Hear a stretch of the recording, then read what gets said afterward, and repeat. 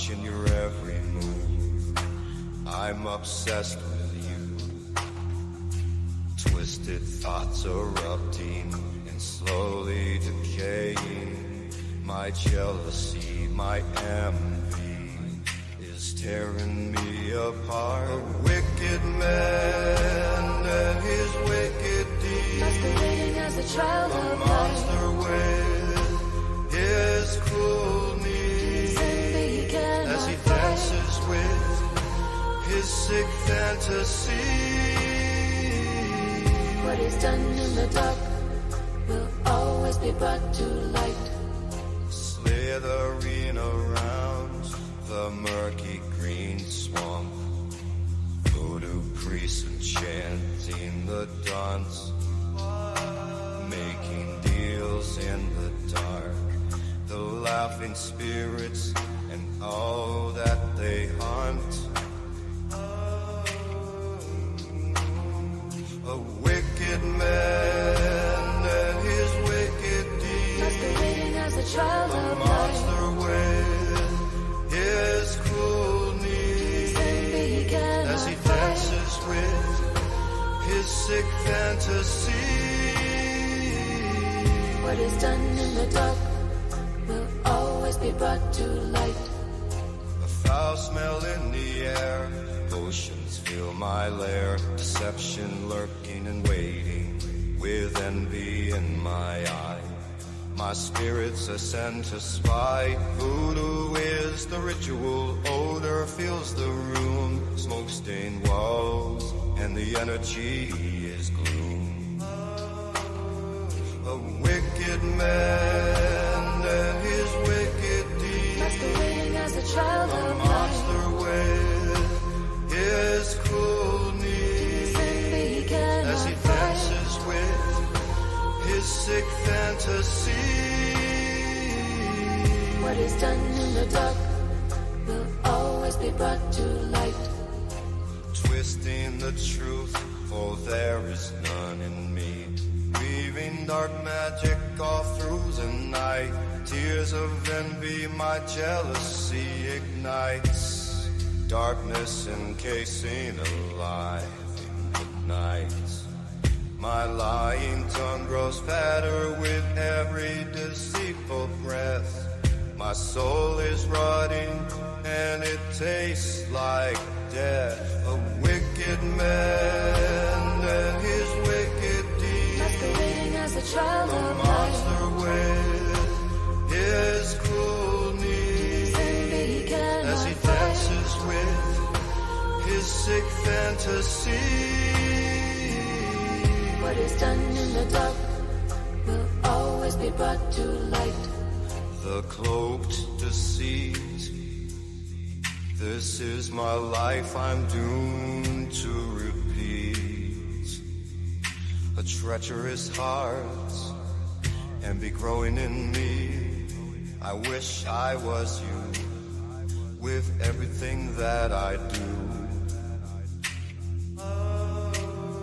A wicked man and his wicked deeds, Masquerading as a child a of monster light. with his cruel needs, as he dances with his sick fantasy. What is done in the dark will always be brought to light. Reaching out to the filthiest of scum, wishing I was him, not the man I become. The sickness in me, I'm a lunatic disease. Traitors and manipulators, part of my flock. We twist the truth and dance in the dark. The flames of hell are licking my feet. Good will prevail, you will all fail.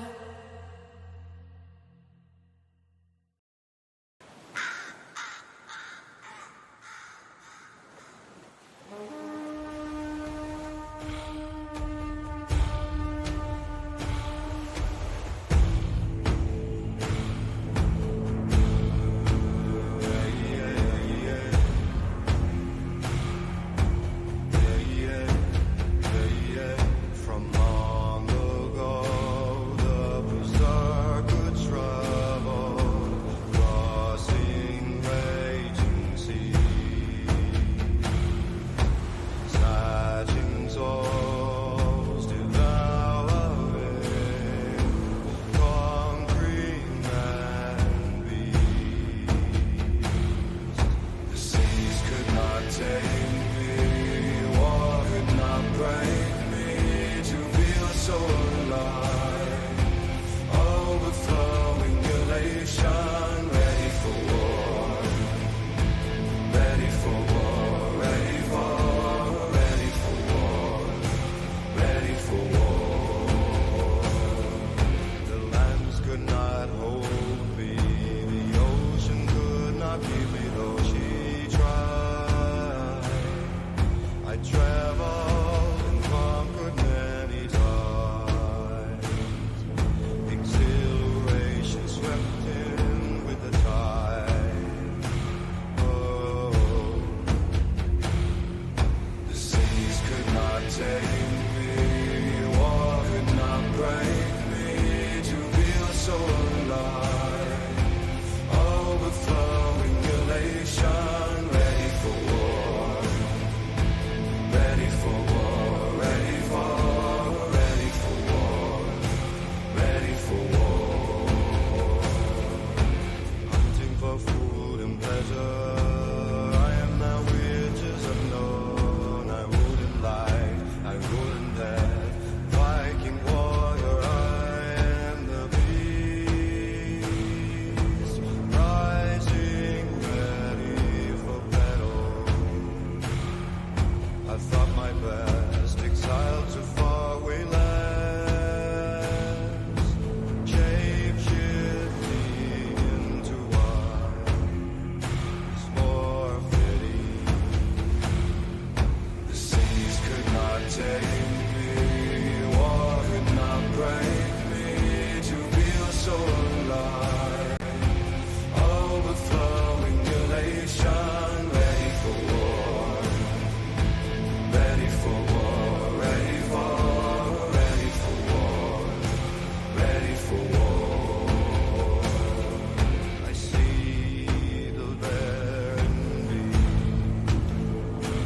eye to eye, we become one, proudly in hunting, devouring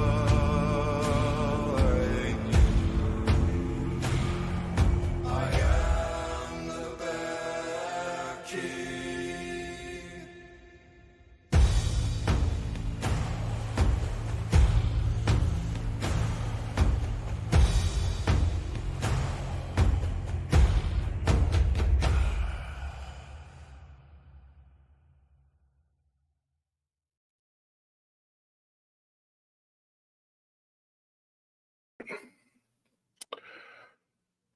Welcome to Paranormal Roundtable. I'm your host, Josh Turner. Adjusting the camera a little bit here. Gonna try and get a bit of an angle on it.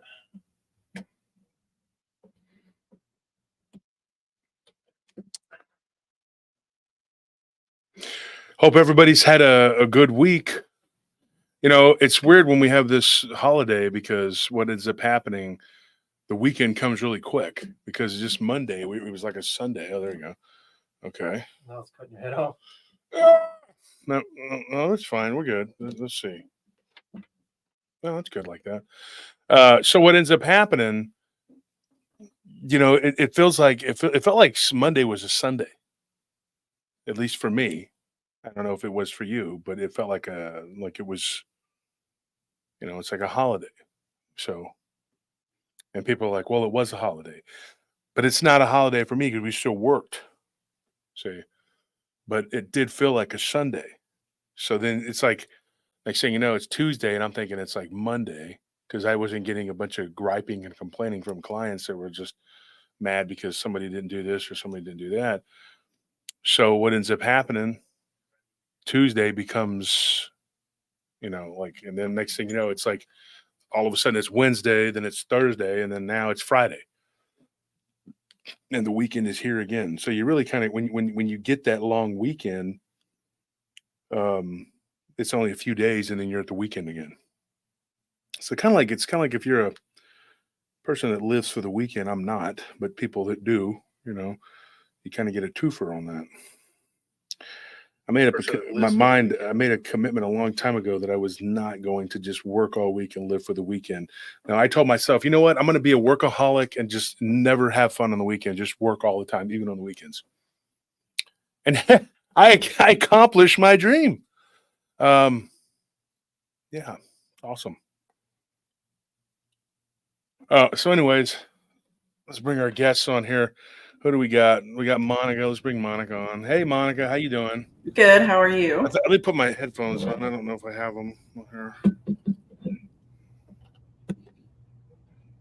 Oh, I can't see you. Okay, there we go. Forgot I had to put headphones on. So I was watching you last night. Yeah. Oh.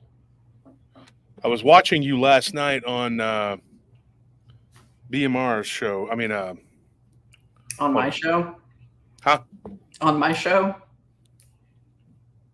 Well, you don't have a show. You're on Texas show. I'm on Chex's platform. Yeah. I'm on his platform, but it's my show. But let's be honest. You should have your own show, but you don't want to do it. Take the training wheels off. But I do, and I said this last night when I was watching it, I like you and Tex. Mm-hmm. Good chemistry, good formula. I like it a lot. I think it's good. I think it's a really good mixture, platform, whatever. But raise your hand, audience, if you think that Monica needs to have her own show and takes her training wheels off and stop being in the little playground. Or Tex has to babysit her, you know. Hey, now. I don't get babysat. He can kind of babysit you a little bit. He kind of has to be goalie, kick you back in place there. Well, You were talking about some interesting stuff last night, though. yeah, we were having fun. I mean, we were all over the place. Yeah, but you were talking about like witches eating kids and doing all kinds of stuff. It was crazy. I mean, yeah, Baba Yaga. the Baba Yaga. Yeah, you know, she's actually a house. She lives in the house. Well, the house is alive, but it's also her. It's an extension of her. Exactly. Yeah. Well, you see, now you're splitting hairs. Semantics here. Semantics. It's made of chicken feet. Like it's not made of, but it's made of children's bones and it's chicken feet because that's what she uses in her spells. So she is her own house, which is really weird. It's a weird concept. And I covered the Baba Yaga with somebody, I think they were Bulgarians, and they actually had given me all this information. And it was a guy I used to work with years ago. And his brother, he said, you know, my brother, and I thought it was his actual brother, but it wasn't. They're from the same country. So they say, my brother and my brother. And he said he lived under communism, you know, a long time. I leave before that, blah, blah, blah. And so they lived in like a two-family. It was weird, like two families living in one house. So they had to divide it. But because communism is so grand, it gives you'll get house, comrade, because you behave. You don't want anything. There you go. And then what ends up happening, they give them a house and they have to share it with another family. You end up like 10 people living in a house, but it's a big house, you know, to them. It's six bedrooms, 3 on each side. But then you're sharing it with two families. Sure. And so what ended up happening, the Baba Yaga was there was something there in their house, in that house. And it was terrible because, you know, a lot of this, when we talk about these things, you have the component to them. There's like some element of suffering that goes along with it, like the vampire story. There were two brothers, you know, Brent and Trevor. And I don't know Brent. I didn't talk to him. And, you know, and somebody made a point. They messaged me, and it was an old friend of mine. He goes, I was listening to your show. It's a friend of me in Starscream, so you know he's going to be a smart ass. And he goes, how do you know that Trevor's not really just a dickhead? And Brent's actually the good guy, and Trevor was the one summoning that thing. So he had to run away because Trevor was the a-hole.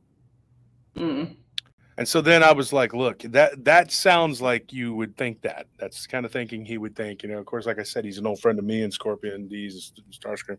And I'm not going to put him on the spot, but Terrence. But anyway, I'm not going to say his name too many times. But I said, T-Bone, we call him T-Bone. I said, T-Bone, why would you think that? You know, and he's like, you know me, dog. I'm hood. I'm like, so automatically just think that, you know, because he was like, I think that guy could be a jerk. He could be, the other brother's the good guy. I said, okay, we could pretend. I talked to the guy at Linked. I don't think that's the case. But all I got to go by is what he told me, and it just, who knows. Tracy Tratner, thank you for that donation. Let's bring Breezy on. Breezy, what's going on, man? Joe. What up, y'all? How y'all doing? What up, dog? Chill, Let's talk like we did back in the 90s. What up, dog? What up, dog? Chilling, yo, chilling. Yeah, chilling, man. No, I'm about it. I haven't heard that one in forever. About it, he's a dog. He's about it, I'm about it. Yeah, man, I'm good. Whatever came with that rain, man, got my sinuses killing me, man. But other than that, man, I'm straight. It was supposed to rain all day, and then all of a sudden they were like, well, it's going to rain at 11 o'clock. So I didn't go out to the property. I have some property out there, I got to go out there and feed my guinea pigs. They're free-range guinea pigs. I got to go out there and I herd them. I get on my horse, and I'm like, yeah, come on now. Yeah. And the little guinea pigs running everywhere. It's them and a herd of cats. I got cats out there, too. I'm like, hey, what are you doing now? You can't just be running around doing what you want to do. And they talk back. They're like, I say meow, meow, meow. And I tell them, you know what? Shut your mouth. Cowboy is here. Right? Can you imagine me on a horse? You probably would never think that I could do that. I could probably ride a bear. I think I should get a bear. There you go. Yeah, like Putin. Cool. Yeah. You see Adam Davies? Did you see his little thing he posted on Facebook about the bear riding championship or whatever? That guy's a hoot, man. He was at my conference and he's funny as hell. Just talking to him one day, and he was like, he's always breathing like he's been running a marathon or something, because he's running around. He's running a department store. I said, what are you doing? He goes, well, I'm in a department store right now. And I thought he was shopping. He goes, no, I run it.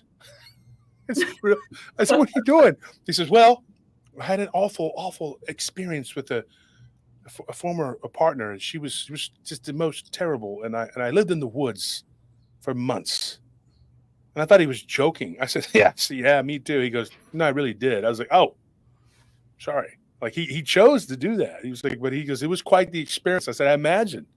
Yeah. And then he's like, now I'm back in civilization. He was saying that he was running a department store. And he just started making me laugh. He's a funny guy to talk to. And then he goes to the conference and he starts screaming at the audience. He comes and everybody's just like sitting there. And I was like looking at my phone with Jordan, and I'm like looking, and like we both were like, whoa. Like I woke up real quick, like, what the heck? You remember that, Joe? You were in the audience, right? When Adam was screaming? Yeah, and he goes, who can sound like a monkey? Make yourself sound like a monkey. And he started doing it. And then the whole place started erupting like Planet of the Apes. It was crazy.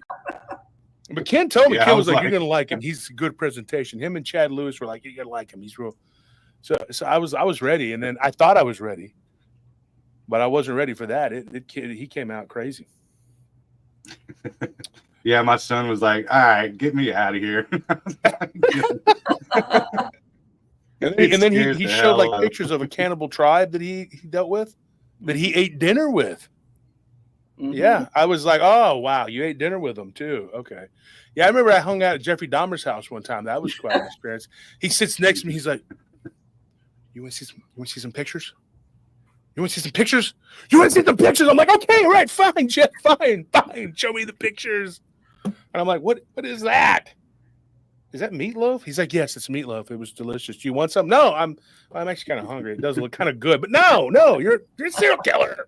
I don't want any meatloaf from you, dude. Get away from me. Is he human? It's not human, right? But you probably use the same pan to cook it. Never mind. I don't want CJD. I'm good. You got, because of how hungry you are. Some people, they'll eat it. They'll just be like, yeah, it's crazy, man. I don't like to read too much about serial killers because you start getting sucked into it, and then it's because it's fascinating because it's like you think this isn't something that you would do. Now, I had a friend that was like, serial killers are boring, and I'm like, oh, as opposed to what? Your life. I was like, Dan, what are you doing in your life that the serial killers are boring you? It's boring him. He's like, yeah, it's just boring to me. I'm like, okay, whatever. Yes, thank you for that. Thank you for that donation again, Tracy Trotner. We appreciate that. So, Monica, Abe joining us now. Joe, I was just telling Monica that she did a really good job on her show last night. I mean, well, Texas show, but she kills it. But I think she should take the training wheels off, and Tex could be your co-host on there too. Mm-hmm. But I really think that you should make your own channel because I think it would be good. And then you could have Joe and Abe and me come on every now and then to Could be my training wheels. Yeah, you make it good. Make sure you got got to make it good. You got to keep in line, right? You got to babysit me occasionally. I didn't say we were going to babysit. Joe, you could look at Joe and tell he's very irresponsible. He is unapologetic about it too. He's like, yeah, whatever. No. The kid comes in, I'm hungry. He goes, it is what it is. He's like, there's some cheese whiz under my bed and a can of tuna. Get the chair, the high chair, and climb up there, and you get that. But that's the only time you're able to do that. I need a can opener. Well, I guess you're out of luck. Then you better eat some cheese whiz, right, Joe? Yep. No, that's facts, man. You can ask all my kids. They're very familiar with a bread ball. I'm like, go make a bread ball. It's a piece of bread. You make a ball out of it. And the good thing is, once you made it, if you're not super hungry, you can play handball with it, baseball. Like you used to play when your dad would play softball. I don't know if you did that, but my dad played softball, and I'd be in the back behind the bleachers playing with my hand, the cup ball, whatever. Yeah, you ball it up and play with it. Up. Yeah, and then after that, you eat the bread ball. That's it. That's what you do.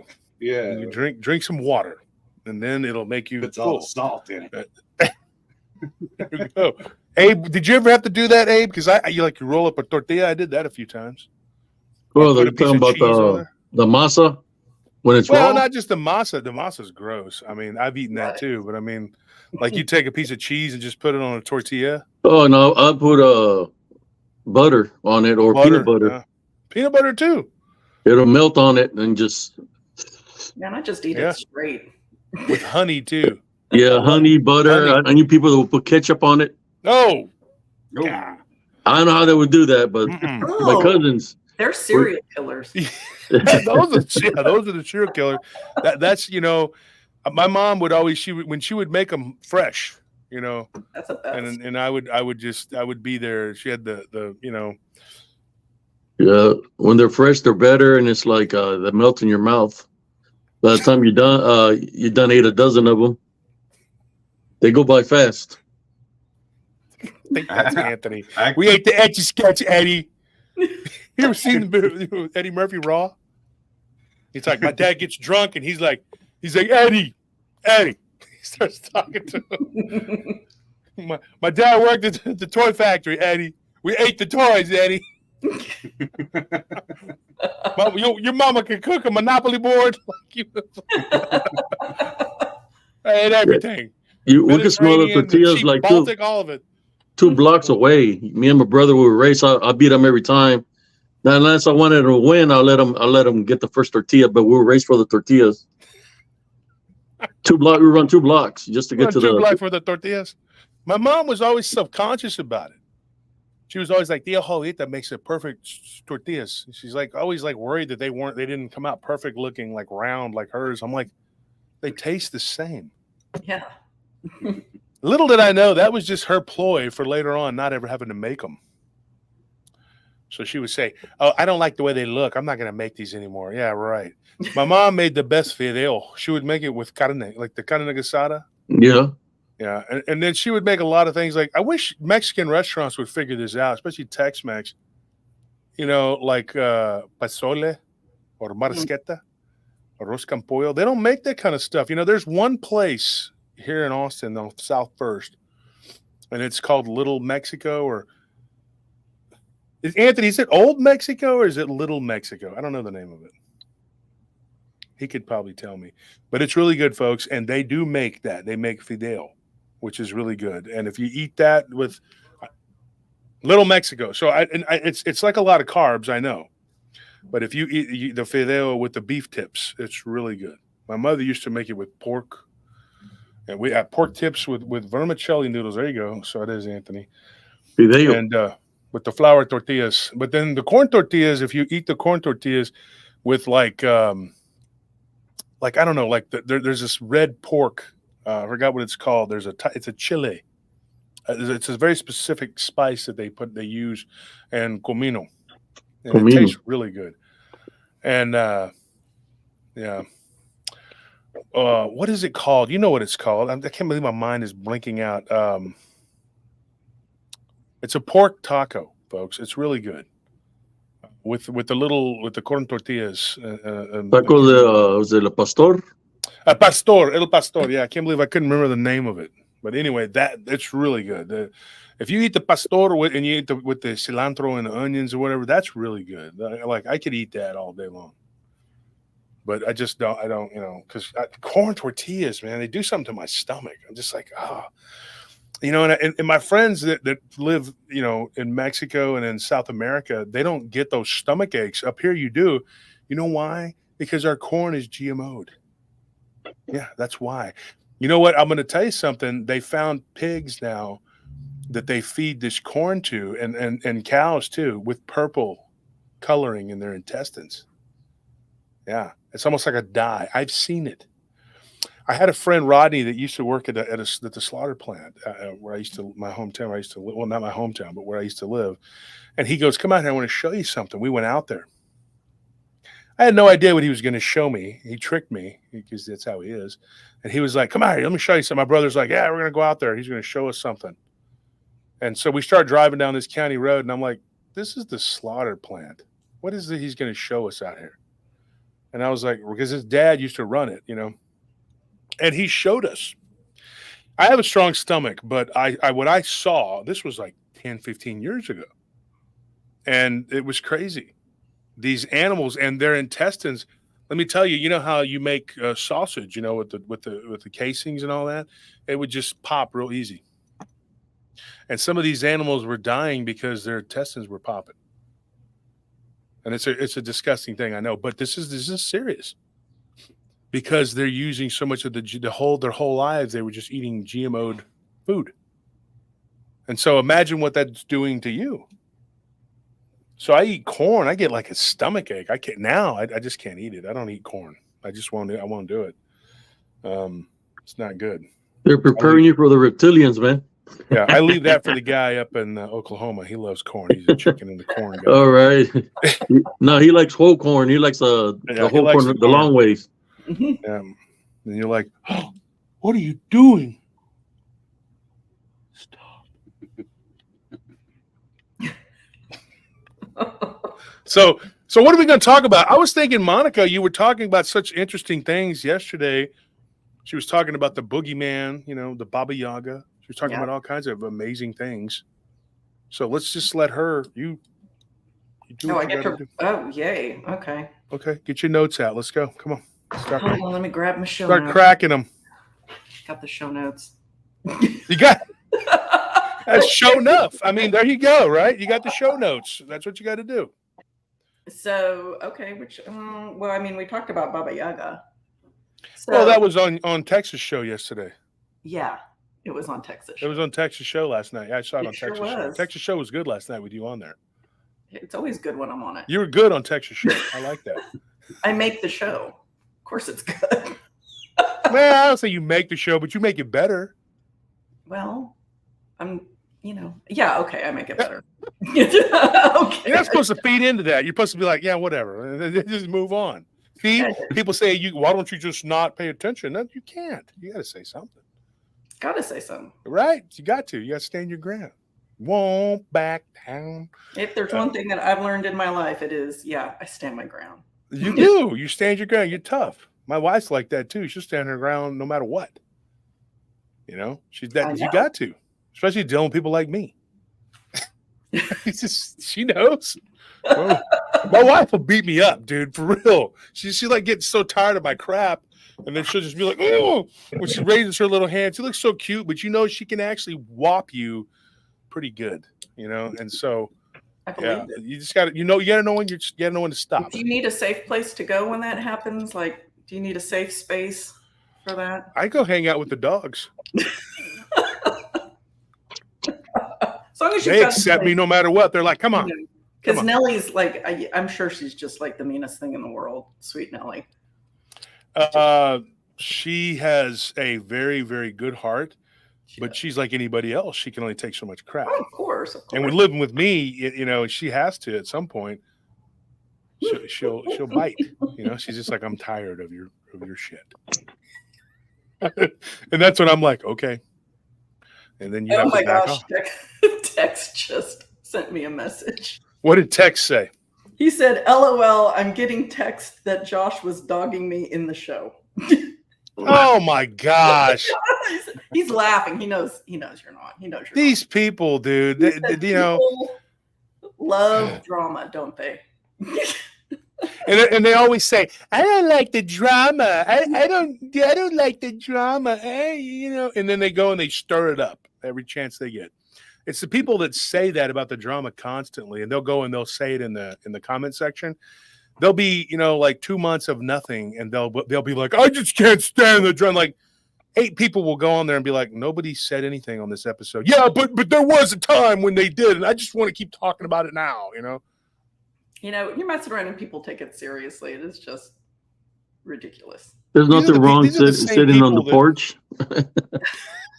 Because I was fresh underneath the porch. Well, sometimes.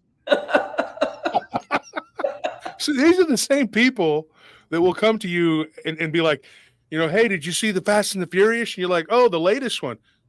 No, part 1. I just saw it the other day. I want to talk about it now. And you're like, no, loser. Years ago. We're good. We're on like part 12 now. What are you? Where were you? You know, and they don't have nothing to say. And then later on, it's the same people. I don't even know that the actor died. One of the main characters died. That's who they are. They're behind, but they want to catch up, but they want to pretend like they don't. Like there's this one guy, he's always like, I don't vote. He's on my Facebook. He makes me sick. I'm just going to say it right now. You're making me sick. And he says he doesn't vote. And he always pretends to be impartial, but then he starts bagging on Orange Man like all the time. And I'm like, dude, he was like, I'm throwing a party. I'm dancing in the street. And I'm like, oh, good. You don't like freedom. That's awesome. So why are you impartial again? Because you're not. You're always talking about it. I mean, he is. Now he's all RFK, but RFK is just going after him too. And I'm like, if RFK actually cared, he would be going after the incumbent. I'm going after both of them, but he's really not. He's just there to divide the vote, you know. And so that's why I don't support people that are going for him, because I would love to see somebody, a third party do something, you know. But I mean, yeah. You know, 1 in 3 people who like politicians are just as stupid as the other 2. That's a poll that I made up just now, and I was the only participant, but it's the truth. All right. So anyway, so tell us what we got here, because I want to talk about something. I want to talk about Monica. You lead the show tonight. You tell us what we got to know. Okay. See, that's right there. That kind of attitude, young Missy. That is why you're going to get in trouble. Oh.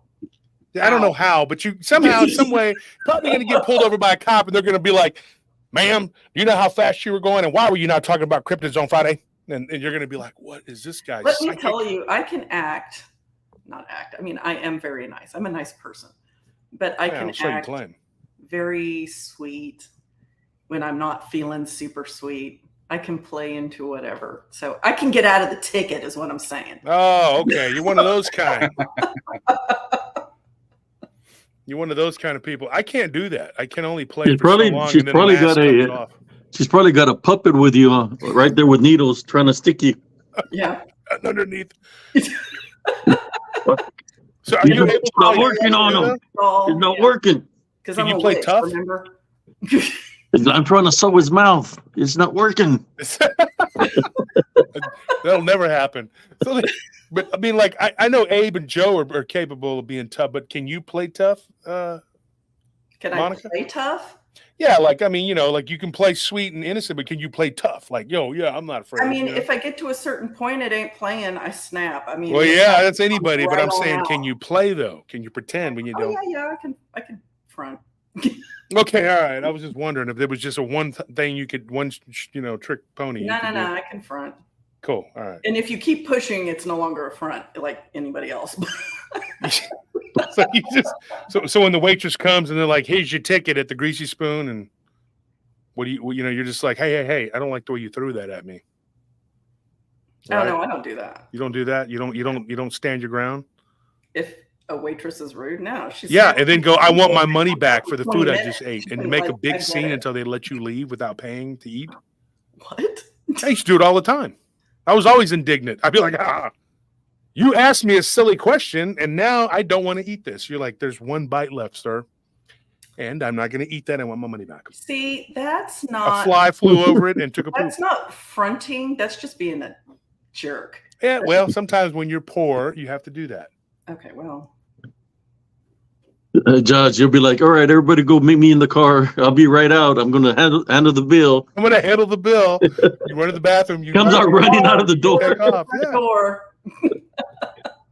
had a friend of mine that did that one time. We were eating at Denny's. Say, Denny's, everybody did that at Denny's. Y'all go wait in the car, make sure the car's turned on, and he's there standing in the front like he's paying the bill. And then next thing you know, he just walking real fast, starts running towards the car, and gets all takes off all like a bat out of hell. It's like, why are you driving so fast? It's like, man, we just got up for getting free food. It's like, what the hell? Oh my god! It happened in San Antonio, man. Oh man, and the San Antonio cops are not nice. They're not nice. I'm gonna tell you right now. I had my issues with them. But yeah, I got in trouble at a Spurs game. The San Antonio cops were quite. I wasn't even trying to be rude to the guy. I didn't know. I was just like, hey man, I had a few drinks. I wasn't driving. I didn't know where we were going. We were all driving around in a little circle. I said, hey, I want to get out of here. He goes, everybody wants to get out of here. You're not special. I'm like, geez, Louise, dude, chill the heck out. You don't tell me to chill. Put your hand down. I'm like, good God, dude, what is wrong with this man? And then another one came up and was like, you got a problem? And they went around to Anthony's side and started yelling at him. And we were like, dude, we're just trying to leave, man. That's all we're doing. They don't play around, dude. I'm telling you. Very angry people. But so Monica, let's get started. So tell us, what do we got? What are we dealing with? Oh gosh. Okay. So I think I covered most of them last night. So have you heard of this Strega? I'm not even going to try to say it with an accent. The Italian witch. Yes. Yeah. So did you hear my story about when I thought I met one? Probably not. I'm trying to not pay attention. But go ahead. Yeah. Okay. Cool. Like I'll share it then if you're. I'll just no. Honestly, I'm being jokey but no, seriously. Last night I was looking at my phone and I had a million things to do because somebody screwed up a bunch of reports. So that's what I was doing. But I had you guys in the background. I heard texts a lot. But go ahead. Yeah, because it's a show. So there was. Okay. But you could have your own. It's up to you, though. Go ahead. It is up to me. Tell us about the Strega. Okay, so the Strega, it's an Italian witch. I mean, that's the long and the short of it. But there was this woman. Okay, so I worked in retail for a long time, like most young ladies. And this woman came into the store, and it was a jewelry store. I was the inventory manager at the time. And if we had anybody come in who was like particularly chatty, I would come down and help them because I don't work on commission. I don't want the salespeople to waste their time, right? So this older woman comes in and she's a chatty Cathy. So I get shoved in front of her and we're talking for hours. Like it was like 2 hours, maybe 3 hours because she had nothing better to do. But in the course of this conversation, she is, slowly telling me things about her life in Italy. She's telling me this tragedy where her young son was killed and how he was killed. And she's constantly trying to touch me, like touch my hand or touch my arm or something, which was not uncommon for an older person to do. But there was something about this woman that made me think that she was trying to, I don't know. Transfer? Huh? Trying to transfer something towards you. Yes, or get something from me. Yeah. And the whole time we're talking, right, I'm starting to feel very uneasy around this woman. And it's a typical conversation. Like we're chatting. But the longer she talks, the more I'm thinking she's up to something. Like she's trying to get something from me. And the word strega kept going through my mind. And I believe in that you have intuition for a reason, right? And I believe that your guardian angels, your spirit guides, your intuition, whatever you want to call it, warns you when things like this happens. Because the longer she spoke to me, the more I was getting an uneasy feeling, and the more I was convinced she was trying to pull something out of me, but not, just on a spiritual level. She was trying to get something from me. And she kept trying to get me to come to her house. Like, come visit me. You need to come visit me. You need to come to my home. Wait, hold on. This woman didn't know you at all. Mm-mm. And she just comes up and is very touchy-feely. Mm-hmm. And then she wants you to come to her house. Yes. She's like, you need to come visit me. You need to come hold visit on. Was she maybe she was attracted to you? Well, she was 60. Maybe, I don't know. So, I don't know. Was tears coming out of her eyes when she was speaking to you? No. Yeah.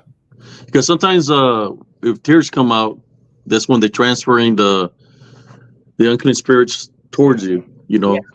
Or she was touching, she was trying to transfer them towards you. Yeah, it was more of an energy pull, right? Yeah. And I just remember thinking in the back of my head, this lady, she's a witch. This woman is a straight up witch, because strega kept going through my mind. And I was convinced she was, I don't know, like I don't think hexing me is the right word. It's more like she was trying to get something off of me or pull energy off of me. Yeah. And she wanted me to come to her house to like drain energy even more. I didn't see any pineapples in the vicinity. I'm just saying Smurfy had a good point there. Maybe that's, Maybe. Did you, and seeing Maddie asked Monica, did you feel drained after the conversation? I didn't, because I feel like I caught on to what she was doing quick enough that I was able to pull myself away and put up blocks, because I believe you can do that. If you know what's happening, you can block that energy. Oh yeah. That I energy. think everybody on this panel knows about that. Yeah. Did she get very close to you, face wise? Oh, yeah, she was standing right next to me. Yeah. But she was sharing her this tragedy about her son, and I kept thinking, I don't want her to know about my son, because she kept asking about my kids and asking about my son specifically. Wait, this is okay. And I want to bring up a touchy subject, but this is before? This was before. This was maybe 2 years before. And I just remember thinking, I don't want her knowing my kid's name. I don't want her anywhere near there, because I feel like she could, because she was talking about her son had died. And I'm thinking, I don't want her anywhere near my son. I don't want her knowing his name. I don't want any type of contact with that, because the feelings I was getting. And I remember, when Radley was killed, to be honest with you, in the back of my mind, I was like, I wonder if that old broad had something to do with it. On some level, And yeah, she like a hex, especially if she was gypsy witch or witch / gypsy. That will make sense of when you're seeing that dogman-like creature running towards you. Because gypsy witches or whatever. I don't know the gypsies over there, but that's what they believe in, and the werewolves. Were you in Germany, Abe? Yes. Okay, so then you probably dealt with the Roma quite a bit. There's a lot of them there, and the Turks and the Roma fight constantly, and the Germans are like, I don't know what's going on. What's going on is there's a bunch of them in Turkey and a bunch of them in the Levant. And my old boss, he was my boss for years, and then we kind of became, partners, but he was kidnapped by gypsies. Oh my gosh. Yeah, when he was a child, and they used him the way that Abe was used. Very, very weird. I talked to him not too long ago. Here in Austin, he's got a car dealership, whatever. But I was talking to him about it, and I went over there, and I told him, I said, tell me when you got kidnapped, because recently I got a story about someone who saw a werewolf transformation at a gypsy camp. What's really, really crazy about that happened in France, but it was these witches you're talking about, like the Striga, like that's an Italian, but it's all the same. But they do these things, and they say, well, I'm Italian, I'm this, I'm that, because saying that the Roma, you don't know what that is, or Romani, but when they get together with others, they'll be like, yeah, and they have different cliques, different camps, different family names, and so you could have been dealing with one. And like I've said before, they all originated from Gutra, which is the port that was founded by Alexander, and I believe that one of the biggest mystical libraries in the world is there. And I believe that. I know it sounds like some weird Harry Potterness. Somebody messaged me and they're like, "You're living in the Harry Potter world," and I'm like, I was like, you got that retardation. That's why you don't understand. And I understand your IQ is probably like a potato. That's why they don't understand. So you had this person that did this to you. Let me tell you something. Now, this is going to be messed up. I don't want to, and if you don't want to talk about it or go down this road, just tell me right now. I won't say it. That's fine. Okay. All right. Just going to make sure the disclaimer there. But okay. So you had your son passed away at the age of 17. Okay. And I'm like I said, I don't want to open up wound, but they have a curse that they will put on you to save one of their children. It's a transference thing. And that she may have been doing that. And if you engage them to a certain degree, it's permission and you don't even know it. But it sounds like you were blocking it. But if she made a connection with you, who knows? And I'm not trying to say that's what happened, because that would be me assuming things that I can't, and that makes an ass out of you and me, assume. But that is part of what they do. That's interesting. Because like I said, when he was killed, I did, like, in the back of my mind, for whatever, this lady I hadn't seen in, at this point, a couple of years, because her encounter with me really stuck with me. And it did, in the back of my mind, kind of hang in there. Like, what if she did? I mean, I was a grieving mother at the time. Obviously, I'm not thinking entirely straight, but she did pop into my head. But also, I will say that I think that, okay, so my son's father died young and his father died young, and they were getting progressively younger. So my father-in-law died when he was like my age, he was like 51, 52. And he dropped dead from a massive heart attack. He was dead before he hit the floor, right? And my first husband was 33 when he died. Oh my gosh. And my son was 17 when he was killed. And I just was thinking also about this, when my father-in-law died so young and then my husband died young, I was thinking, oh my, I see a pattern emerging. I really hope that it's not what I think it is. But when my son was killed, I was, looking back on that lineage, because my husband and his father were not nice people. They were not nice people. And I think that my father-in-law, like, pissed off the wrong person, essentially. I think that bloodline was cursed. The familial curse. Yeah, wiped it out. Last wrongs in Generational, yeah.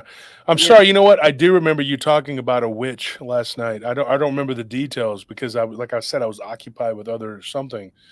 But I remember you saying something about witch, and when you were talking about this person trying to touch you, right? I think that was I remember that. Yeah, she sounded like a real B word.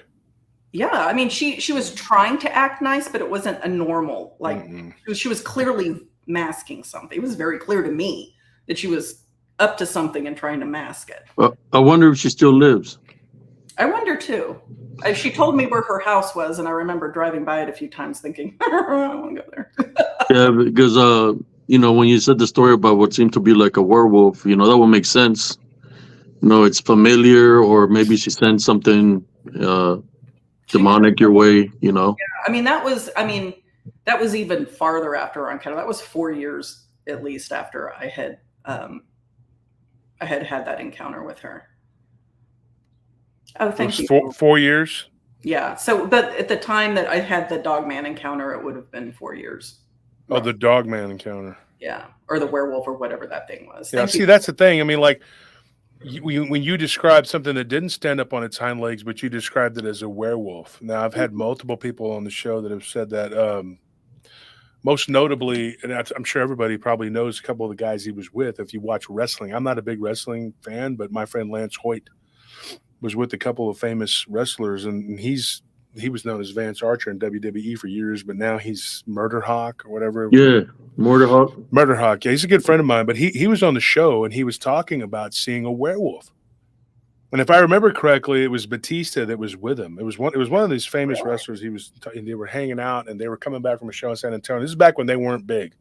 You know, you have to pay your dues, and they were young. And I remember thinking when he started wrestling, I'm like, you're crazy. I'm like, why would you do that? You're gonna, you know, he was the quarterback at Texas State, and we were really good friends. And he was the one of the bouncer head of security at a place called. But Joe, you probably remember the name of it. I got into huge fights there. What's it called? On 5th Street. Everybody went there on Sundays. What the hell was it called? Oh, Anthony, if you're listening, get Scorpion and D in the chat. They'll tell you. That's where he used to work. But that club is haunted too. There's some weird stuff that I've seen people. You know, I've had a lot of people tell me stuff about that place. I can't remember the name of it. But anyway, it was. Exactly. Yeah, I met not Dennis Rodman, David Robinson there. They were having a charity event, and he was dealing blackjack. Really nice guy. And I got to sit there at the VIP and hang out with him for like 3 hours. And the gambling, you just win drinks, you know, but you give money, and it was for charity. It was for the Children's Hospital, whatever, when they were trying to build it or something like that. But I remember going there. And it's not Pure Inferno. It was on 5th Street, right there across from the fire station, whatever. And then Abrados was across the street from that place. But that was, I remember, like, anyway, I'm getting off track here. Sorry. I'm don't want to confuse you. Sorry about that. So he's in a werewolf in San Antonio? Who? Lance Hoyt? No, when he was coming back from San Antonio, they were driving from San Antonio to Hillsboro. I mean, they were going through Hillsboro. Now, what's interesting is I got somebody who sent me a story about seeing a werewolf near Hillsboro. So if you're in the chat and it was you, if you're in the chat, say, hey, it was me. But I haven't read it all yet. I just saw the overview of it, and there's a bunch Hillsboro is on the other side of San Antonio, Waco. Yeah, on the other side of Waco, yeah. Yeah, because Lance Hoyt he used to live in Dallas back in the day. Yeah. Like he in lives the in Fort Worth now. Yeah, he used to live in Dallas. I remember him. One of my brother-in-law at the time, he wasn't married to my sister, but they used to be roommates back then. And when he used to live in Dallas, Lance Hoyt, they said he was a wrestler when he was barely starting his wrestling career. But now he's called the Murder Hawk. Yeah, Murder Hawk. Yeah. He's had a long career. He's done it for a long time. Sarah Jane, Monica actually told that story on the show. What's interesting though is that because so many people have reported when they talk about this thing that they don't even see it stand upright, but they say it was a werewolf. Mm-hmm. And it's interesting because the person that gave me the story in France, when they were young, they saw a transformation of one of these Romas turn into. They were dancing around, and one of them threw themselves into the middle of the circle, and this weird smoke started coming up off of their back, and it was turning into ash and floating into the air. And their flesh was basically turning a grayish color, and then they popped forward and backward, and they became something. And then it happened real fast. They were this wolf-like thing, and they're running around in a circle, and everybody was kind of swaying back and forth. And then they opened the circle, and it ran off into the woods, from the open circle. It didn't attack anybody, but he was like telling me this. He's like, it happened when I was 7 years old. And his mother had joined them. Like she became like one of their like wives or whatever. don't ask me why. He said she had a problem, like she was addicted to a drug, and she took off with one of the men, because they will take wives and then, incorporate them into their bloodline. And he said, I watched this happen not once, but twice. He said it happened more than once with two different people, and that they would do this, and that these werewolves, or whatever you want to call them, would roam the countryside, kind of like as scouts going ahead of the party of the gypsies. And so these stories, I don't know if you're there to be believed. I mean, I've heard them before. I know that the guy that I knew, he had said when he was kidnapped, he watched like a giant black snake come out of one of them's mouth. He saw like some sort of weird shadow thing come out of a green mist. I mean, and it's like what you saw, Abe. You would see these things, the curandera. Yeah. I mean, It's she pretended to be a curandera, but the demons manifesting out of them, that are within them. Just like the one that when I was 19, the female I was talking to when I was in Germany. We're talking all night. The bar closed, started walking with her, and then she told me that I could go stay at her house because I still had a ways to go to the military base. I said okay. We walked in. I lay down on the couch. It was only 2 rooms she had. The kitchen was like an apartment, and she was in the other room. Then she called me to go lay down in the bed with her if I wanted to go lay down over there instead of laying on the couch. And she was like literally naked, but I was drunk, I was only 19. I wasn't thinking nothing of anything. I just laid down and went to sleep, When I woke up, she wasn't there laying down. All I remember is I seen somebody sitting down Indian style by the door, and I could hear a thumping sound, and there was a piece of, I guess I had a piece of glass, and they were smacking it on the wooden floor, and I could see there was a person there blocking the doorway. But when I looked, it was in the female that I witnessed. It was an old lady with white hair. Her eyes were back white. Foam was coming out of her mouth. And she was saying something in a different language and just smacking the hell out of that piece of glass on the wooden floor. I got up. I had my clothes were still on when I would just fell asleep. I got up, went around her real slow. I went towards the door, and he had a lot of damn bolts. Like 7 of them. I'm like this, I was like freaking out because of what I was witnessing. I was looking for the girl, but I couldn't find the girl. So I'm unlocking all the latches and stuff. And I just, a lot of things were coming to my mind. Like she was going to try to come and attack me with that knife or with the freaking piece of glass. I opened up the doors and I took off running, I was like 19. I was a long distance runner. So I was flying, man. I was using boat and I had nothing on me that day. I was flying, going towards the billets, and I kept on looking back as I had this. I was imagining that she was going to come flying in the air or something, because to me it felt like she was a witch.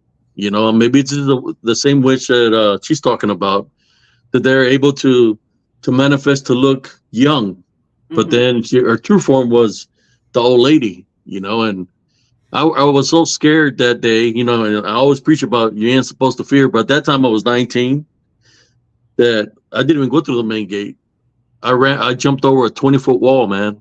That's how freaked out I was, that I had so much adrenaline rush in me that I jumped over the wall, 20-foot wall. I jumped over it like a cat, and it was a shortcut to make it to the billets, And after that, people were saying that there was some witch, because they were calling her the Strawberry Fest witch, and they had a statue of the witch. How she looked. When I went to go look at the statue, it looked like that old lady. That the witch on the statue was what I seen. It looked like that lady. And it's like I never forget that. That was the last time I only got to go to one Strawberry Fest because I wasn't there that long, for about a year. When the combat came back, they deactivated, sent me home, came back, and then they deactivated our unit, and then they sent me back to the States. But there's a lot of activity like that over there in Germany. I believe this, dealing with the gypsies. They say that the werewolf is real. They call it the number of the beast. That it's real. That it's within their culture. That I guess they can manifest or whatever. But she looked like 19 or 20 years old, and turned into an old lady. It's like, how can somebody manifest for 2-3 hours at the bar, walk with me, and then turn into old lady? That's pretty glamour. Yeah, it's crazy how she looked young and then she turned into an old lady. I could say something funny, but I'm not going to do it. I'm not going to. I mean, maybe it might have been the beer. Maybe it might have been the beer. That maybe she. That's what I'm saying. Yeah, maybe you wake up and you're like, but no, she looked like a model, man. I'm telling you, all the guys were trying to come after her, but she was just focused on me. El macho man. And now I'm just playing. No, she's like, yeah, this guy's easy prey. He's gonna be easy prey tonight. I'm gonna feed off his energy. Hell no. Yeah, she went from a 19-year-old woman to like an old lady, like 60, 70 years old, nothing but white hair, all wrinkled.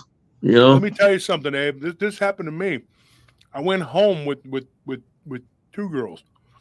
I mean, they didn't like. They just said, "Hey, we're gonna have a party." Nah. And I was like all excited, but none of the other bouncers were invited. My friend Arash, if he ever comes on the show, I would love to get him on the show, but he's a workaholic like me. He's in my book, and he owns Spinners. Joe, you're here in Austin. I got to take you over there one day. We can meet him. We're gonna go out to Cistern to his bar out there in Cistern to look for Bigfoot.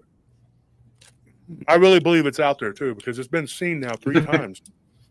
Let me tell you something. You're talking about one that's translucent or like it's pixelated, something you've seen that they've seen that was like in pixelation. Mm-hmm. The manifestation. If I went home anywhere near a bar, I'll find them. So I go home with these 2 girls, and it was in South Austin near Ditmar.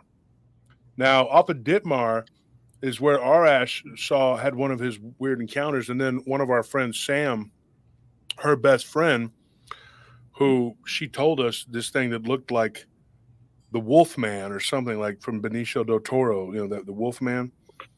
But she couldn't tell whether it had horns or not. But there are people in that area that claimed they saw like this goat man looking thing. So we didn't know because it was dark. She couldn't tell whether it had hooves or horns. But that area, a lot of weird stuff, right?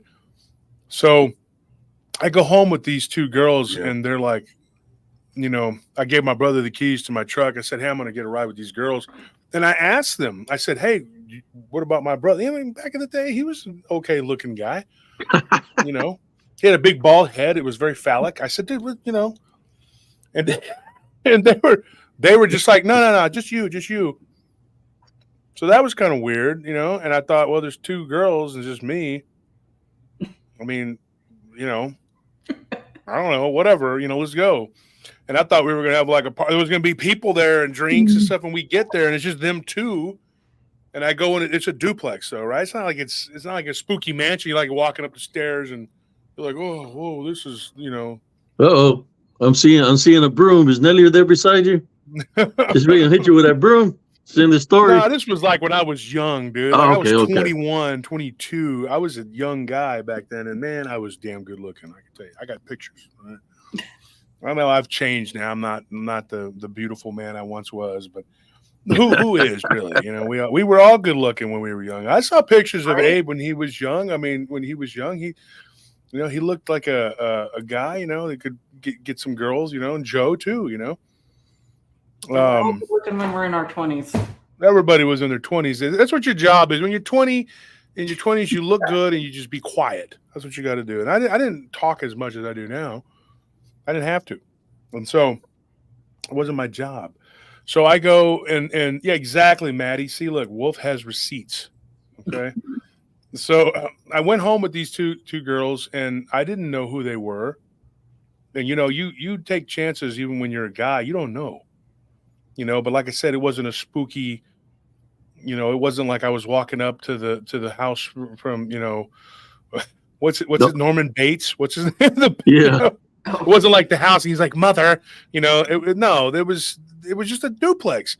But I go inside and it's like dark as hell in there. And I was like, can we have some lights on? And I was sitting on the couch like this, and the TV was not on. There was just some music playing.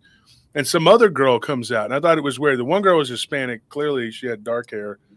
She was very pretty. The other girl was blonde, strawberry blonde. And then this red-haired chick comes out, you know, and she starts rubbing my shoulders. And she's like, and her friend goes, look what I brought home. And they were all like, oh, cool. And I didn't get a vibe of like, we're about to have a fun time party. I got a vibe of like predatory.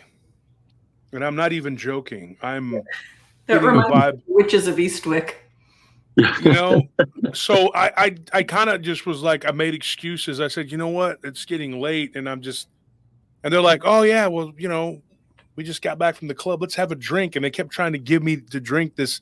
And it was champagne. And so I don't like champagne anyway. And so I had a great excuse. I said, that stuff gives me a headache. I don't like it. And they were like, well, what do you like? We got some other stuff, you know. Joe Breezy just texted me, said his power went out because it's been storming over here. So great. Yes.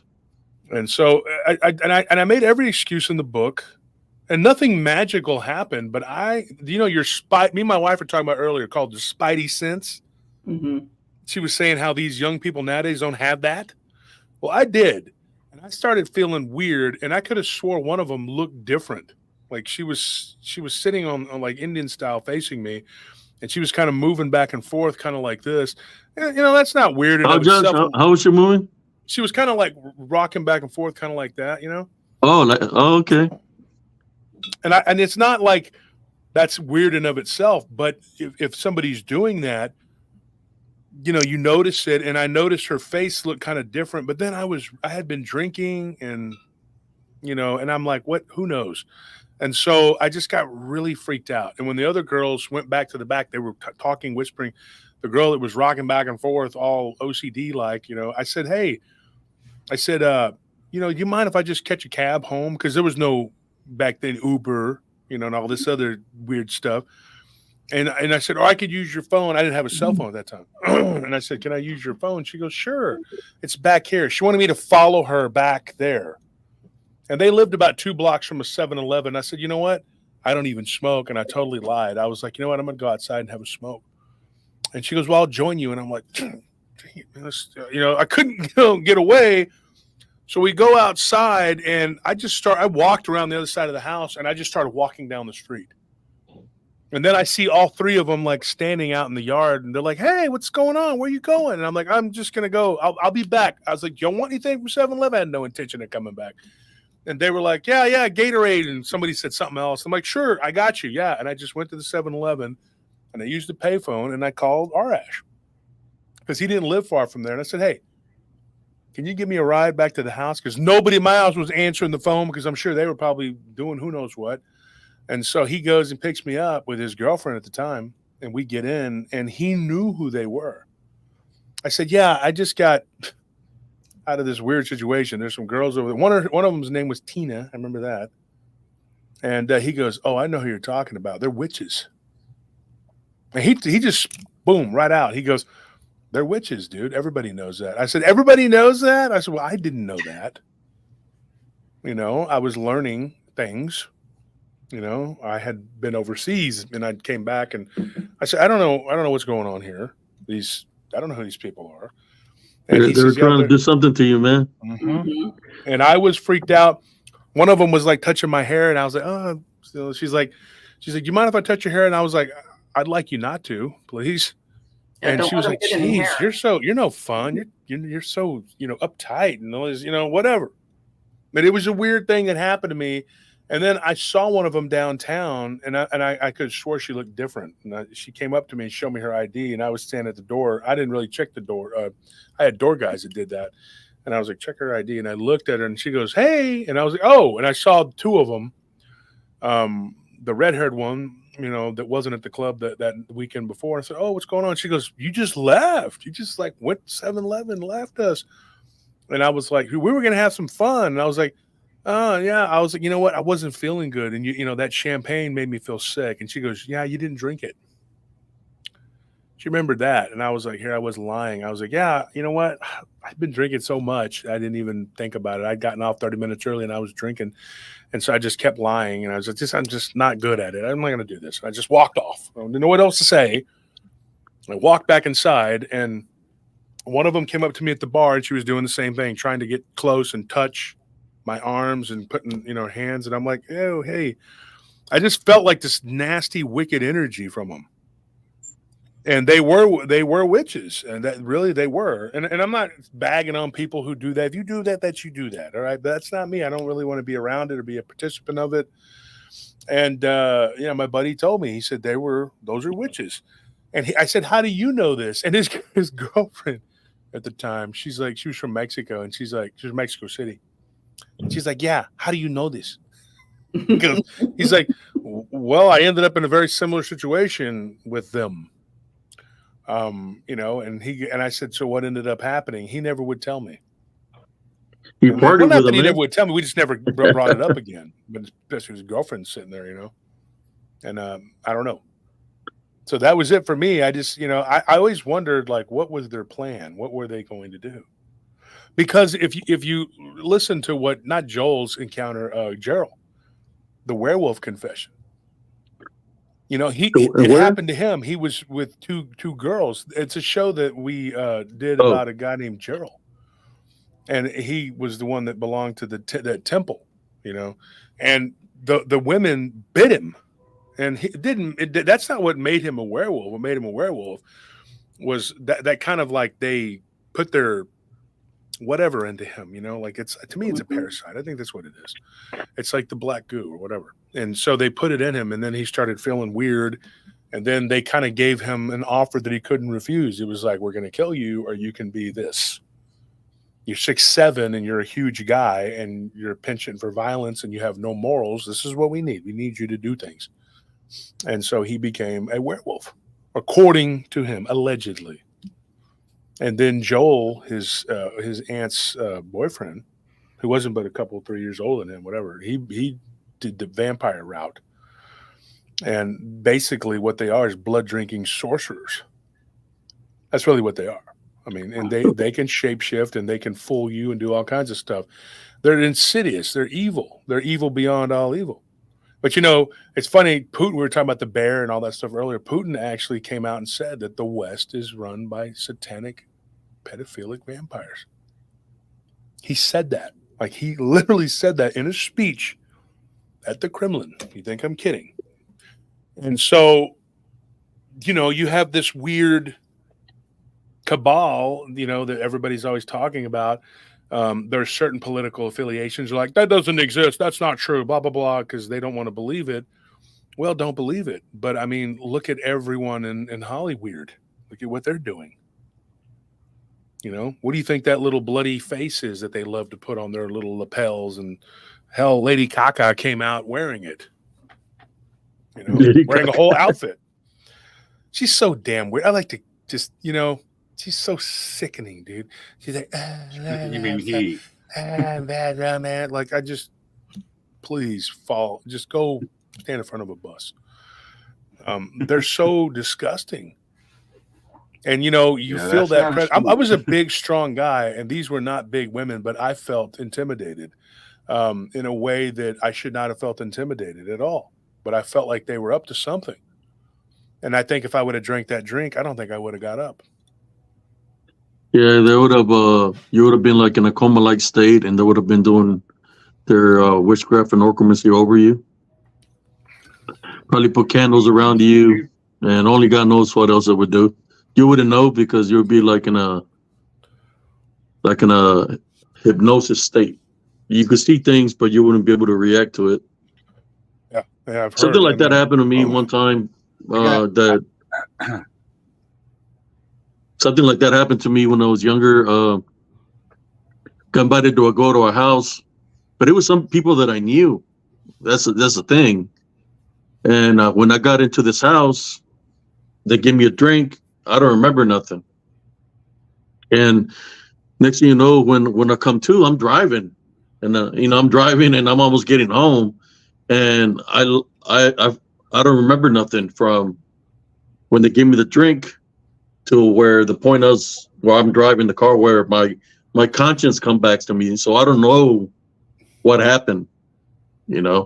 As far as I know, the guy that I was there, supposedly he was a brujo. It was a young guy. So I don't know what they put in the drink. If they put some kind of drug in it or what.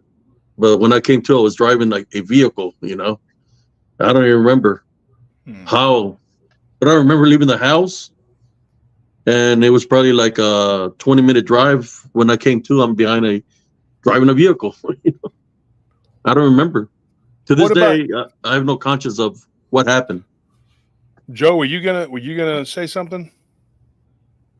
Yeah, I was gonna say I have a similar story, man. Not on the same level, but was partying downtown. These two chicks hanging out, never met them, and they're like, "Yeah, we're Dirty go to a Six. party. You want to go?" And I was like, "Yeah," and I was like, "Sure, man, we'll go." So I ride with them because I was there with homies and stuff. So I caught a ride there. So I was like, "Yeah, I'll catch a ride with you." And got there, and they took me to a duplex on Montopolis.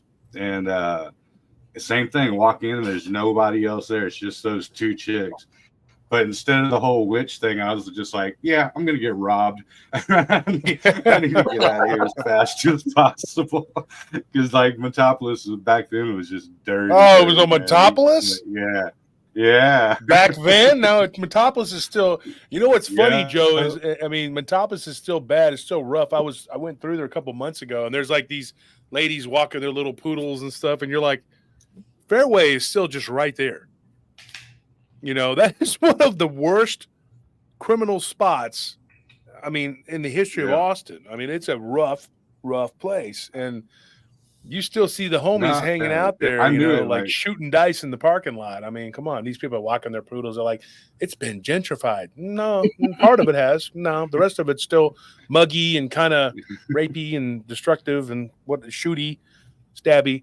Probably should not be walking your poodle down. I just was blown away by that. I used to box with Montopolis Recreation Center. And Scorpion, he's from that hood, and he's a pretty rough trade. So it's a bad area. It's a bad place. Monica, let me ask you this. So we divulged our stories of being, what has it happened to you? Where I went home with somebody and they were the only person there. No, what I mean is, we'll try to get is saucy here with your, tell us a story. No, what I'm saying is, did it ever happen? You felt like you had a close call, other than this trigger, Ooh, that's a good question. She's the one that pops out in my mind so much, just because. The feeling was so strong with it. And then, what ended up happening with my son a few years later, because I just remember thinking at the time, like, I got to get away from this lady. I don't want to piss her off, because I don't want her, clearly something's up. Like, I don't want to get on her bad side for sure. And, but aside from that, like close calls in that regard, no. I did have what I call my attempted kidnapping, but that was just an overzealous person in a camp I was in at one time. Yeah, he was like a mutual friend, and it's a long story. It's not scary like supernatural scary. It's more scary like fatal attraction. If you fatal attraction. Yeah, if you feel like something's off, it's probably off. And he tried to get me to go to a research area with him, which would have been fine in itself, like no big deal, because we were out in Skookum in the middle of nowhere. He waited until everybody left camp, and he and I were the only people around the fire. And he was like, hey, I want to show you this research area, and I want to get your opinion on it. And it's like, 1 a.m. And I was like, oh, okay. Yeah, I thought it was weird. Sure you do, weirdo. Yeah. And then my friend, who was, using the bushes, comes stumbling back in. He's like, I'm going to go tell my wife where, I'm going to head out. And I'm like, okay. So He goes, go get in the car and, you know, I'll be there in a minute, or the truck or whatever. And my friend comes stumbling out of the bushes and I'm like, listen, I was like, you don't have to, but I would greatly appreciate it if you just got in the back of this truck, like get in this truck with me. I don't want to go by myself. So she did. And he was, you know, just walking out there, got in the truck, realized she was in the back seat and got PO'd. I mean, he was PO'd. And yeah, that's weird. Why would he have a problem with her going too? Yeah. And the fact that, you know, He's a crowd, man. Yeah. Well, it was really odd, because if it's truly like you just want to show me the research station or your area, not station, that's fine. But why did you wait until the two other guys in the camp like took off? They went to go, you know, road running. And I just was standing there with him at the campfire. And he's like, the minute I don't even think their tail lights were out of sight. And he's like, I want to take you to my research location and show, I want your opinion. And then he doesn't want an ugly girl's opinion. I guess. You know, she goes, I'll go with you. She goes by his car. He's like picking up a rock. You get away from my car. I don't want you to know my research. But Monica, yeah. Hey, Monica, let me show you my research, whatever. Yeah, area. And we get to this place, right? First of all, he's driving like a bat out of hell down these roads that are slick because it just rained. And we come to this literal hairpin curve on the highway.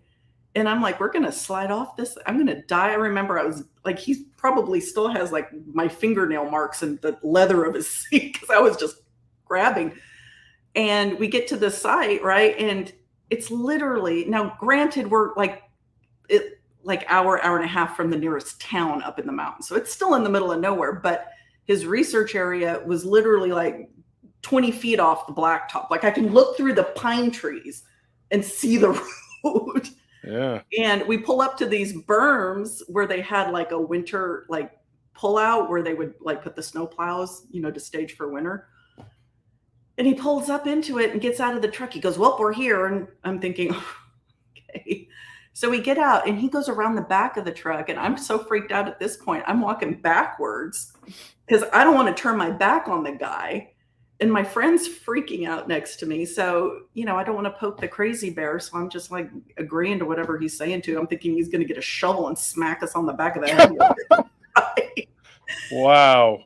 So, yeah, anyway, I mean, it's a long story. But he almost drove us off the side of the mountain. It was like, we did actually come off of a dirt road. He was trying to do a 3-point turn on a goat path. So what'd y'all find on the research? Yeah, exactly.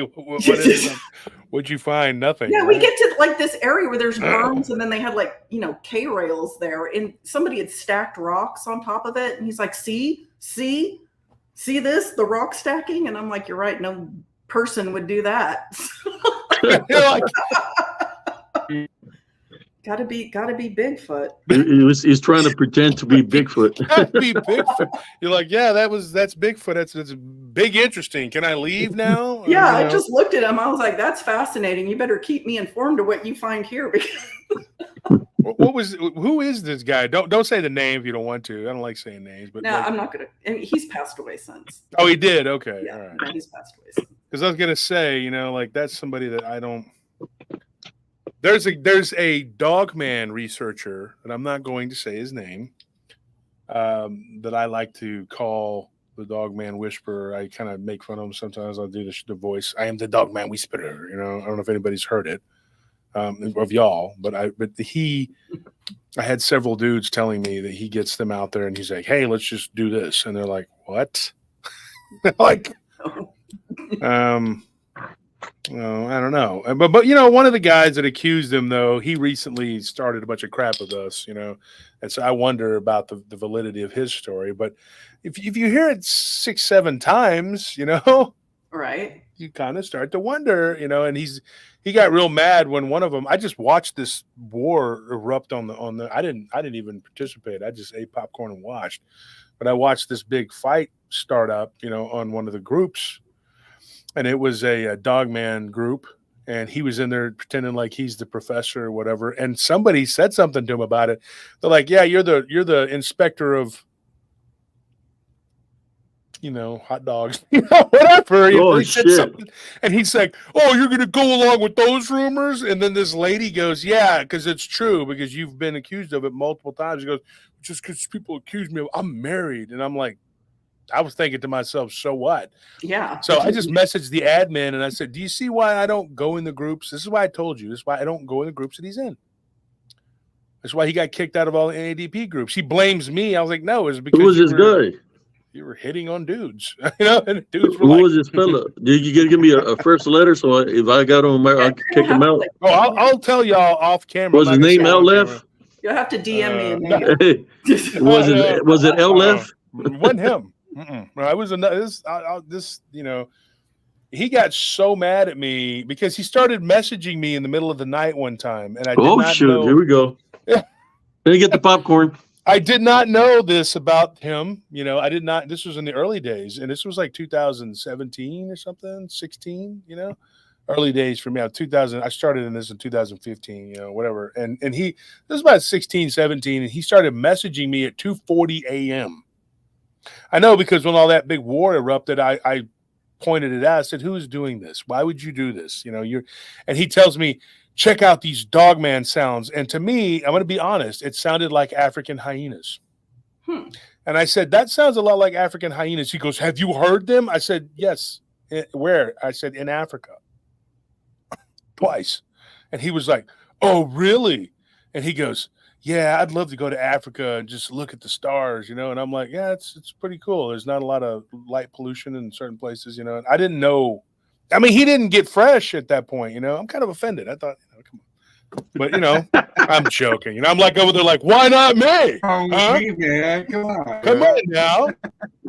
But he didn't really, but he was kind of weird. It was kind of weird. And I was like, it's 2:40 a.m. Why is this guy, And so I actually messaged a mutual friend who I was a friend with at that time, who now would never be that guy's friend because I know all about him.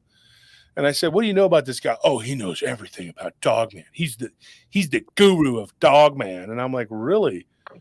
Okay, because he sent me some recordings of African hyenas. And I went online and I found the exact recording. And I said, "This is it." He said, "This is what he found in Tennessee." He didn't live in Tennessee, but he was there. And so he got super pissed off, and he was like, "F you, you're taking my research." I said, "That's not your research. That's actually National Geographic, and you're full of shit." Oh, I know what you're talking about now. Yeah, and we went head to head a few times, and he absolutely hates women, from what I could tell, because every time we were in the group, a woman would say anything, "Shut up, you know what you're talking about," blah, blah, and he would just attack her just horribly. And I said, you're a woman hater, And I said, "And let's be honest. You've been accused of this stuff, and you're not, And one guy, I think a lot of people know who he is in this field, and he went out to research with this dude, and this dude tried something and almost got his ass beat because the dude that he tried that with is a big mountain man type guy who's not going to go along with that. And he's like, "What the hell is this?" But this is, and why are we even talking about it? But anyway, the point is, it happens. There's a lot of weird people. He was trying to be like Brokeback Mountain. Yeah, with the wrong guy. Right. And so and now another guy that's now since deceased, he warned me about that dude too. He warned me. I bet you two of them who are now gone, but there's other people who know about him. And he was doing that in the Bigfoot game for a little while. Then he ran to the Dogman community, and now he's the expert of Dogman. And he had this little clique of idiots that were like, "Yeah, it's an evolutionary creature," and you still, you're like, "Dude, shut up, okay?"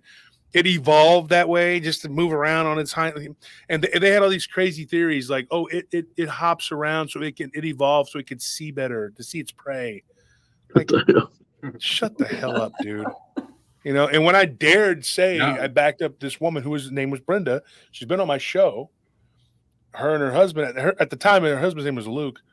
But they came on the show together, and he attacked her real bad and kind of made her kind of go into, and so I had to get her to come out, and I'm like, "Look, don't let this guy run you off. Who is he? And he's a devout atheist, so of course. but he thinks he knows everything, and he thinks that these things are like dogs. And I'm like, they're not like dogs, dummy. Okay? A dog that'll rip your face off and stand on its hind legs and look like it's part man. Like, what is this? But this silly idea that they're like this evolutionary physical creature, like, get the heck out of Dodge, man. I just, the more and more time went on, even though I thought my encounter was flesh and blood, I just realized that this was ridiculous. It was a ridiculous thing. In my opinion, I'm not an expert. I don't claim to be, but it just doesn't make any sense. So, Monica, somebody was asking earlier about your encounter. Now, I know you've told it before, but do you want to reiterate it for the audience? Yeah, I mean, I can give a quick version if you want. We don't have to go through. We're not asking for no quick version. We want the good version. What are you doing? You want the good long version? Okay. Give us the long good version. Give us the good stuff. We don't want to hear those streets like, I was driving along, so this thing came out, looked like Lon Chaney, but it was kind of like it was mixed with the American Werewolf from London the End. You're like, it looked at me in my window and I drove off. like on Spaceball. Like on Spaceball, it's the short version. To you, yes, to you. So, so this happened. I mean, it happened about 10 years ago, I'd guess, roughly 10 years ago. I was going to pick my daughter up one night after her work. And it was about like 11:30 at night. And this happened in Dallas, by the way. So it happened like in the city limits of Dallas. And I'm coming down the road. I turn off into a neighborhood, which is a shortcut to her work. And it's a pretty affluent part of Dallas where she was working. They're very high end estates, larger parcels of land. And as I'm turning and starting to accelerate, the neighborhood is very dark. There's very few streetlights on this street.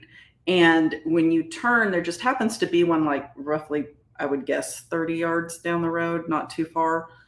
And as I'm starting to accelerate from the turn, I see something kind of running towards my car, like I'm going to intersect with it. So I don't really hit the accelerator. And I'm thinking it's a dog, right? Because it's kind of low to the ground, looks like a dog running. And it sees my car, I guess, and changes course and starts coming straight at my car. And I'm thinking, what the heck? So as I'm starting to like kind of turn to see like what's up, I start getting this crazy feeling, right? This feeling is washing over me. And I've never felt anything like it before. I don't know where, I assume it is coming from this thing. It's like evil. I can't explain it unless you happen to feel the sensation yourself. All I can say is it's like wave after wave of just evil is the closest thing I can liken it to. Like just this malicious intent coming at me like ocean waves. And I'm thinking, what's going on? And as I'm turning, the thing's like starting to kind of hop, jump. And the closer it gets, like the higher it's bounding. I call it bounding. It could have been jumping until it lands roughly 10, 15 feet from my passenger window. Right. And it lands in a stance, like one arm down and one arm up for balance. And I'm thinking because this happened pretty quickly. It was slow motion to me, but I'm sure it wasn't, but like several seconds. And as I'm turning, I'm thinking, I'm still getting this just evil, malicious feeling just washing over me like in waves. And like my mind, I'm thinking, what that is. Because the more I'm facing it, my mind is telling me, don't look directly at it. You know what that is. You can't unsee it, and you can't handle this. Like you can't handle that. Don't look it directly in the eyes. And it lands, right? It's bounding and landing. And I'm turning and trying to look, and it starts to stand up. It doesn't fully stand up. I know it puts its arm down. And I want to say it started to stand up, but then it ducked back down. And it crouched and it craned its head out, and it's looking through the passenger window at me, and it's, craning its neck and following me in the car as the car's going down the road. And again, I still haven't accelerated because this is happening so quickly. And I remember that it had the elongated snout. Now it was not long like a wolf. It was a little more stubby, I guess. And it had the ears, right? The pointy ears. And I remember the fine hairs being kind of illuminated, backlit kind of from the street light that was nearby. And I'm looking everywhere, but like right in its eyes, because this voice in the back of my head is telling me, don't look it right in the eyes. Don't do that. You shouldn't do that. And I'm still getting this crazy feeling I've never felt before or since. And I finally snap to and just floor the accelerator. And I don't remember if I screamed or not. I mean, maybe I did. I don't know. I was terrified. I've never been that scared in my life. And I just floor it. And I ran every stop sign from there to the end of the street. It's like a mile, maybe a mile and a half to the end of this road where it dead ends into where my daughter worked, like the shopping center. And I remember thinking, as I accelerated away and I'm running these lights, I'm thinking, I'm afraid to look in the rearview mirror because I don't want to see it coming towards me. But I'm also just waiting to feel the weight of it jump on the back of my car because I'm convinced in my mind this thing is going to chase me down the road. And I'm thinking they're going to find my car abandoned on the side of the road with blood everywhere. Nobody's going to know what happened to me. Right. And obviously it didn't happen, that nothing attacked the car, but I was convinced in the moment that it was going to do that. So I floor it. I'm speeding down this road. I get to my daughter's work. I park so that I'm facing the road that I just came down. And I'm sitting there waiting for her to come out, and I'm like shaking. I'm scared. And I'm thinking I'm going to see it, come walking out of that dark road into the light. And it doesn't, right? It doesn't. My daughter gets in the car and we take the long way home because I'm not driving down that road again. I did consider briefly, like maybe I should go back down there and, maybe it's still there. My daughter can see it. But then I'm thinking, well, number one, I don't want that feeling coming back over me ever again. And I don't want to freak my daughter out. I don't want her to see this thing, because poor thing, I've made her walk down that road by herself at night. So, now I'm feeling kind of bad for that. So we get home, and I remember laying in bed that night, and I'm still scared. Like I'm still shook up because that feeling that was just washing over me was so strong. And of course I'm seeing this crazy thing. And I remember laying there thinking, can it follow me home? I don't know. Can it track me? Can it track me by scent? Like, I don't know what these things can do. Can it find me? And, I'm also thinking nobody's going to believe me. Nobody's going to believe me. And I used to go running at night in my neighborhood, right? So I tried to do that a few times, or really just one time after the encounter, and I couldn't do it. I couldn't run at night anymore because every, rustle of the bushes and every leaf scraping across the ground, I was convinced it was this thing. And I was convinced I was going to see it pop up out of the bushes somewhere because it had tracked me down. I was terrified, and I was scared for the longest time to just walk from my car into the back door, into my house. And it took a long time to get over that. And when I did try to share it with people, right, the first person that I told was a very good friend of mine. And Was it the rock guy? Huh? The rock guy? The what guy? The one that stacked the rocks? Your friend? Oh, no. I didn't tell him. I'm just playing. He might have believed me. He might have believed me. But I told my friend, and they just told me that I didn't know what I was looking at. She's like, you didn't see that. You don't know what you saw. Which was so insulting. Hey, what was the time frame when you witnessed this? Like, when was it? It was like 20. The time frame, like when you went to go pick up your daughter. from was work? like 11:30 at night. 11:30. Yeah, it was somewhere in there because that's usually when she would get off work back then. And so yeah, the first person I tried to tell told me that I didn't know what I was looking at. And then I told my husband, and he was smart enough not to say that, but he was still, he was still telling me, that you understand that's a hard story to swallow, right? He's like, I'm not calling you a liar. I'm not saying you didn't see that, but that's. And it was Christmas time. Yeah, it was Christmas time. Yeah, that's right, because there was that lawn ornament.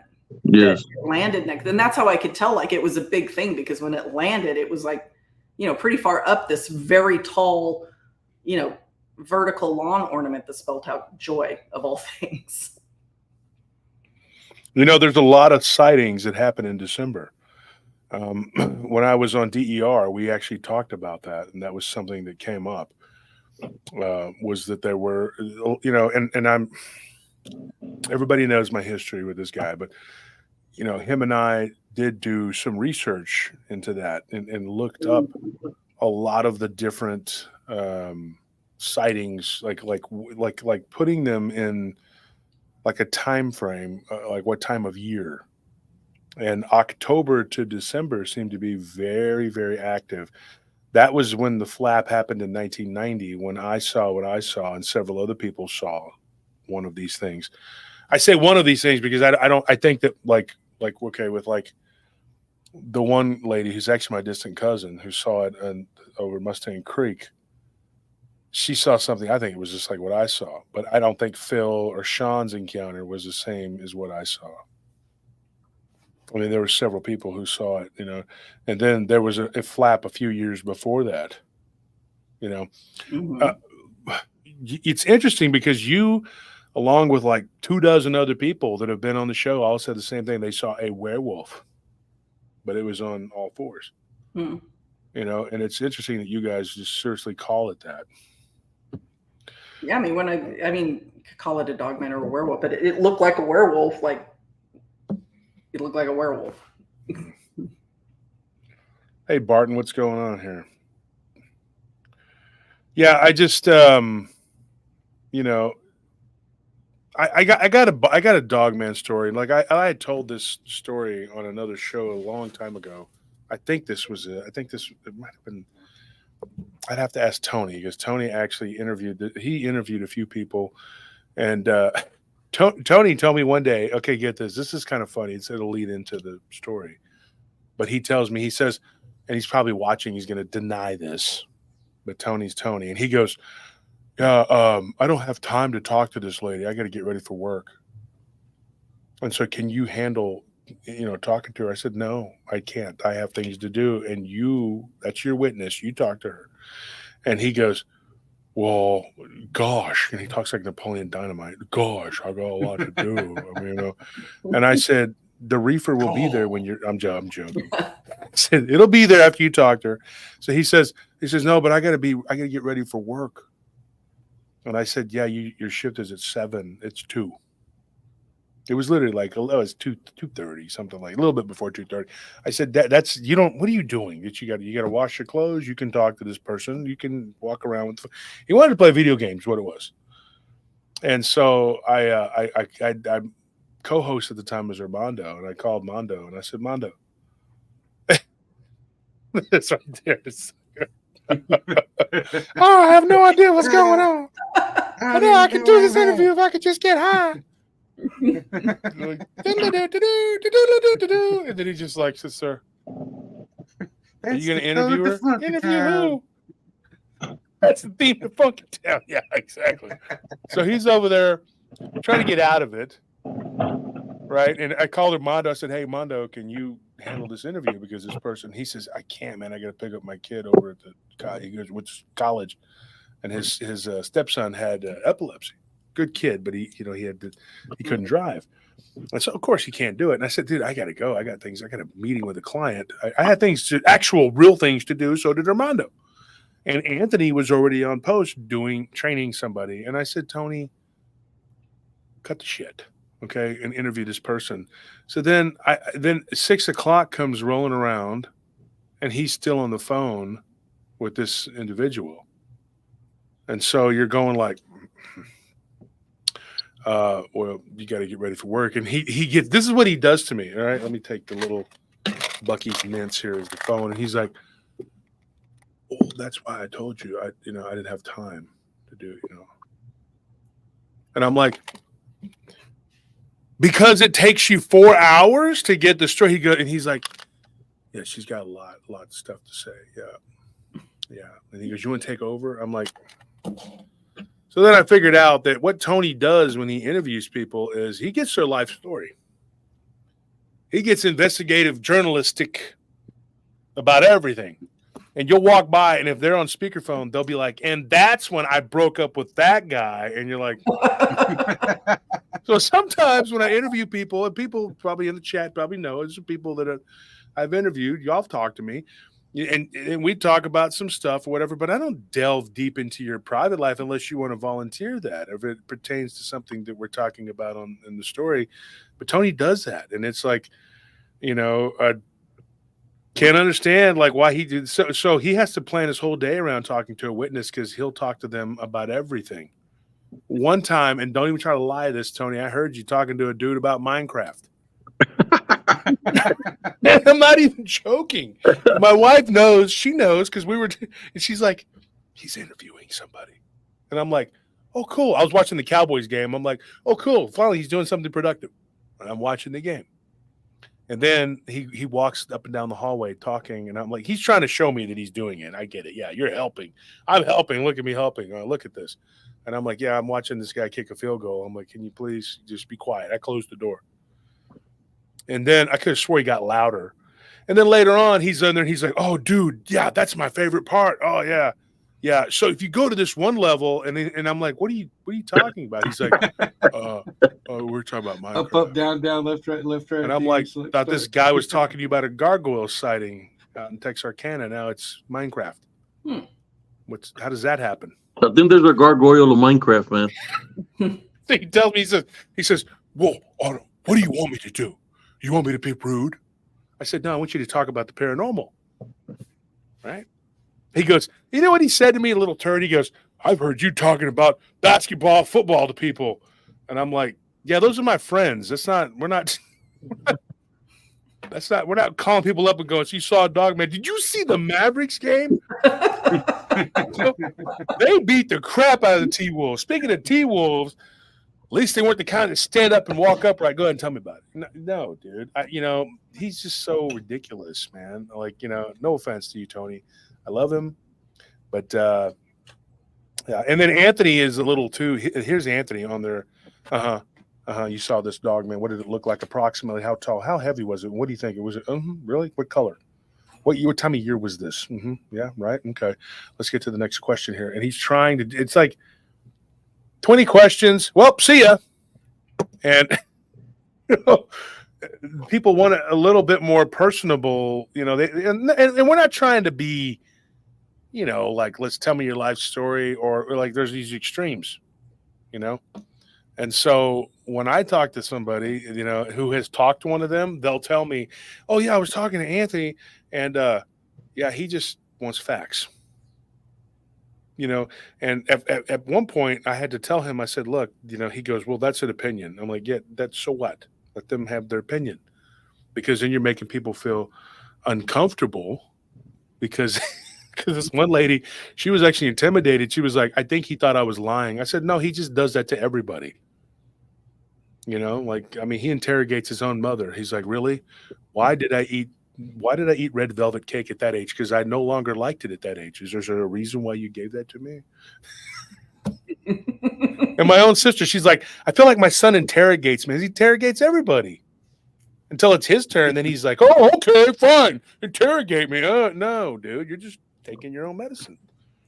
But there's got to be a happy medium there between, when you interview people, you know what I mean? Like, you don't have to sit there on the phone with them all day like Tony does. And I think he does it just to prove a point now. He's just like, oh, it's going to be an all-day thing for me. I need a lot of time to do this. It's going to be.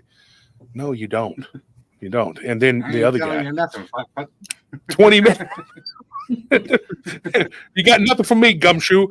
20 minutes. Yeah. Yeah. See? You want a sandwich? I'm going to make a sandwich. They're like, sure, go ahead and make me a sandwich via the internet. Okay, fine. You want cigarette butts on that sandwich? Of course I want cigarette butts on that sandwich. What am I, a plum Nancy? Exactly. Well, looking like a plum Nancy over here. But that's Anthony. Like, he's just like a, like the 1920s, like Humphrey Bogart. See, it's the way he is. And so there's got to be the interviewing has to be a certain way that I believe, anyway, where you don't go from one extreme to the other and make these people feel like they're, either being interrogated or you're just dragging it out to an all day, hangout. But anyway, got this story, and Tony interviewed this lady.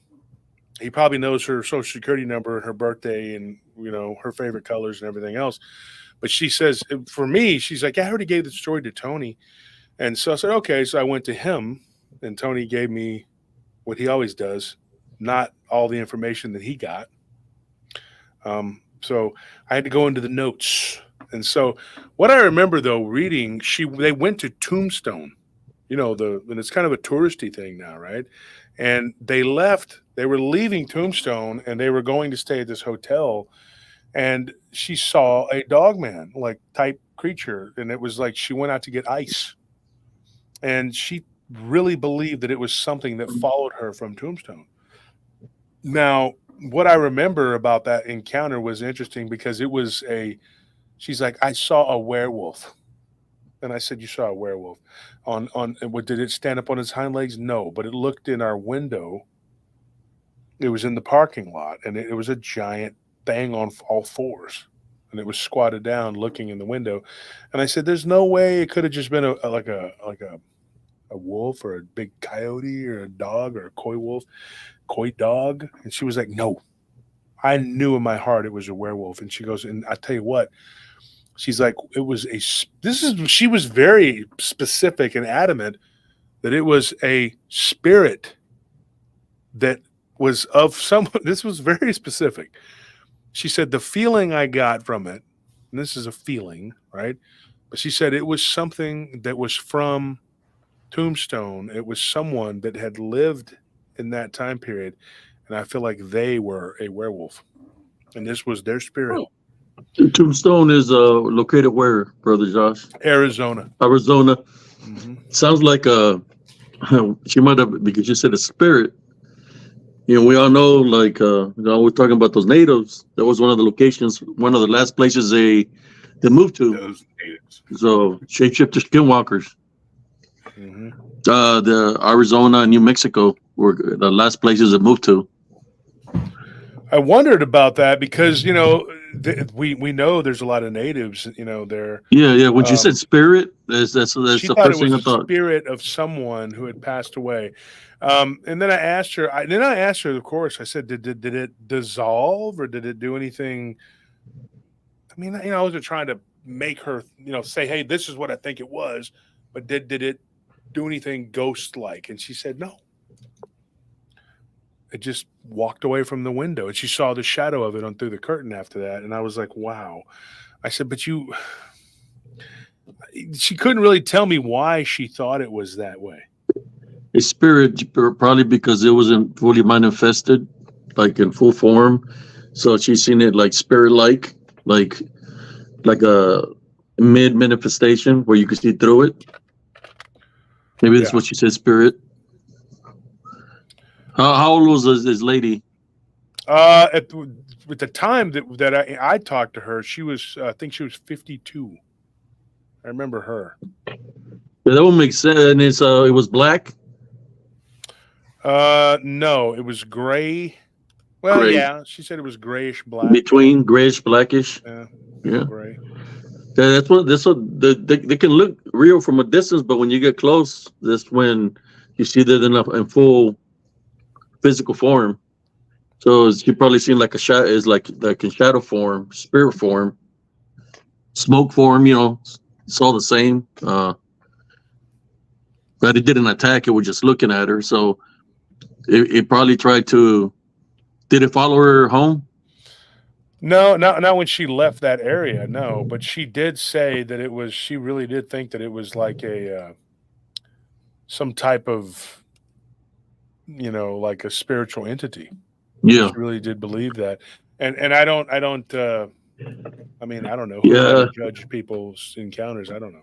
Because normally, when they come near somebody like that and they show themselves to them, it's because that individual might have a spiritual opening. So I wonder if she had any spiritual openings at the time when all this happened, like maybe some anger towards them, some unforgiveness. Because that's how they attack. If somebody has a spiritual opening, she didn't get power through belief, like believing it was a werewolf. That's what she said. It was spirit. She didn't get scared. Did she get scared? Yeah, she was terrified. Yeah, absolutely. Yeah. So that could have been a opening right there that it could have attacked her spiritually. Because I had to, reading the notes, I had to call and talk to this person, and it was the second time I'd actually called, and I think she was like kind of perturbed at first. I guess this was back in the day, but Yeah. She was kind of perturbed, like, "Well, I gave everything to Tony," and I'm like, "Yes, he has the retardation." Okay, and I'm like, I need to know from you what you saw because, well, Tony was playing Minecraft. Oh, gee. I didn't tell her that. And she's probably, I don't even know if she watches the show or not, but she was, she probably was, looking at him going like, really? That guy wasted my time. Probably took 5 hours too. But Tombstone is haunted too, what I understand. A lot of ghosts there in Tombstone. A lot of ghosts. There's an old cemetery there also, I think, where there's a lot of spiritual activity. And in Tombstone, where they have the piano that plays by itself sometimes. Okay. Yeah, I think so. Yeah. You got me. So yeah, Barton, I sent you a link on Messenger if you want to jump on for a little bit. Let's badger him until he comes on. Barton. Barton.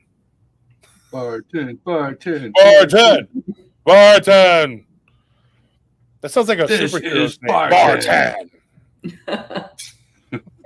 It sounds like the name of the leader from the Power Rangers. Right? It does. What was the guy's name? The leader for the Power. Oh God, what was his name? Anthony would know. He used to worship them things. I'm trying to remember his name. He didn't worship them, but you know what I'm saying. He was like an alien, that's my right? little brother's there. I was Weird, blurry, out of it. Blurry head or whatever it was. It was yeah. I think it started with an M. Zordon. There he is. Zordon. There you go. Zordon. Zordon. One time I was on the phone with Barton and Lyle, and we had a long conversation, and we were talking about how we got our names. And Barton and Lyle both were named after cowboys. I kid you not, both of them. And Black Bart, it was like, that's how his dad gave his name. And Lyle was the same thing. And me, I was like, yeah, my dad was just like a wannabe hippie, kind of like a redneck hippie, I guess you could say. I don't know what he was, but and so one of my best friends, her name is Heather, and my dad and her dad were best friends, and my mom and her mom were good friends. So when we were only a few months apart, and so my mom and her mom were pregnant at the same time, and I think she's 3 months younger than me. So what ended up happening? They said, well, if it's a boy, we're going to name it Josh. And if it's a girl, we're going to name it Heather. And so women say when the baby hangs lower, it's a male. And if it's up higher, it's a girl. That's how they used to say what they used to say. So that was the case for Heather's mother, Lucy, and my mom. I was, and when I was born, I was 9 pounds, 12 ounces. I was a big boy. Yeah. I was a very big boy. And so my mother, they knew it was a boy, so they said, we're going to name him Josh. And then, of course, if I would have been a girl, I would be Heather. So, yeah, that's fine. And then, my mom and dad, they always talk about, you don't remember playing with her when I was like, I was a baby. It was 1976. Do you not remember that? No, I was 1. But I do remember 2. I remember being 2, but they go back to the womb. You don't remember that day when you were there crying with all them other babies? No, I don't. My dad's like, you don't remember anything. What's wrong? You got this memory, but you don't have a good memory. You just say that. I'm like, yeah, right. Okay. He's like, well, you remember what you want to remember. That's what my mom used to say too. Both of them, they would use that against me. Well, of course, you don't want to remember the bad stuff. You don't want to remember when you took me to Six Flags and ruined the day. Let's talk about that. Talk about how you spanked me in front of everybody, and the security came and told you to stop hitting me. Huh? One of my first memories was a freaking Hat Man. Like it was Star Wars and a freaking Hat Man. Yeah, it was But the way I got my name actually was because my mom almost freaking died, so she named me Justin because I came just in time. No BS. Yeah, like they had to do emergency C-section, and back then it was like they didn't really have it the way they did now, so they literally cut her from her belly button down instead of doing like the cross section. Yeah, because they were like, dude, he's almost you're fixing to not have a living kid. So that's my story for anybody who cares. Go ahead, take your pictures. This is me as Bucky. They're gonna take pictures of me, and they make these weird, like, what do you call that? Memes. It's gonna happen regardless. It's gonna happen. You could do this and be like, they're like, he was picking his nose with his tiny hands. Did you see it? I think it's hilarious that somebody went out and told Tex that I was talking trash. Yeah, he knew it wasn't true, but that's so ridiculous, dude. I mean, there's so much ridiculousness going on. People love drama, though. I mean, they do. I mean, you know, apparently I'm hiring warlocks to curse people. I heard about that one. I got extra minnows tonight around me because of that. And I'll just play. You better watch yourself because you never know. You make me mad, I go get my friends the warlock. They're going to be like, I'm giving you the evil eye. Okay, I got one for you. This is the Mandela effect.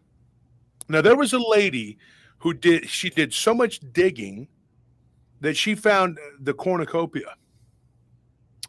I got to show you this. And this comes courtesy of my wife. She was like, look at this. Now, if I'm laying in bed and next to her, this is what she does. She's like,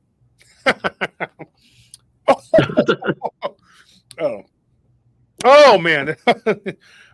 And I'm over there like,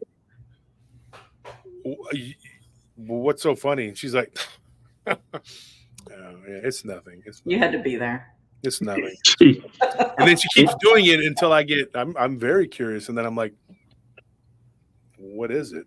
And she's like, ah. And you're like, then you're just like, you're begging. She's like, I don't want to bother you with it. I don't understand. And I'm like, I'm begging her. Okay, please tell me what it is. It's funny. It's very funny. It's just Maddie. She's just funny. I guess, you know, whatever. Well, what did they say? I want to know what's so funny. What did, you know, or she'll be talking to whoever, Abe or Letitia, whoever. I want to be a part of it now. I didn't before. I really absolutely did not. But now I do because something is hilarious. She does that to me all the time. She knows. She tricks me into becoming interested and then I'm committed. Right? That's how they get you. But she showed me something very interesting, though. This one was really weird. And I'm going to show you a picture if I can find it. This woman was determined. Here it is right here. She was absolutely determined. She was like, I know that this existed. There it is, right there, the cornucopia. Yeah. Fruit of the Loom has issued a statement literally saying that never existed. Baloney, I remember it. Baloney, right? Exactly. And then we get the Ed McMahon. He's like, I'm here with balloons. I'm big and creepy. You know, you want to check. And they're like, he never worked for us. But I figured something out. You know, Jim Carrey's movie, Ace Ventura, right? Whichever one it was. What's crazy, and Barton just said, thanks, Ace. That's good timing. What's crazy, though, is he's like, He's like, yes, you're Ace Ventura, whatever. And he goes, and you must be the Monopoly guy. And he says that because the guy's got the monocle. The monocle. Yeah. Right? I remember. Yeah. So this lady gets the cornucopia and she finds it on a thing of socks or whatever. And there's people now coming out and saying, I saw some the other day. I'm in a Mandela effect group. I'm in a couple of them. And this guy he found proof of the VW being connected. And VW issued a statement saying that it was never that connected. Way. Yep. And I'm like, you be lying. Mm-hmm. I watched this one lady was on, and she had, I don't know if I mentioned it on here before, but she had pictures of her either high school or college graduation. And in the pictures, she's literally an amputee, but she's not an amputee. Yeah, she's like literally like from here on her forearm, there's no, she's an amputee and her leg is amputated. And she's in a wheelchair. Yeah, and she's like, dude, and there's pictures of her aunt and her mom that were there, but her aunt was in like Florida at the time and they were in another state and she couldn't make it. And she's like, yeah, there's my aunt and my mom together, but my aunt literally couldn't make it to the graduation. And yeah, I got to, when it comes to the Mandela effect, I went so far down that rabbit hole, it was ridiculous, dude. Man, and they were saying there was a play that Tom Brady played, a football play, which when he was with the well, not when he was with, everybody knows he was the Patriots quarterback, when he played against the Raiders in that playoff game, the Tuck game. And they were like, what hash mark were you on? And I can't remember. He said the left or the right. And he was on with, I think it was Keyshawn Johnson. And he was like, no, you were on the other hash mark. And he was like, nuh-uh. And they were like, he's like, dog, for real, look at this. And they showed him. And I think it was him and Marshawn Lynch. Who knows now? It's probably somebody else because of the Mandela effect. Who knows? But they were all on there talking, and Brady was like, no way. I remember. And then they were like, no. And they were talking. The Mandela effect came up while they were talking. And it was like some of these players saying, I remember it this way. And that's not what happened. I mean, it's a strange thing. It's a really weird thing. And I've talked about the Mandela effect that happened to me and my people. My friend, I don't even want to say his name, but like we all know, like his dad passed away and he was in town to go to the funeral. And then later on, he was back to go to his dad's funeral. And I called like half a dozen people and I'm like, wait a minute, didn't his dad pass away already? And everybody was like, yeah. And then we went to Darwin's bar afterwards and we had a couple shots and hung out with him. He was, he wasn't like in full on depression mode. I don't think it really hit him yet. But, and then all of a sudden he was in town again a few years later. And he was like, yeah, my pops passed away. And I'm like, oh, okay. So I thought he was here to like visit his grave. I mean, no. I'm telling you, man, that freaked me out, dude. To this day, I don't know what that was. It to me, it's proof that there's something. They did something. There's a tampering with the timelines, but I also think that there could be that mixed with a little something else, like we're living in a matrix, some kind of, and maybe they are manipulating it to a certain degree. I was on Reddit one day, and I'm not a big Reddit guy, but I was, when I did the alternate realities, somebody was like, she was telling me, hey, one of my colleagues, she's like, go to Reddit and look at this. I think it was Linda. And I said, okay. And so I went up and I read it, and it was crazy. It was this guy who had, I got this story.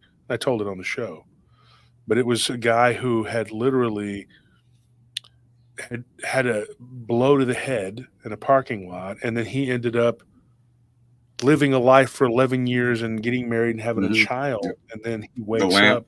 Yeah, the lamp. You saw? Yeah, okay, the lamp. Yeah. Okay, so anyway, what ends up happening? So I go down the rabbit hole with that, and there was all these people talking, and it was this big long thread, and we got into the whole, the Mandela effect, going down the rabbit hole. What is this? What could it be? And I really think that, like, man, and I interviewed a guy who played football, college football, and it happened to him. And he woke up after he was in this massive car wreck, whatever, but that car wreck never happened. And his girlfriend had actually, they didn't get married. She left him while he was in a coma. And he woke up to this nightmare, and he was like, "No, we're married." And they're like, "No, she's not with you anymore." Yeah.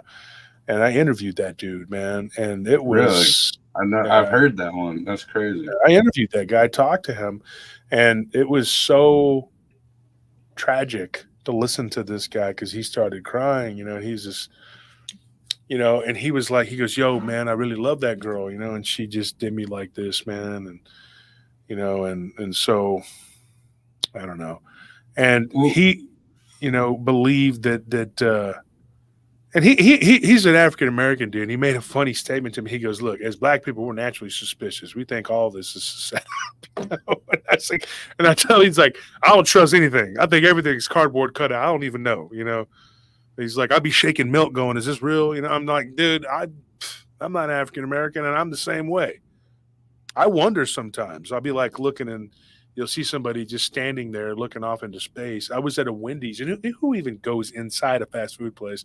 But one time I had to go to the restroom, and I was like getting ready to go to work, and I was running late already. And I'm like, I'm going to be on post for 12 hours. I'm not going to have anything to eat. So, why not a Baconator? Because I used to eat crap, so I don't do it anymore. So I was ordering my food, and one of the workers, it was the weirdest thing. I'm a very observant person. And this dude was like facing the wall, and he was not doing anything. He was not doing anything. I'm not talking about like you have those guys that are kind of like just playing with the fries, kind of like, yeah, I'm just going to kill time. I'm going to pretend like I'm doing something, but I'm stoned. No, he was facing the wall and just standing there. And I saw, you don't even notice these kind of things most of the time. But I thought he was looking at a schedule or something. Maybe he was looking at his schedule or something. But he was back there just staring at the wall. And so I got a good look, and I was like, this guy is not looking at anything. It was just a blank wall. There was nothing there. And I got my food, and I was like, I was so suspicious, man. I was looking at my food like, is this even real? Like, what was this dude doing, man? Show or what?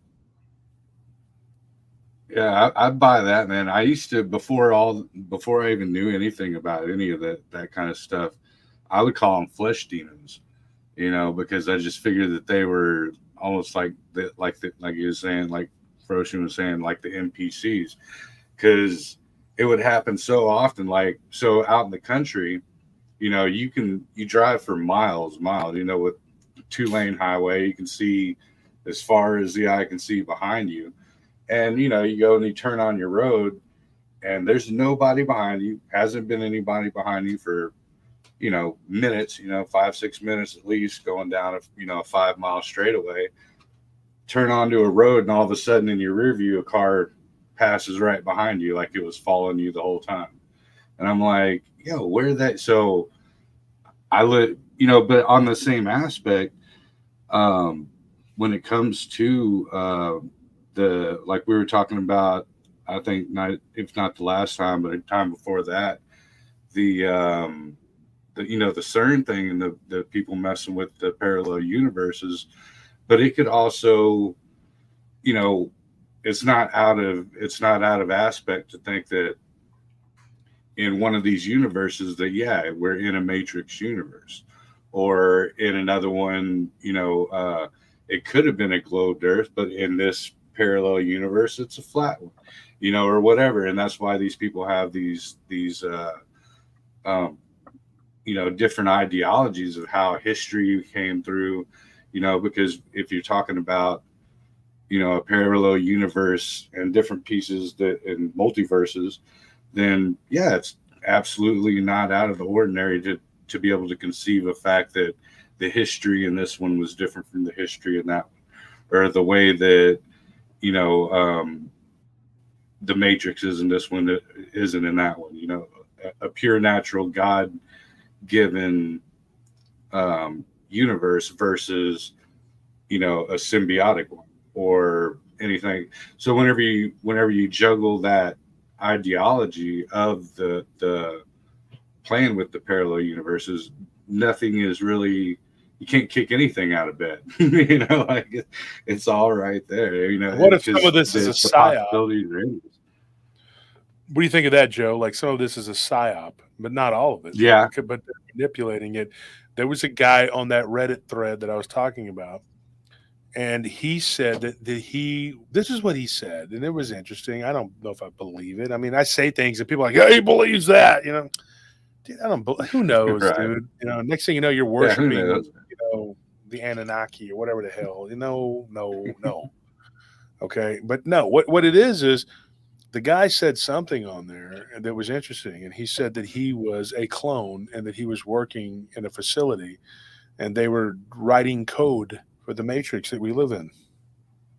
That's what he said. That was back in 2018. I'll never forget that. And I thought, that is freaking weird, man. But the thread was not from, I didn't read the thread in 2018, but the thread was from 2018. But I thought it was interesting. yeah, I mean, that goes even as far as like Manchurian Candidate type stuff, you know. And now with technology, you got what do you got? You know, electromagnetic going through your phone, talking to your brain, so it could program stuff in your brain, nanobiotechnology, to where they can, you know, release it in the air as pollen, and you're literally breathing these nanobites in that can, you know, I mean, it just goes all over the place. And I'm not saying that I buy everything, because if I did, I'd be broke. But but you know, it's like it's very interesting to look at all the different facets of the way that, you know, that they do us, you know, and experiment upon us, and not just like in that aspect, but, you know, everything in the air, you know. Oh, we don't do chemtrails. Oh, well, the reason why we flooded that because we were now they're saying it, but they did do it. Yeah, and it's in your plastics. Oh, there's nanoplastics, and, you know, so give it all four elements: earth, wind, air, and fire. You know, they're feeding it, you know, in some way, shape, or form, chemically through us. You know, oh, don't drink the tap water. Oh, well, now you can't drink the bottled water either because there's plastic. You know, it's like every avenue you run into, there's a you know, I wouldn't say a conspiracy spot, but definitely a curiosity spot. Mm-hmm. You know, yeah. You know what's crazy, when I was interviewing Joel, and he's a very interesting guy. I think Joel was one of the most interesting people I've ever talked to. He's the only person I can say for sure that I personally believe that he really was a vampire. He practices vampirism anyway. And he, you know, talking to him, we had a deep conversation. I mean, we were talking for a while and on 2 or 3 different levels. And I asked him his thoughts on this whole matrix, and he said, absolutely, it is. And that some people have the cheat codes. And he said that, you know, that's what it is, really. And it's manipulatable. I mean, and you can do things. He says there's things you can do, you know, to master it. You know, that's what he was learning, you know. And for them, aging slows way down so that they're able to do these things. And they also have a way to go from one body to another so they can stay alive. He was trying to learn that so he could stay alive.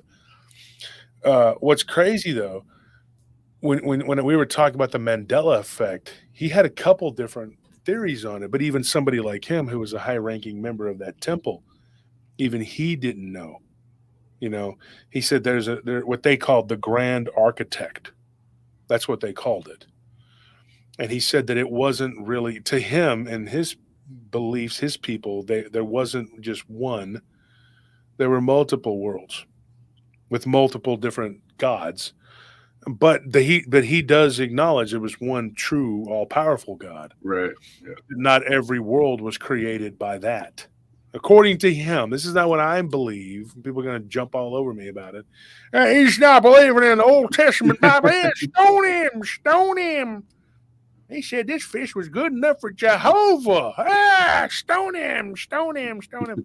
No, what this guy was saying, though, in his belief, and what he practices all this whatever, and he was saying that was, why does this light keep getting brighter, and then it burns my eyes, and then it goes away? What in the hell is going on here with this light? Gotta wear your sunglasses at night. So ridiculous, dude. It keeps getting really bright, and then just stop. Yeah, you can see it. Something's wrong here, man. Really, really wrong here. You're exposing the matrix. It's exactly that's what's happening. Somebody threw a Bible verse out, and I was like, and it starts like, it burns, it burns. No. So what happened with this? Bright light. bright light. I don't know what this, what to think of this. I don't have the answer to this, but I can say 100% that he was one of the most convincing people to talk to, because he just said it so fluidly. And I don't think him and his friend were both just pathological liars. I think if there would have just been one guy, maybe, but both, So were they drink blood? He drank blood. Absolutely. He drank lots of blood. That's what he did. And it was crazy when he started talking about the Matrix and the Mandela effect. He did say, though, that there were different worlds. And then in some of these worlds, they were poorly constructed. Now, when I was sitting there listening to him, at one point, I was just kind of listening. And when he said poorly constructed, I was like, what wait? Kind of caught my attention. And people, when they give me their story, sometimes I'll just be like, wait, hold on, back up, what? And they'll repeat it, and then they'll be like, like it's just not it's inconsequential thing to them. And then sometimes it is, because I didn't hear exactly what they said. But with that, I was like, look, back up and explain that to me. And he says, okay, so for example, he goes, some of these are poorly constructed because they were made by humans. And I thought it was an arrogant swipe at like, oh, you're not a human, you're a vampire because you drink blood and just because you can, do things, whatever. But that's not what he was driving at. And I'm about to turn this light off, dude. It's really driving me nuts, man. Just go away. Just quit beating down on my face. So anyway, I had to deal with that. What he meant, though, was like humans, like just like he's like just and he was nice about it. He said humans like us, like you and I, we were born as humans, and these beings, they have others attached to them. He said there's still others, but they create like this their own little world, but it's not real big and developed. It's kind of like a video game that sucks, right? The beta version. So you walk in there, and he's like, there's like some water and like a beach setting, and it's just like somebody's relaxation place, and they just kind of left it there. And he said that there are fragmented places and beings and pockets all over this, I forgot what he called it. But he called it our reality, yeah, basically. But there were worlds within worlds. And he's like, and you could also get stuck there. And he said that if you go into certain worlds, the laws of physics change, like you won't need to eat. Like he said, I was in a place for like 3 months. I couldn't find my way out. He goes, and I wandered around. He goes, but I felt okay with it because I wasn't hungry or thirsty. There was nothing. And there was no predators there that could outmatch me. So I wasn't worried about it. He's like, and I never got hungry or sleepy or thirsty, which is all stuff that happens, to everybody, even a vampire. He said, so eventually I found my way out. And because when he went in, here's what he told me. He said when he went in that it was like this quicksilver looking, watery stuff that you feel kind of like Jello. And then you walk through it and it's kind of like, he goes, and usually you turn around and you can see like this blur, right? But he said that he went wandering around and he lost that blur. He didn't know where it was at. So he wandered around in this place for 3 months. He goes, I know it was like 3 months because the fake sun was rising and setting You know, he called it fake, but I mean, he didn't know for sure. I said, "Are you sure?" He said, "I think so," but it was just like rising and setting on a 24-hour cycle. And he said that it was ridiculous. Like he was 3 months in there, but he never needed to eat or sleep or drink anything. He didn't have There was no time. Yeah, and he thinks that it was a vampire that created it because it was, there was no thirst or hunger. So somebody was trying to rid themselves of that. And he did find a skeleton, somebody that was there that had died eventually. But he said that it didn't make sense because the time didn't stand still. I mean, the time didn't make him age, or it didn't feel like there was anything happening. So when he finally found his way out, no time had passed. It was like there was nothing. It didn't disturb anything, but that's not unusual. But he said that when he went back in just to make sure, and he brought somebody with him.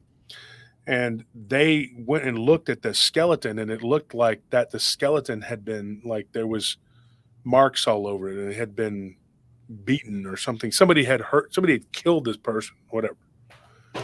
So he thought there was probably something there that was going in there. And he goes, maybe there was more. I don't know.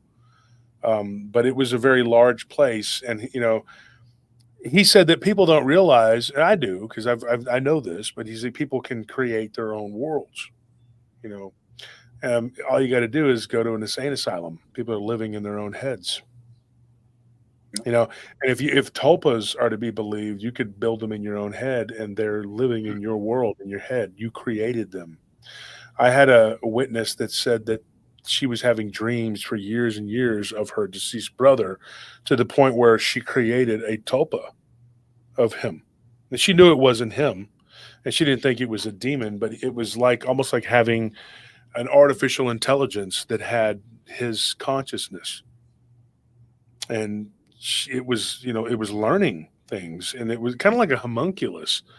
And then get this, the plot twist at the end of this excursion that I went on with this person on the phone.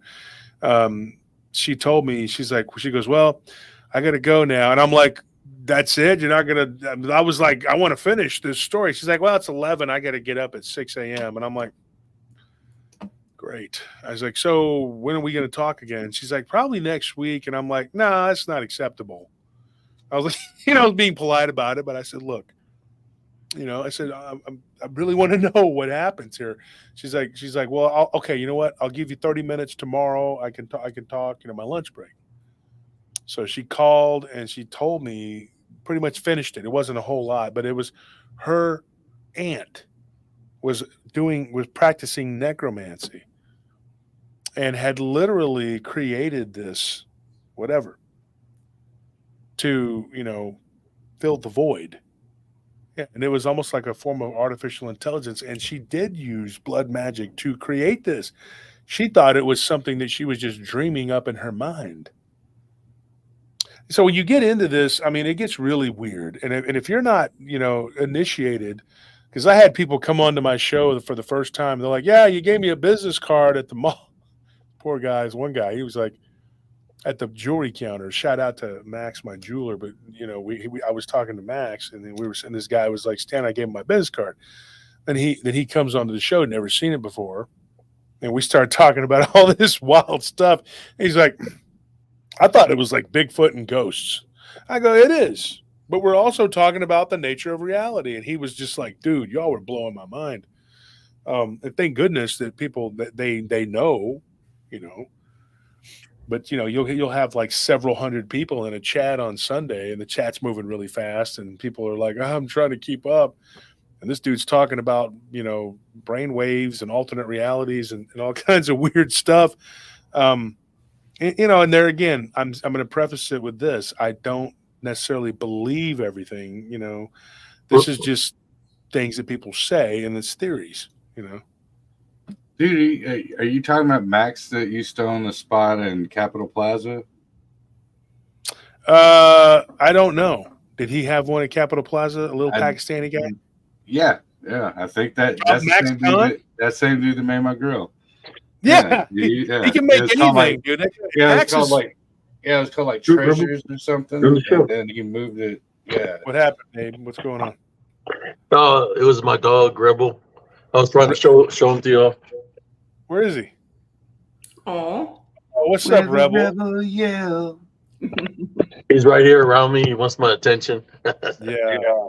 Well, you know what? If to me, people that don't have pets or they don't want pets or whatever, that is a quick. I did that speed dating thing one time.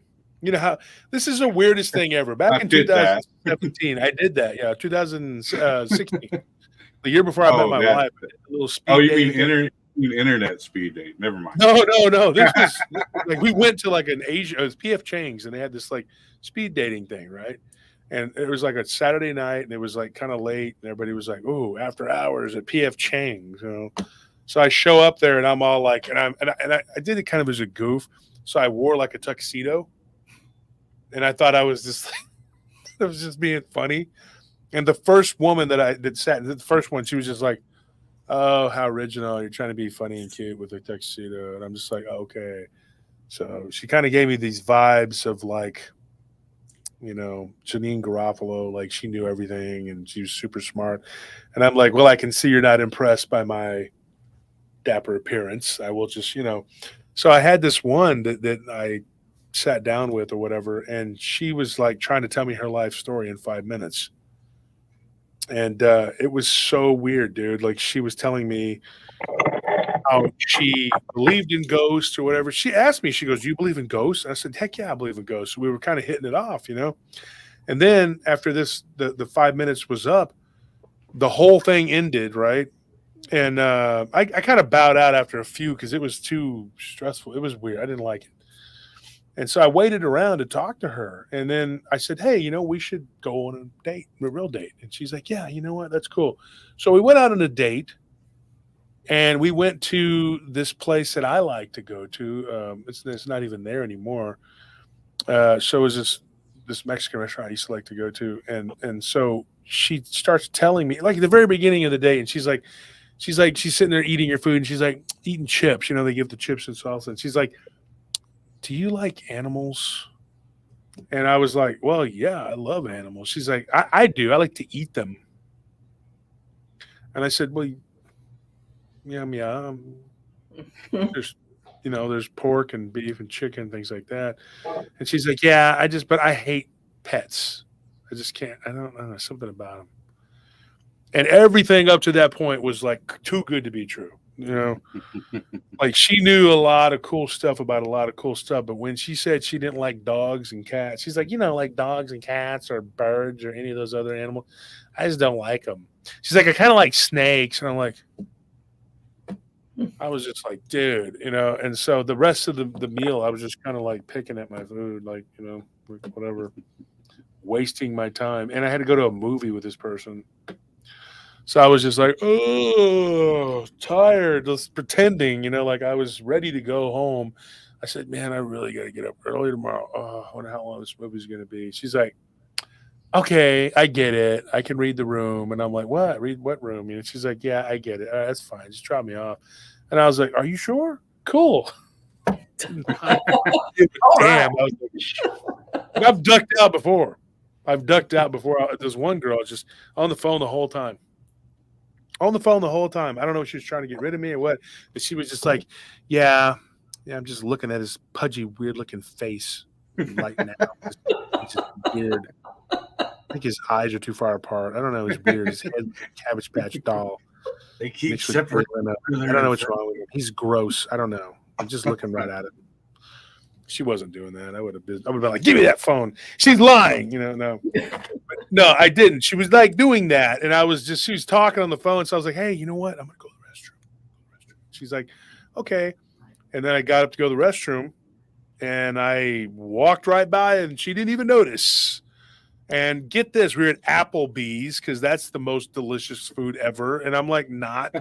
And I asked her, I said, "Well, where do you want to go?" "We go anywhere you want to go." Because she was really good looking. And I was, guys are superficial as hell. And she's like, "I don't know. I really like Applebee's." And I'm like, "Oh."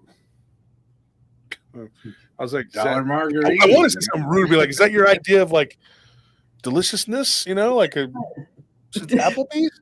And she was like, "Yeah, I just like Applebee's. I've always I go there all the time." And I'm like, "Oh God, it was horrible." And then she started talking on the phone, and I was just the whole time she was talking on the phone.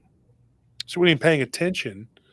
And so we go in, and I'm just like, this is crazy. And I literally told the server, I said, look, I'm leaving. She's going to cover the tab. She's got it, right? And I just was total dick about it. And then I'm driving home, and she calls, and she's like, where are you at? And I'm like, I'm going down Interstate 35. I'm going home. I don't know what you're doing. What you doing? And she's like, you piece of blah, blah, blah. And I was like, I did not enjoy having a conversation with your best friend while you were there. She's like, yeah, because you could tell I wasn't interested. And I was like, good. I wasn't either. I wasn't interested in anything you had to say. You were saying a bunch of crazy stuff to her. Yeah, don't start none, won't be none. Right. Right. So before we get too far away from it, have any of y'all heard about that or checked out about that dude that he's like trapped in the other dimension where there's nobody else there, and people like he's like, it's like, I think it's 2027 where he's at, and he but he can still text on like YouTube and stuff and leave videos, but they'll be like, all right, bet no one's there, right? We'll go to a hospital, and he'll go to like and I think this is like in Portugal. Portugal, yeah, and he'll like go to a police station or places where there should be 24/7 staff on board. He'll do it on demand too. That's why everybody's all intrigued by it. Yeah. And also they'll be like, there's no animals or anything. They'll like be like, we'll go to the beach, and he'll go to the beach, and there's no seagulls or signs of life or anything. Yeah. Where's heard about that or checked it out? Where's he getting the energy to record this from his battery? From his phone? Well, apparently everything still functions. Like it's like basically the way I look at it is he's zapped into a spot where the vibrations of living beings aren't there, but it's still like the modern spot. So they'll be like, go there at noon, or rush hour, go on this highway at rush hour. And he'll like use the city clock or whatever and drive down the highway, and there's nobody there, like, at all. Where's this guy at again? I've seen it. Yeah, it's in Portugal. Yeah. I've seen it on YouTube in a couple spots. Yeah. On YouTube? Mm-hmm. And he ended up getting a message. They left him like somebody, and he'll leave things in certain spots and people will find them. And also some government agency or something, they texted him and told him, go look down here. And he went down through this tunnel and came up to a staircase, and there was a folder on it. And it was like, yeah, we're sorry about this. We were doing an experiment. You actually and they showed them the schematics and everything about the machine that they built and all this stuff. I mean, yeah, I was just picking y'all's brain about it, see if y'all heard about it and what y'all think about it. Even if that's, what people don't understand is Kozarev's mirror. Yeah, Kozarev's mirror. Yeah, look at Kozarev's mirror. That guy was in the gulag for years. He had nothing to write with. Right. He was in prison. They imprisoned him for 10 years. 10 years, and he came up with a way to bend space, time and space. Mm-hmm. And his big crime was that he had consorted with German scientists. Like they were trying to work because he was together. Russian. He was Russian. And they said they used that. They said, well, you consorted with the Germans before the war. Well, the Germans and the Russians probably had the two smartest groups of scientists in the world. Well, the Japanese too. So, yeah, I mean, it would make sense that they would work together. God forbid we should work together and try to solve some things. Instead, how horrible. Leaders always lead us down to, somebody said something the other not day. Being divided. Yeah, somebody said something the other day. What if there was a war and nobody showed up? That would be great. They're like, oh, we're going to war now. Well, you're going to war. How about you? How about you go and do it? Why do you want us to? Because it's always, like they say, old men talking and young men dying. And I just think it's wrong. That's your war. You want it so bad, go fight it. But what Kozyrev did, though, when he got out of the gulag, because his scientist friends, they did something I thought was quite incredible. They basically told, the government that they were not going to participate in anything unless they freed him, and that they were actually willing to go into the gulag too. And it'd take a lot of cojones to do that to the Soviet government. I think they were the evilest government that's ever lived, them and the Red China. And people ask me about the Nazis. I tell them they're number 3. They're like, they're not the worst. No. You know why you know they're not the worst? Because the media is constantly telling you they are. Yeah, true. So you know that they're not the worst. That's like Soros. I mean, like everybody's like, well, yeah, because you see him and you know him. You think that guy's the Pope? No. There's other popes. There's a black pope and a gray pope and a red pope. Did you know that? They all do something different. There's a committee. They also have clones, which people don't understand. They don't know what that is. When they talk about it on Star Wars with Palpatine, that's a soft disclosure right there. He looks like a pope. And when you look at them, I mean, you're going like, well, this guy's this and he's that. There's alternate realities of you, but there's also clones of you in this world. Because if you ever get to a certain point, they can get rid of you and replace you with someone who's basically a biological robot. Yep. One of my colleagues, though, is going through that right now. I'm not going to say his name, but he's being stalked by a woman who believes he's a robot. And she's determined to cut him open. Not kill him, but cut him open. Yeah. So, and in fact, y'all probably know him. I'm not going to say his name on here. Danger Will Robinson. Danger Will Robinson. You got these weird ass people doing all this stuff. I mean, when you look at this, some of these people, they say their eyes change black or whatever because of the goo parasite. And it's like, well, I tell you that it comes from the inner earth. I believe you believe it. You got to believe it, because if you go back to Wednesday's show, when I told the story of Trevor and the vampiric creature, I mean, I say it was a vampire. He actually didn't tell me it was a vampire until like halfway through. He said, I think it was a vampire. I was like, that's what I think it was too. But he didn't start off telling me, But this black rock that he threw through the window that splintered everywhere is basically a goo hand grenade. That's what I think it is. I think it was a hard black ball of whatever. And that's not the first time I've heard of these things throwing Dogman too. They throw this black rock or whatever it is at stuff. And somebody had the cognizance when in Utah, they had a Bigfoot throw a rock at them. And I said, what did it look like? They said it looked like pieces of obsidian. I said, yeah. They're throwing the parasite at you. That's what that is. I mean, it is a solidified version of the parasite. So it gets into your blood, it gets into it's like graphene. I mean, like I'm telling you, they're not paying attention. Those nanobots, they're black.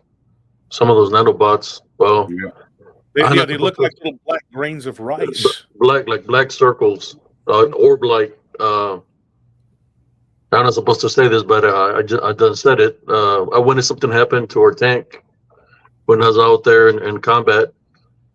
Some men came, they made us sign a piece of paper, tell us not to say what we witnessed. If we said something to anybody, that will come for us.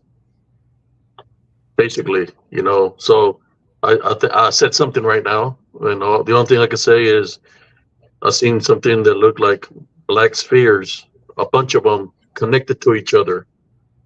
This is in the early 90s. We're doing Operation Desert Storm. Black, like spheres, but they're all connected with each other. And it was something in our equipment, of the tank that I witnessed, in which I know that technology is probably everywhere around the world. It could be not just in the tanks, but it could be in statues and different things that are placed there. you know. Why are they there? I do not know, but I guess to protect certain things, or maybe Earth, what we see Earth is not what it seems to be, you know. And they're using technology to make something look like, manifest to look like something, but it's not really there. And people will fight tooth and nail to keep their happy vision of what they think is going on. I mean, they will absolutely die on that hill. And you can tell them everything. The facts are the facts are the facts. Joe and I have a very similar belief when it comes to that. And we've tried to tell people. They don't want to hear it. Yeah. No. They don't want to hear it. They want to go crazy. They're like an angry hive of retardation bees. They get nuts. Yeah, They I mean, do. Absolutely stupid.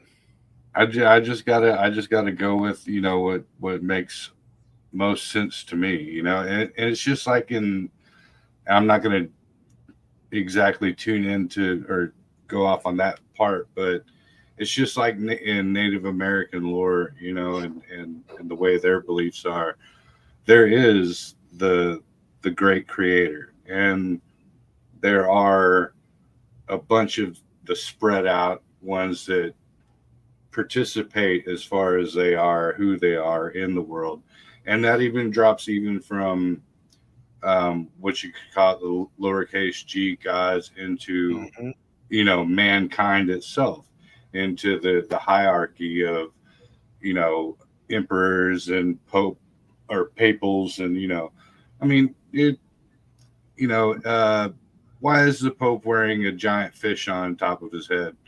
You know, like it's literally a fish mouth. I'm not getting into it, but I'm just saying that's a lowercase g manifestation that has nothing to do with the great creator. Exactly. You know, and look at the throne room where they sit. Look at that big weird tapestry. You know, I don't know. It's so bizarre, you know. And no matter how much technology on the walls, the pictures on the walls and all that, it shows all kinds of stuff on there. Oh, Leviathan, it shows some people possessed and all kinds of things. Yeah. The cathedral is literally a serpent, you know, serpent eyes and a serpent mouth. You know, it's you know, because and in my personal opinion, it's because the lowercase g's have corrupted mankind into false witnessing what they think is the great creator, and the great creator is so much above all of that. And that's what I'm saying. Way above. They want to put these human characteristics on God that's not correct. Right. And they want to be like, he made me his image. Yeah, you want to believe that because you want to feel like you're part God, you know, and the truth is the truth. I mean, you know, I don't care what anybody says. They can sit there and they can say that all day long, but it's not the way it is. Yeah, you know? Yeah. If you put it back in, you know, 1400s and had David Copperfield out there, you'd be like, this is the guy. Well, he look at him. He flew across the Grand Canyon. That's the man right there. Nah, dude. What's the other guy that sits in the ice? What's his name? David Blaine. David Blaine. You know, he's like, David Blaine. Yeah, but you know, that's all it took back in the gap. You know, because if you experienced or if you exhibited, you know, up beyond human capabilities, then instantly you were bowed upon. You know, but now there's a big difference between being able to, you know, float or do something beyond human capability than creating the entire universe and being the grand architect of whatever, you know, the entire thing. You know, huge difference. There's magicians and there is God, and you know, but that's just me, and I'm not asking anybody to follow my path or take it as knowledge. That's just my opinion. And, Sure, you are, and yeah. you're getting warlocks to curse people. Stop. Yeah. That was a great movie, by the way. We should have mentioned that one, Monica, the Warlock. Yeah, that was a messed up movie, dude. It's a good book too if you've read it. There's a book? Oh yeah, it's based on a book. And didn't Julian Sands, didn't he die? Really yeah, odd? He did. That's so sad. That was the main dude was Julian Sands? The main dude, yeah. The actual Warlock. And whenever he was talking about the name of God, that's actually found in the Forbidden Book. Mm-hmm. And it's guarded by the elves, which a lot of people see when they take DMT, because that's when you die. People have to ask me so many times, are you afraid to die? Do you think you're going to go to heaven or hell? I tell them I don't live my life for a reward in heaven, and I don't live my life for the punishment of hell. I live my life. Mm-hmm. And I do what I think is moral.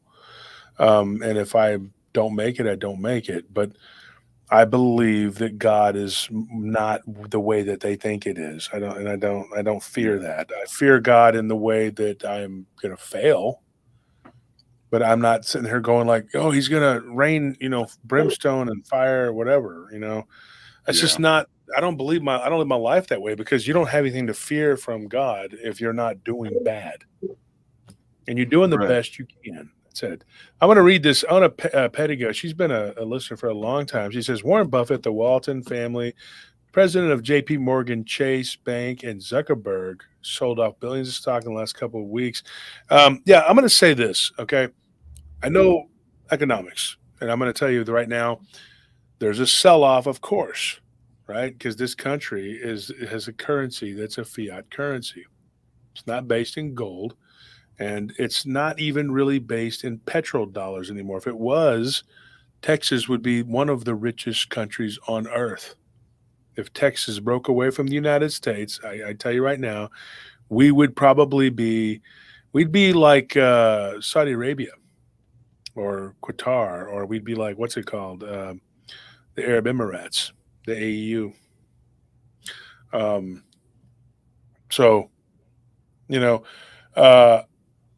I could say this, we are literally propping up a lot of this country right now. I don't care what anybody says. The talking heads will try to tell you that ain't true, and I don't care. You can believe what you want. We know, because Wolf Camp is huge, and it has enough oil to run this country for 200 years. The Gulf Shelf has enough oil to do the same. So together, we could literally run the country for 400 years. And I can tell you this, they're not going to let us leave peacefully, because this country would be in complete and utter chaos if we did. So hate on Texas all you want, but next time you are whatever, thank a Texan for everything you have right now. And that's not being arrogant. That's just being truthful. And I think we are being used and abused, and being a part of this system is not working. It's not good for us. Good for everybody else, so they can come here and take everything from us, which is what's happening. We're getting they're just raping our land, building houses on black, lush soil that you can grow anything on, and then the house collapses, and they're like, I didn't see that coming. Because you have the retardation. Warren Buffett, though, I'll say this. I've been following Warren for a long time. Warren does that all the time. He buys and then he sells off a bunch of stock, and the guy is just either a massive genius or he's just on the inside, and he knows everything that's going to happen. And he makes a ton and ton and ton and tons of money.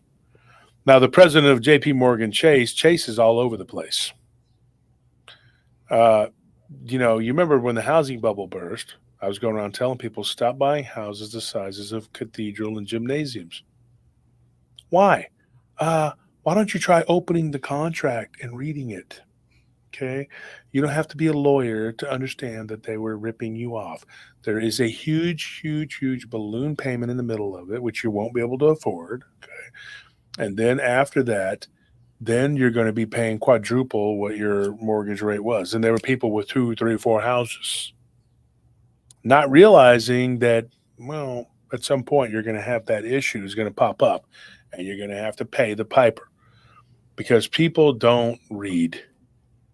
And I had a couple friends who literally, they were just like, yeah, I didn't read the contract. I was like, you signed a contract that you did not read. Well, I'm not a lawyer. I'm like, the hell? I'm not a lawyer either, but I'm smart enough to know. And I also saw that Clinton had repealed the Glass-Steagall Act, which was like, I'm not even going to get into it. Like, why would you do that at the end of your presidency when the Republicans are coming in? Why would you, supposedly a Democrat, he did that so he could give his buddies, the Bushes, a free hand so that they could rob the house, which is what they always do. And he was just like, I got what I wanted. I got all the BJs I can handle. And now you just go ahead and rob the house. Me and Hillary are just going to move on down the road. You know what I'm saying? Maybe she'll come back around and try to be your empress. I don't know. We'll see what happens. And Daddy Bush like, 1,000 points a line. And then his son, fools, we'll be fooled again. And then you had Cheney back there.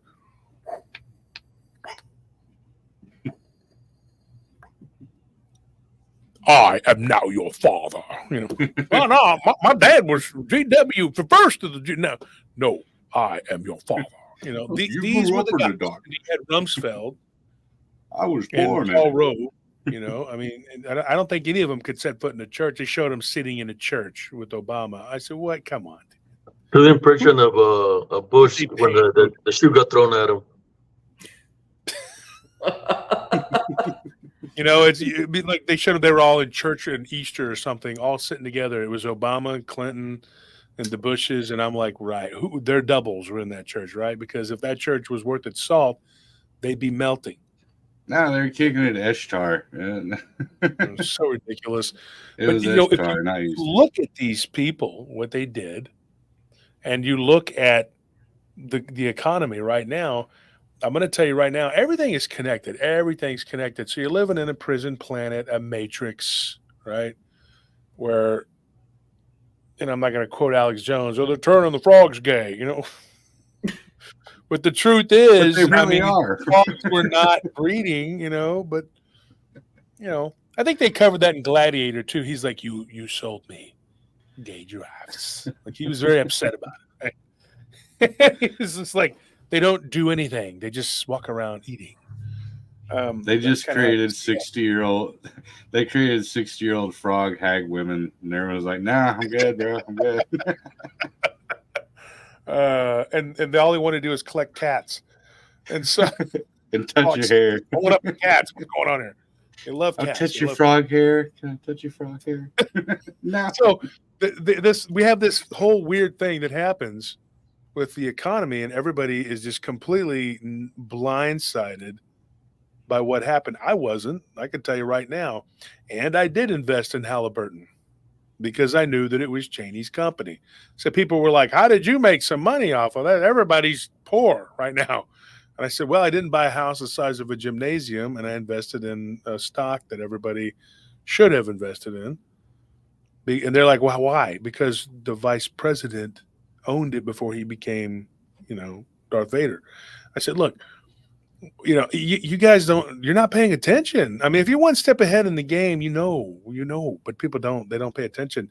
And so then everybody was like, can you read my contract? I'm like, you can read English, can't you? Can you see numbers? You don't take a rocket science, and you don't got to hire the best lawyer that's ever lived to tell you that this is messed up.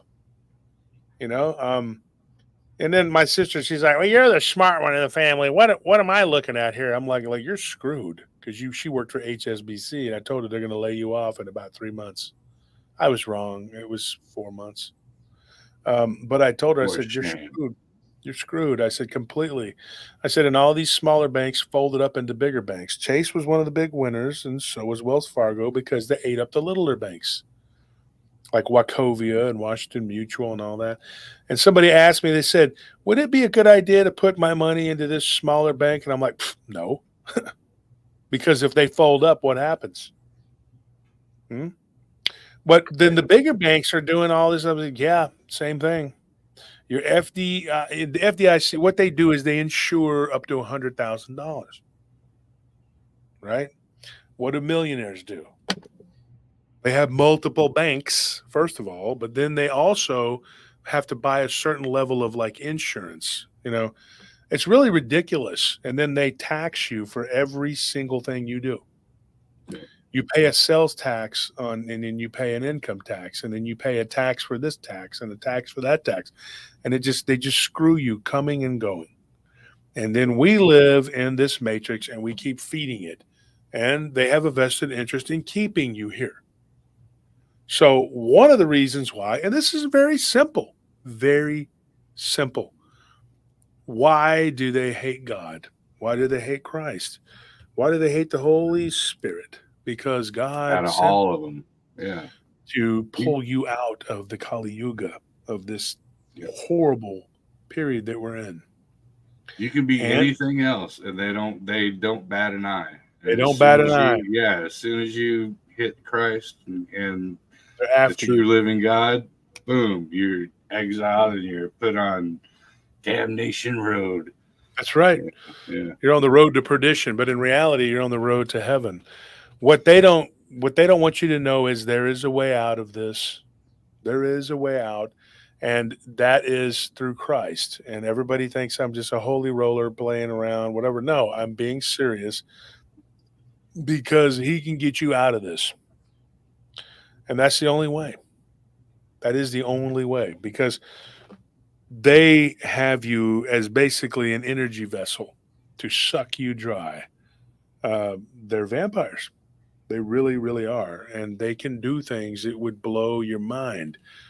All these videos of these people changing and looking weird and turning into some sort of beings that it's real. It's legit, folks. I'm telling you. Yeah, absolutely. And now they made it a new mental illness. It's called like demon face.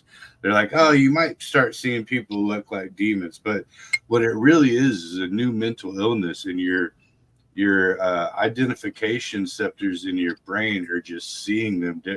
Why would you literally put out a new, they're treating it like it's like depression or ADHD or something like that. They're like, oh no, this is what it is. It's your identification modes are getting scrambled in your brain, and that's why you're seeing people, stretch out. And you can look it up. It's crazy, man. They're prepping it. They're prepping the whole thing for it. No, it's not. Let me ask you a question, Monica. You're into construction. Yeah. Have you seen? She's like, yeah. Yeah. Sure. You are not enthused about it at all. You're just like, I'm a project manager. That sucks. That sucks. That just sucks. I'm the person. Well, at least you don't eat at Applebee's and you don't have to run out the freaking bathroom. I mean, get the $1 margarita. It could always be worse. It could be there for the delicious riblets it's probably not actual pork. Applebee's and what is it? What's the other place? Chili's. I hate them. I will not eat at those. I won't either. Food.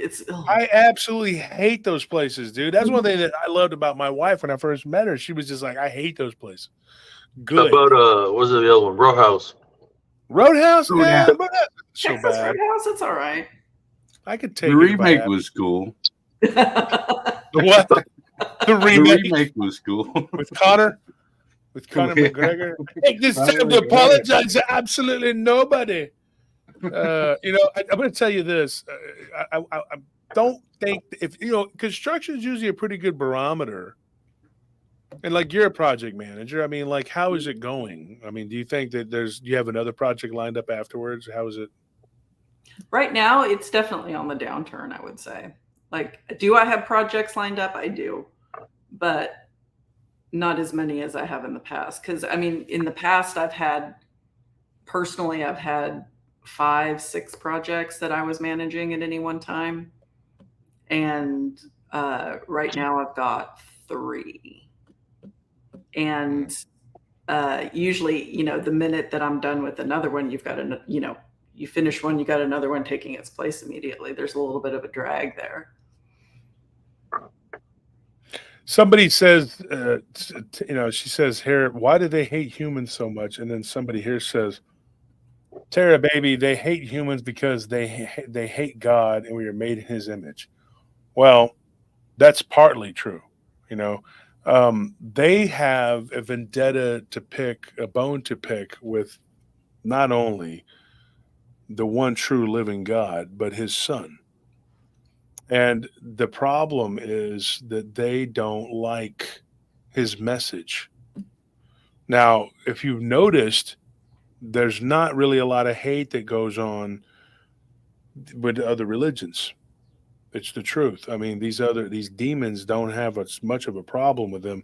Now they do, some of them, but they really have a problem with Christ because of the love the foundation. love. Yes, and that is God's love for us, because they had their time and they blew it, and they were killed in the flood. A lot of them, the deluge. And so that's my personal belief. I think that's pretty much it. They really do have a problem with, like Abe calls it, the love foundation, that Jesus establishes His kingdom here. And if you notice, they don't call Him, throughout the Bible, look at it, they call Him the Son of God, but not the Son of Man. Because Jesus refers to Himself over and over again as the Son of Man. You know why that is? Because He's establishing a hegemony of us over them.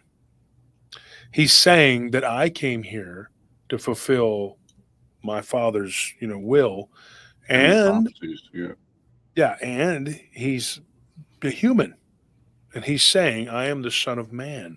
So when He says that, they cringe, because that's Him showing us having dominion over them. Yeah.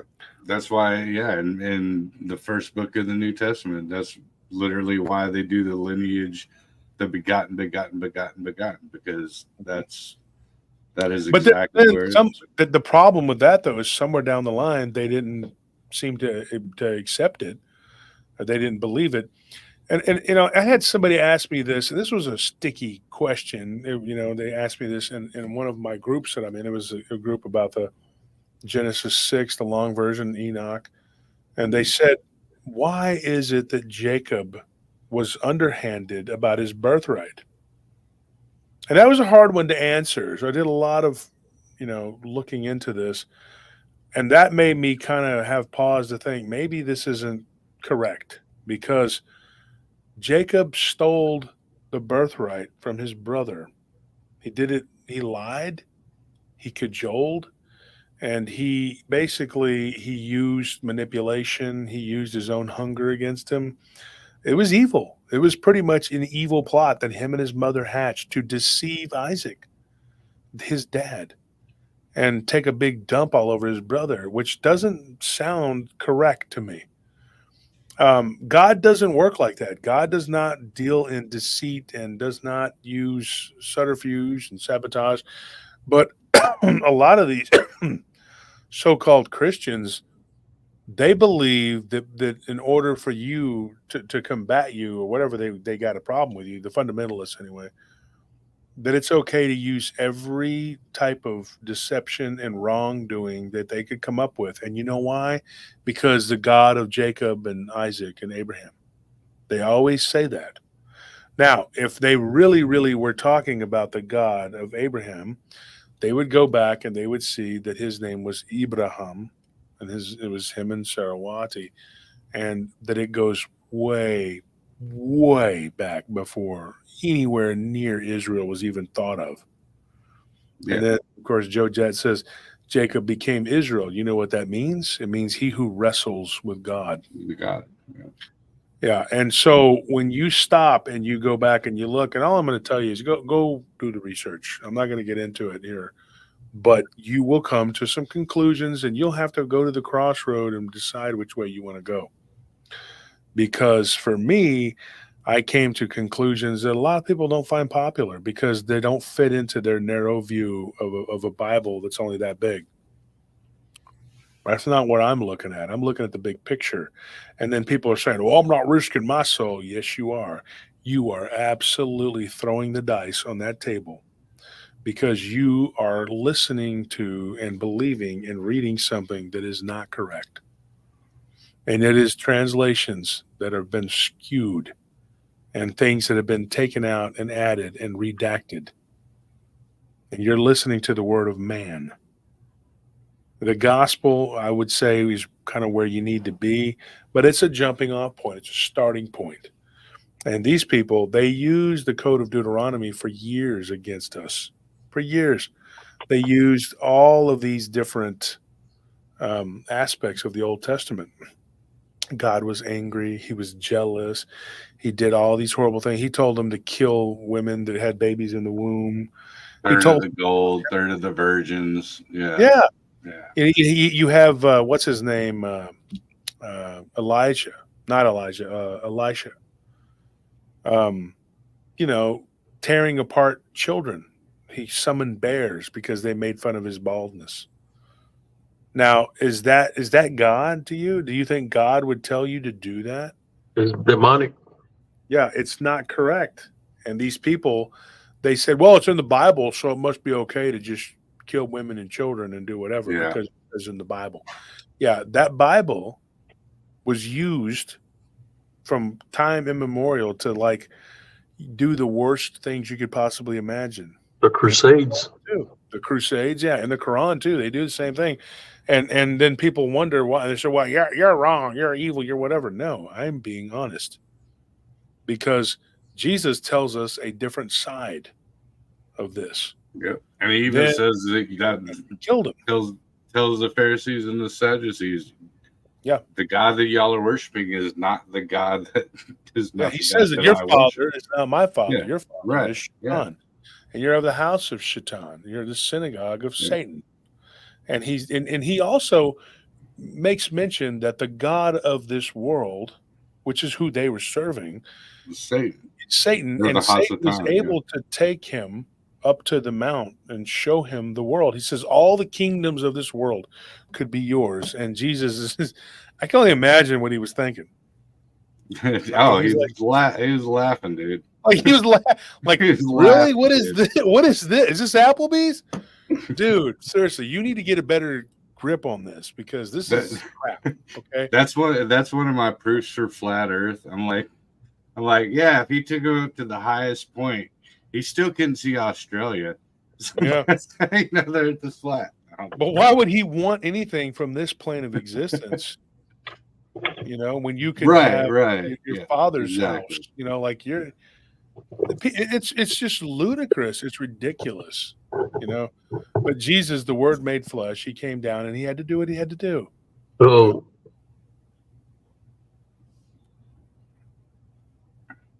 what is that? It's an amethyst. But I mean, like, I know amethyst point.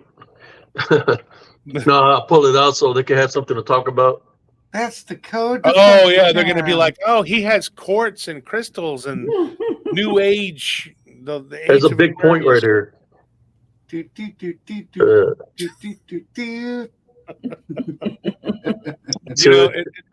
gonna take a picture with me holding it. Yeah, the Old Testament blood sacrifices, and then taking virgins and blood and gold and all that, and then they even describe in the canon of the Jewish tradition, they describe Yahweh as a dragon. Yep, absolutely. He's now he breathed fire. Did you not? I would do a whole thing on it if I wouldn't make more people mad at me. Get this. I had a lady, she said recently, get this, Joe, Abe, you got to hear this, Monica. We can do it on my channel. Maybe we'll. And she says, she messages me and she says, I prayed to God that he curses you, the God of Israel, the God of Abraham, Jacob, Isaac, whatever. And I was like, really? And wow, why? It's that Willy Wonka thing, really? Is that what so I asked her, I said, why would you do that to me? Oh, I'm just, why? It's horrible. You would do that.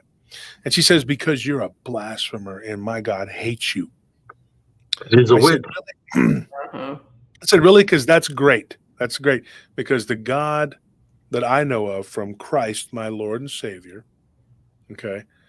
loves me. And I'm sorry that you feel that way because you're blind and you're lost. I know who that is too.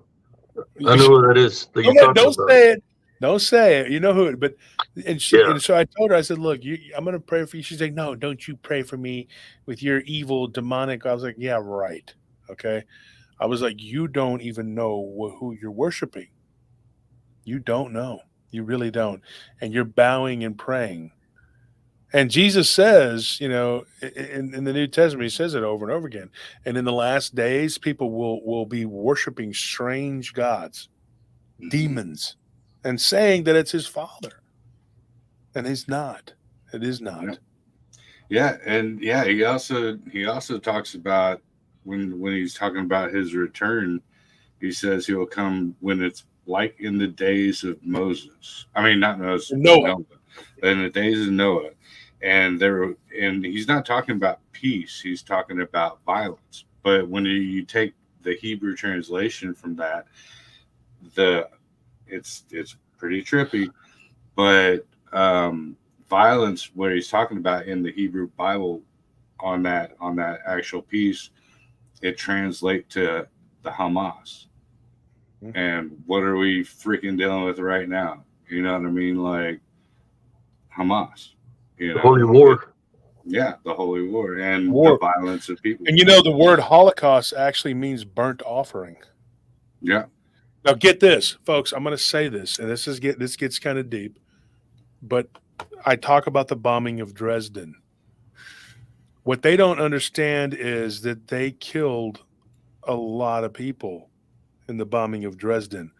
But the bombing of Dresden was done lockstep with the Rothschilds, with the blessings of the Rockefellers. There were 6 families, do the math, and they were totally okay with this. And they obliterated a Red Cross center, killing as many as maybe even 500,000 people. They try to say the numbers were 25,000. Baloney, okay? To quote Monica, baloney. Baloney, phony baloney. You're felonious, balonious. And so what ends up happening? Balonious. They killed these people. That was so bad that Stalin, they tried to trick him into getting involved, and he was like, "Nah, I'm going to sit this one out," because he knew that after they did this, they were going to blame the Russians. They were going to be like, "The Soviets did it. They did it. They killed all those people." So even the French didn't. They didn't participate, and they tried to use Polish pilots. They did, and these poor Poles, they had been battered on both sides by the Russians, by the Americans, by the Germans, and they made them do it at gunpoint. British soldiers marched out there onto the airfields, and they pointed guns at their heads and told them, "Get in that plane and bomb these people." And they did. And they were like, "But this is a civilian target." And they were like, "So what?" And so they achieved the Holocaust, and they killed, some say 30,000, some say 200,000 Jewish people were actually incinerated in these raids, along with about 250,000 Poles. So, the estimates could be upwards of 500,000 that were murdered, these people, not just the Germans themselves, but it was the Poles and the people that were being housed there by the Red Cross so that they could effect this Holocaust. They wanted the numbers. They wanted to kill. And these were supposedly their own people. But when you read Revelations 2:9, and it says, those that claim that they are Jews and they are not. So what we're dealing with of these 6 families is people that are pretending. Right. They're not. So they bombed the heck out of this civilian target, and they murdered all those people. And the word Holocaust actually means burnt offering. So, folks, you're dealing with a maniacal, sociopathic group of people who do not care, do not think for a second that they give a damn about what happens to Israel or what doesn't happen to Israel, whatever. They're perfectly okay with it not being there or it being there or it being incinerated. They don't give a shit. And they don't care about any other country on earth because they're rootless. They're ruthless too, but they're rootless. Because they're affiliated with Lucifer, the part of Luciferians. Mm-hmm. Yeah. And they believe that Lucifer has the power to fight God. Now, he might have the power to fight this little g God that they were always talking about. We were created in his image, blah, blah, blah, blah, blah. But the God that resides above the seventh heaven, the true God, the one that Jesus is referring to, his real father, they're powerless. That divine creator, they have no chance. Yeah, that war would look like It's over like that. Alpha, the Omega. It's going to happen because they're referring to Yaldabaoth. Yaldabaoth, yeah. And there could be two different things going on there. Now, that is another slippery slope and a road that I don't want to go down because it's too much to even unwrap. Unless God gives me another 10 years on this earth, I could write the books. I'm starting now. I got 2 of them in the works because for some reason I always write 2 at the same time. I literally wrote 2, then I wrote 2 more, and I'm writing 2. Couldn't get out. Por favor. Do what? Dos Equis, por favor. Couldn't get out of my own way when I wrote this MK Ultra, and I had Garetano and Barton both were kind of like, and Nick Redfern to kind of help, and do you think this person's legit? Do you think they're real? And then this lady, after 2 months of talking with this person and then giving us all this information and giving us all these other people's information, then she's like, no, I don't want to be a part of it. I'm like, this book is written. Okay, we need this. Why? Okay, and then you're just like, this sucks. And then the UAP thing. And so those are 2 books that will maybe published, maybe never be published. I have no idea. They're just going to sit there until who knows when. So you write your own. You write, or you have somebody that works with you when you create. Yeah. What happened was because I can't type really good, so basically you get people to help you transcribe. But that's the problem, though. And then I had them interview people, cross-check, cross-reference, like with Claudia Ackley. There were several of us who had interviewed her with the Bigfoot thing, right? And then, of course, she was found deceased. Ooh. And, I had to, it was just it was a touchy thing with the Bigfoot book.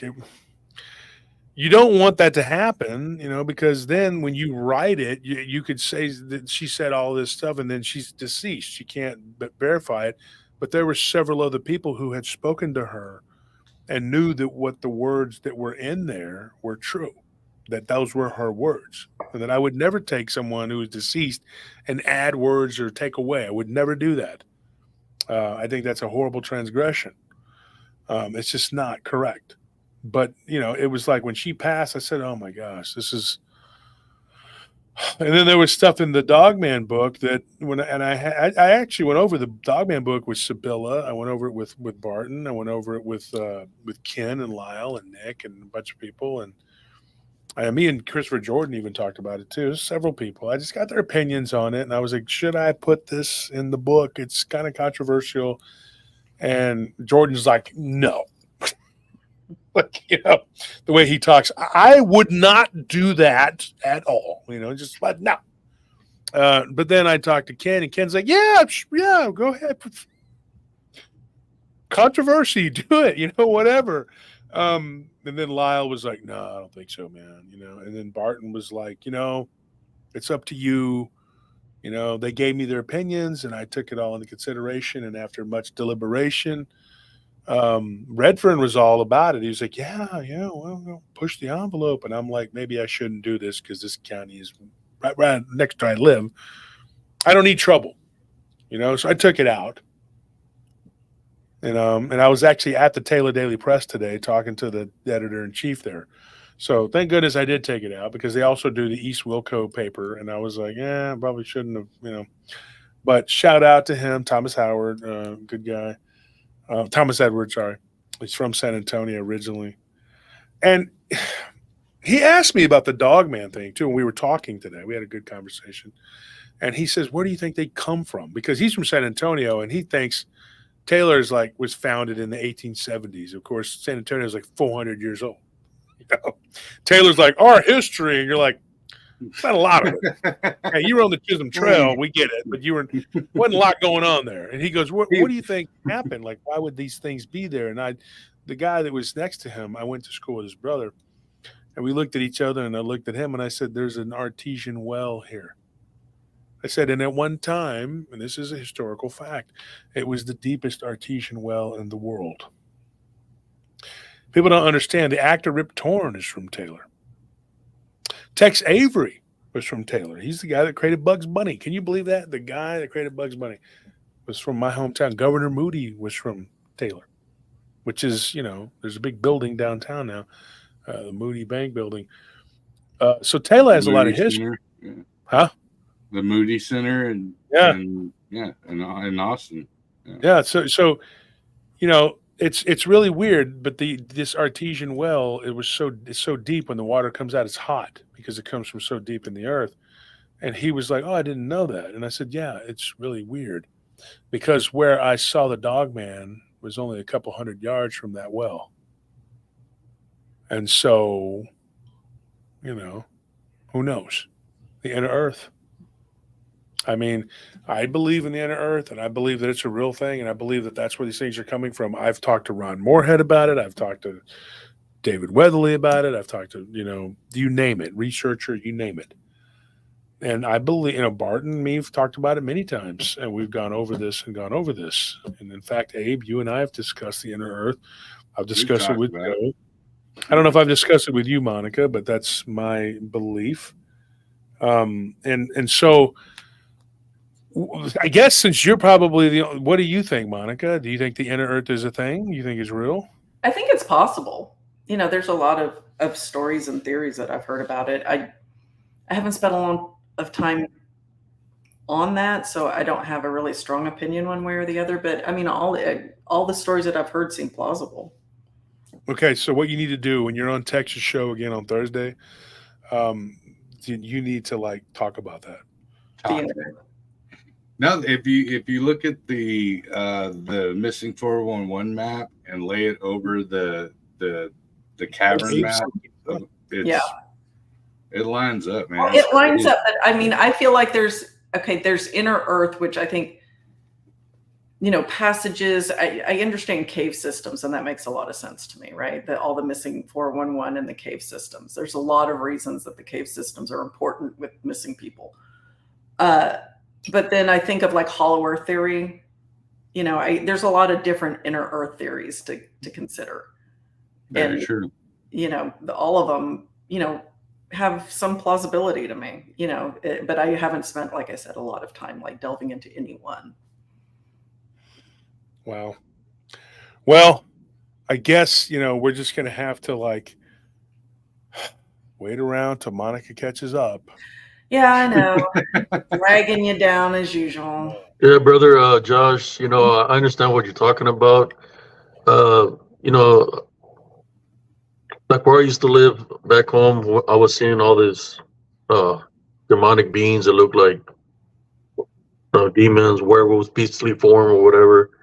I found out that there was oil drilled in my hometown also. I do recall going to a location where there was a hole in the ground. I don't know how deep it was, but I was there. It was me and my brother who were young, and my dad was there talking to somebody, right? And there was a lot of wind, and what we witnessed was this. My brother always told me, do you remember? And so I just remember certain things, but we witnessed this dark shadow being, I guess a demon, and he was giving my dad some orders if he wanted to do something.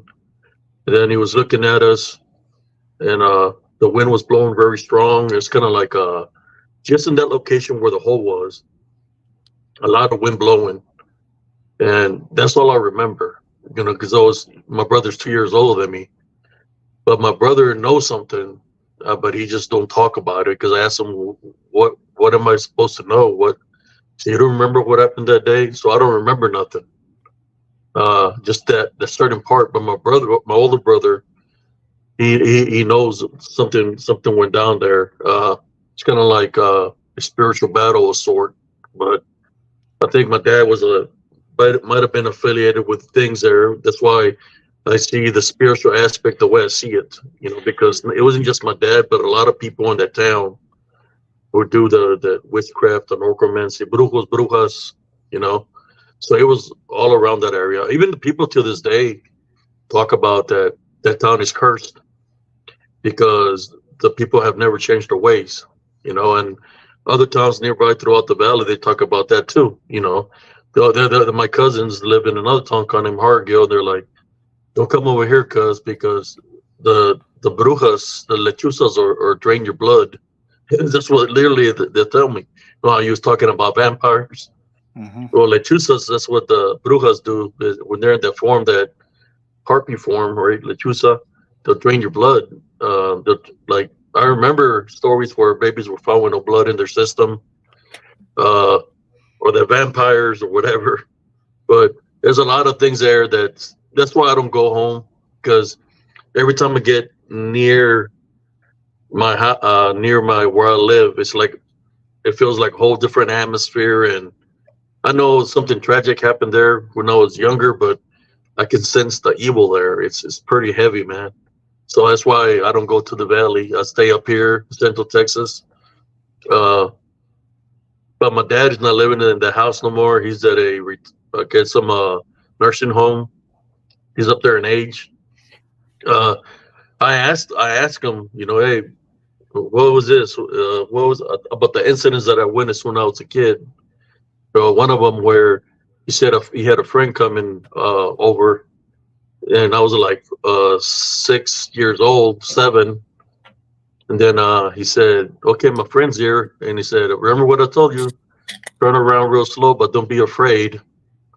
When I turned around, I seen this big old silhouette with red eyes on my blackberry tree. It was huge, and all my hair stood up on it, on my body. Like that, my senses were telling me that was evil.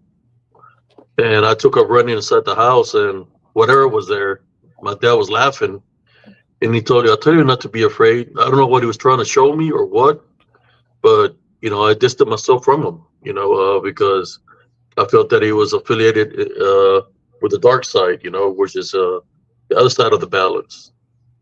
So there's a lot of possibilities. To me, sometimes when people protect that side of the balance, but there's a lot of people that might be affiliated, because I used to be in a Bigfoot group where they told me that everything they talk about God in there it's just a cover up, because what they really believe in is they're part of a cult. So when people don't bring out the spiritual aspect out of things, right, and they want to replace it with something else, it's kind of like for the belief factor. So I feel that they're misleading people, like if they see something, not to be able to fight spiritually. I think everybody should have the spiritual wisdom and knowledge to fight something spiritually, especially it's the fight for your spirit. You should be able to fight for your spirit, not give something power. And I think there's a lot of things out there that are set in place to set up And people for knowledge is failure. power. Yeah, to set up people for failure, because it's about the spiritual. It's about our spirits. Just like when we talk about the Washer, John Anunnaki, all that, the Nephilim. When they talk about a super soldier, that was a Nephilim that's now in disembodied form. Where the ability to possess somebody, that have a spiritual opening, a fear, or believe in them. So there's a lot of things that are being placed out there to set us up for failure. That's why in my group, I always talk about that people need to have a personal relationship with Jesus Christ, that they're never alone, and to when they're in a situation that they don't understand, not to fear it, to maintain the love foundation, but to call upon Jesus Christ to overcome the situation. And he'll guide them. And that's what I see. There's a lot of things that are being laid out of what I've been seeing on social media, the things happening within the government. It's like they want people to be blinded. They want to throw all these things out there so people can believe in these things, but they're keeping them away from the real thing that's behind all this, which is the battle for our spirits. It's a spiritual war that we're we're in it right now. You know, it's just like I said, so many things being thrown out there to misguide people, and it's about our spirits. You know, that's why those things that were before us are jealous of us, because everything got casted from the heavens. They got casted down. The Washers, they got bonded, and the Nephilim got destroyed. So they're pissed off. They're pissed off because we have children of God. We have an opportunity to make it into the kingdom of heaven. They don't. Their fate is already sealed. And I'm thinking that's why somebody had said the question earlier about why do they hate humans? Well, it's about our spirits. You know, that's what they're pissed off about. Even you, Josh Turner, you have the opportunity to make it into the kingdom of heaven. You know, but it's everybody, even the people, all the people that come up against us in a negative way, even in the path that they're on, even they have an opportunity to make it into the kingdom of heaven. It's just they have to have their relationship with Jesus Christ. You know, that's always my main focus. I always try to tell people to look. There's a lot of things, you know, if I've heard it. Man, you got that. You have the rips in the time where there are certain locations where there's no time. You know, we can talk about the Bermuda Triangle and the different magnetic areas around the Earth that's worldwide where it can cause paranormal or strange events to happen. You know, I guess the bottom line is no matter what's happening around us, you got to have some kind of faith or believe in Jesus Christ in order for us to be able to survive. You know, I know that when I fought spiritually, that I used Jesus Christ. It wasn't about that I could fight. It was because of him, you know, because I believed in him. I call upon him. Yeah. A lot of people think they do it themselves, and that's not correct. Yeah. Yeah. You're supposed to call upon him. But when you call upon him, you got to make sure you're on the right path. You know, that you have no hatred in your heart. You have forgiven people. You're not believing in other things besides Jesus Christ, because that's what we're supposed to believe in, is Jesus Christ. Because if you go and say to something that's demonic, whether it's in the Bigfoot form or the Hawkman form, and you say, I tie, bind, and rebuke you in Jesus Christ's name, and you have the spiritual openings, they're going to attack you. You know, so they're going to attack because they see the spiritual openings, you know, and they attack. Just like I got attacked in Elms Grove. What I was holding that I had, it was unforgiveness. It was a person that tried to assault me with a machete when I was 10 years old, that I had to forgive this guy. I didn't even know he had passed away. And the only reason that one of the forms of this dark shadow figures, when I was getting spiritually attacked, it was flying. It was laughing like that guy. And then I called my aunts, and I found out that he had already passed away. I said, I have to forgive this guy. I forgave that guy, and then all the things that were happening to me in Elms Grove, it's like they didn't have no more spiritual opening to attack me, so they couldn't attack me no more. But yeah, it's a spiritual warfare that we're going through. You see it where people get attacked, where it could be a homeless person or anybody. All of a sudden, they just jump off a bridge or they jump in front of a car. What's doing that? It's this demonic beings that possess them, take control over their body. Next thing you know, the vessel's gone, and you got a fragmented soul, right? Because they had a spiritual opening, and they eliminate them out of the picture. You know, it's kind of like, when I speak about this, because I've been through it, the spiritual warfare, and I go through all the time. That's why I capture the things that I capture on video, where they rip through time. You know, they have, because they're not from our reality, but they can go into different realities. Could be different times of the past or the present, kind of like time travelers. But they come in numbers. You know, if there's a spiritual hit on you, they come from all directions. They come in numbers. So that's why it's important to maintain a love foundation, you know, regardless of the things that we hear, the things that the media or anything is showing us. We have to maintain our faith and believe, man, because That's the only way we're going to be able to overcome this spiritual warfare. Is through a love foundation and Jesus Christ. Yes.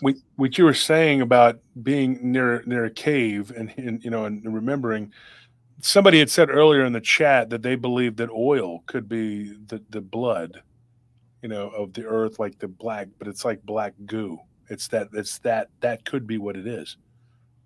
Because oil itself, and it's so highly prized. I would, because you see, they used to work in agriculture, so like up in Lubbock, we used to go work up in Lubbock, and there was always in the fields where the cotton was planted, there was oil fields out there too. The oil pumps pumping oil, so there was all kinds of activity that we witnessed also when we were working in those fields.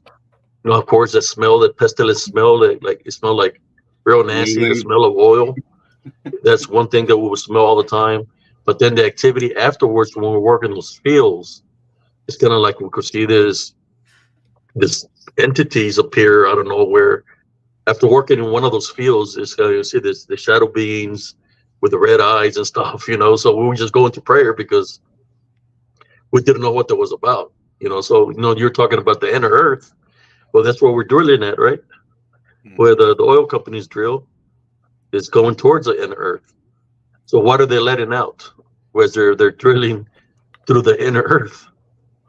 I don't know, Monica. What are they letting out? Tell us. You tell me. No, I asked all the you. knowledge on the inner earth. I said I don't study it that much, so you got all the knowledge. You tell me. No, you tell me. I asked you. What are they drilling out? What are they doing? We got to practice like the Brady Bunch thing, to where we're like, you got to look over at each other. What are they doing? So I was going the wrong way. Yeah, Monica, what are we doing? I got to look down. Joe, tell me, what are they doing? We're gonna get it down. It'll be an awesome. At least I can look up. You can look down, Josh. I'll look up. Well, for Abe, I can say I got to look like this. Yeah, there you go. You got it, man. See, we're halfway. We got it. I'll turn this way to talk to Monica. Tell us what they're doing, Monica. I don't know. You tell me. No, you tell me because I asked you first. You're the smarty pants here. Spit it out. I'm the smarty pants here. I'm not the smarty pants here. I think we're all pretty smart here. I think everybody's I'm the shardy pants. Man.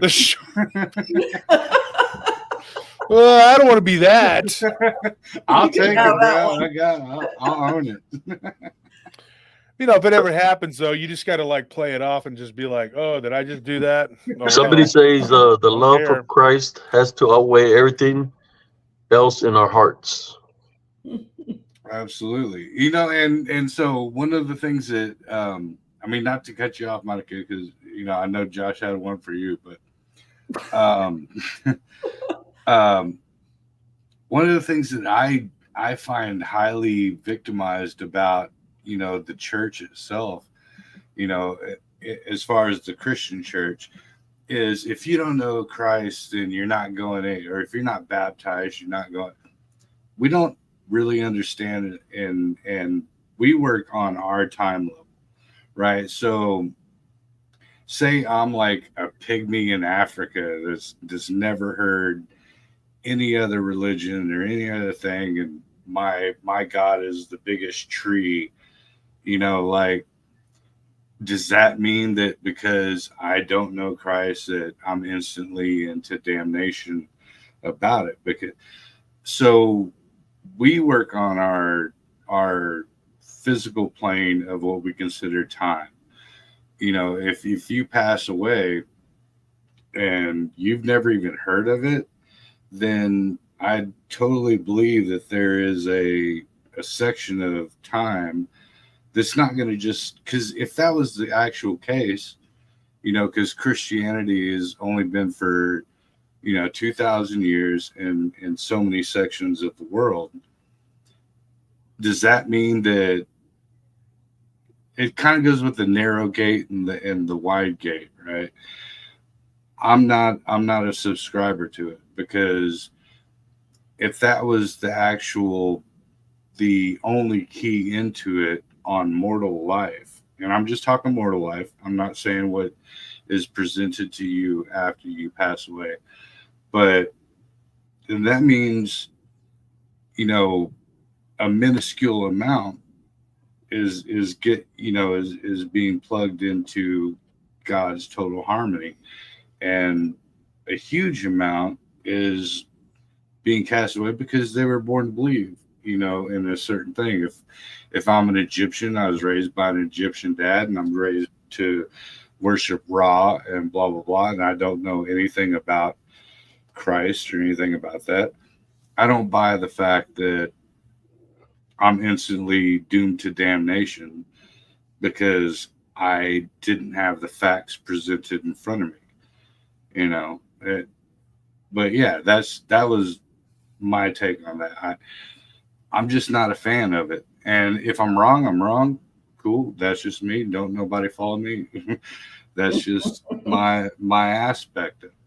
Because I don't want to drag anybody. If I'm wrong, I don't want to drag anybody down to Hades with me. But how do you know you'll go to Hades?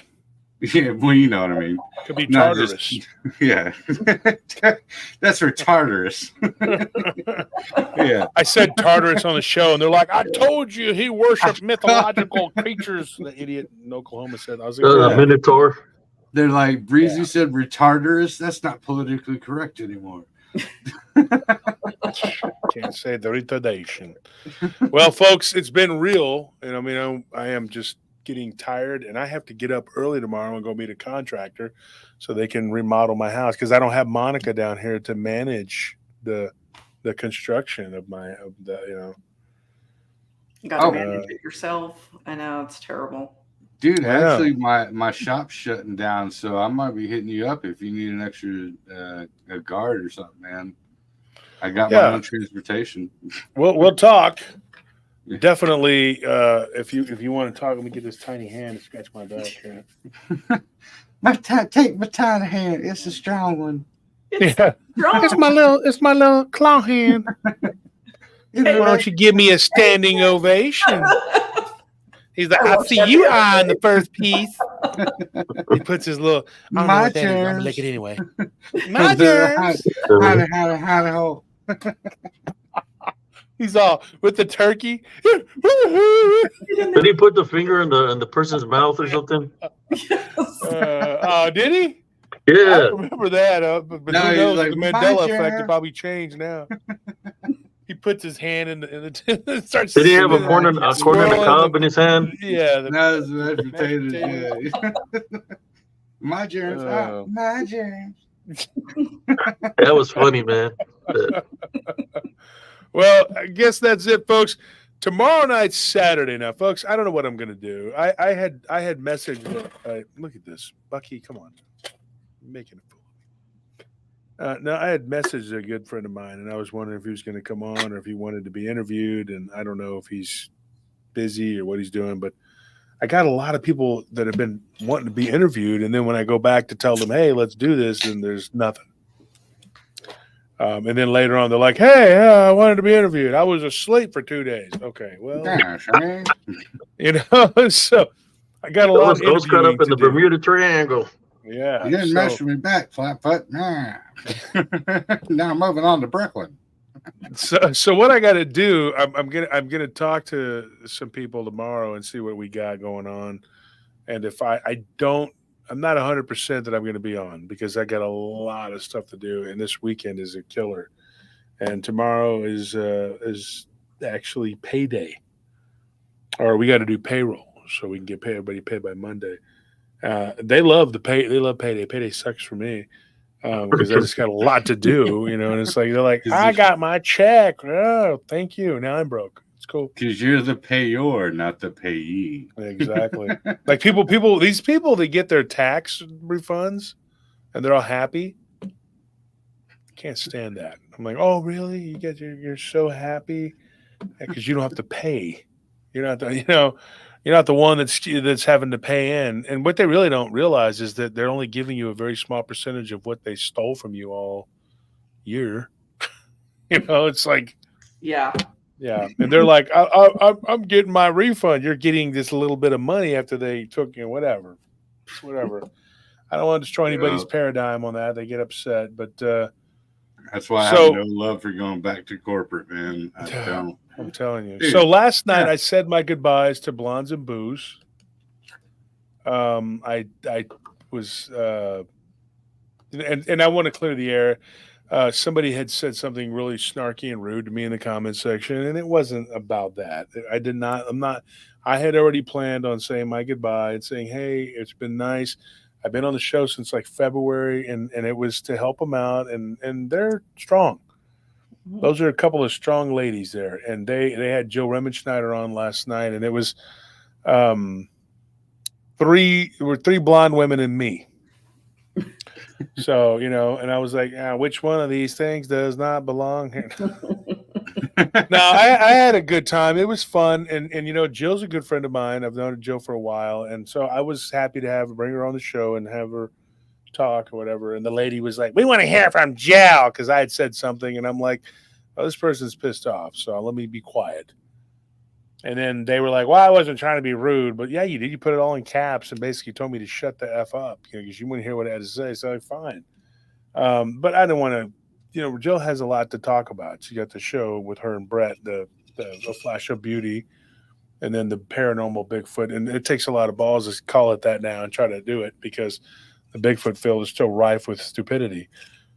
But I look at it like this. I did not. I wasn't leaving the show because of one heckler, but I get heckled on other people's shows, and it's okay. But I don't want them to have to sit there and defend me. So for me, just doing other people's shows, just not my thing, man. I've said this before. I don't go on a lot of people's shows. I only go on my friends' shows. And somebody reached out to me recently, and they said, "Hey, would you come on my show?" And I was like, two things. You're going to have a ton of people that are going to come follow you, but you're going to have a small number of people who are going to hate your guts.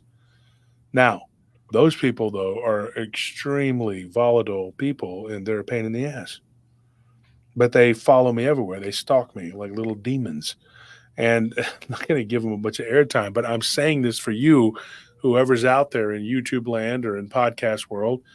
Be prepared, because they'll mess with you with fake profiles. Yeah, they don't like me. Accounts. They don't like Abe. They don't like Bettina. And you watch Bettina when she interviews somebody. They jump on there and they say a bunch of hateful crap. So you have to be prepared, because we're at war with these people, and they don't just go away. They just evolve into something else, some other parasite. So you just be prepared, and when they got their ass whooped for months by me, because I was making parodies of them every day, and I was getting several thousand views just on parodies making fun of these people. So they try to do comedy, but they're not good at it. They don't understand it. And I think they rehearse it or something, which is not smart, because if you're going to do comedy, I'm going to give you some advice on this too. Improv is good. Parody, sketch comedy, just kind of improv. That's where you're going to have your best work, when you just start talking. And I throw the dice out. I don't give a crap. I do it on live. This is live. Once you say it, it's out there. You can't go back and take it back or whatever. The shit you says is there. I don't care, but that's fine. That's me. Now, if I were to go and edit it and take it, I could make some really funny stuff.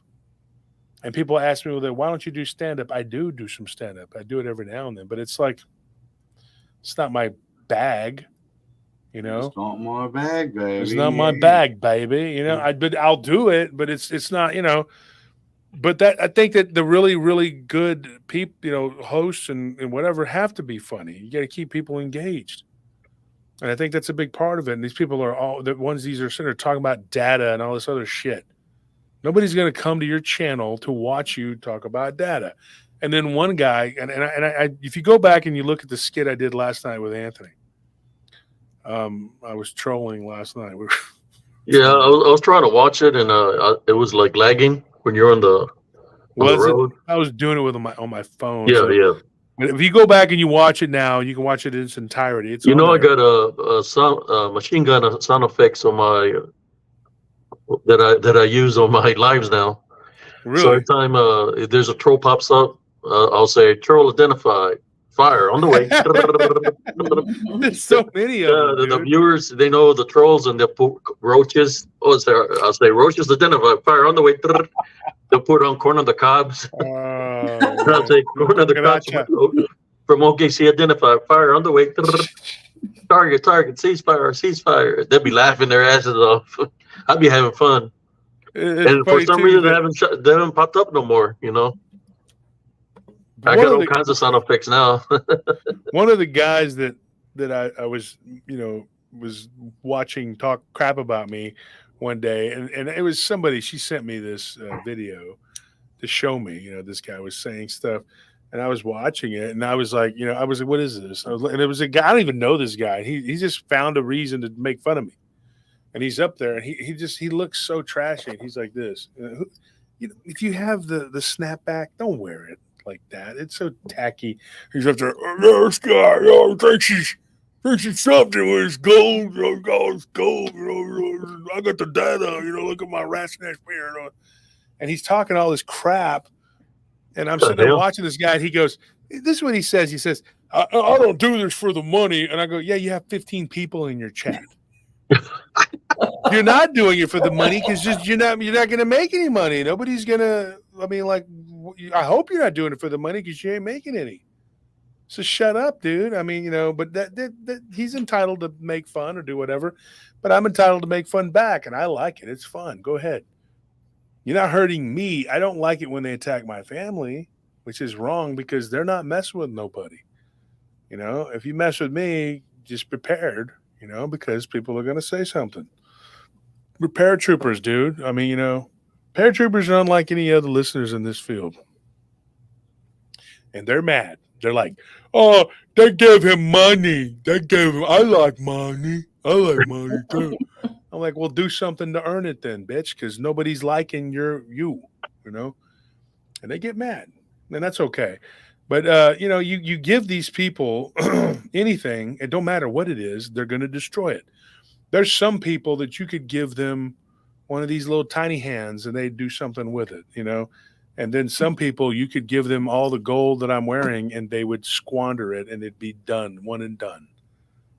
It's the person, it's their mentality, it's what they are. Because losing weight is hard,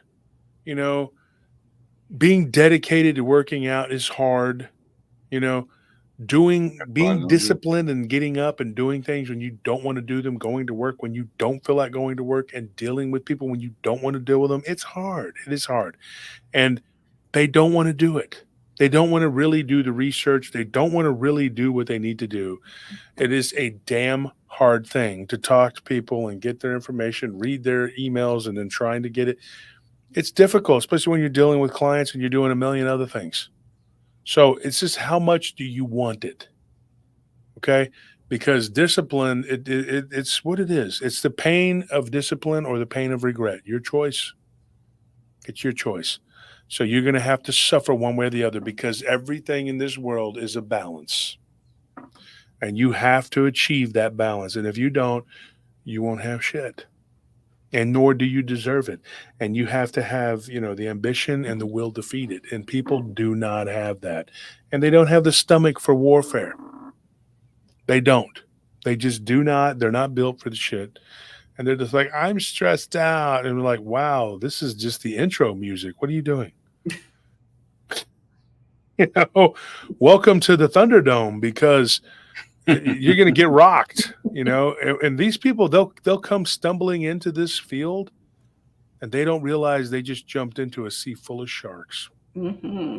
They have no clue. And they're like, "I want to be friends with everybody." And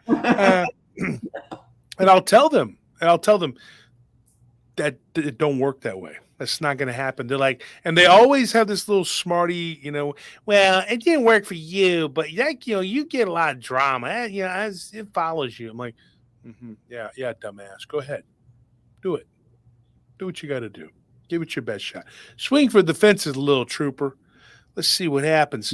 And then the next week, they're like, "That guy backstabbed me, and that lady called me names, and that I'm done with this. I hate these people." I'm like, no shit. because you got to be tough to get to the top, and I'm not even at the top. I'm just in the middle. So you got to be tough, and you got to have, and people say I don't have a thick skin. No, I just like to talk shit.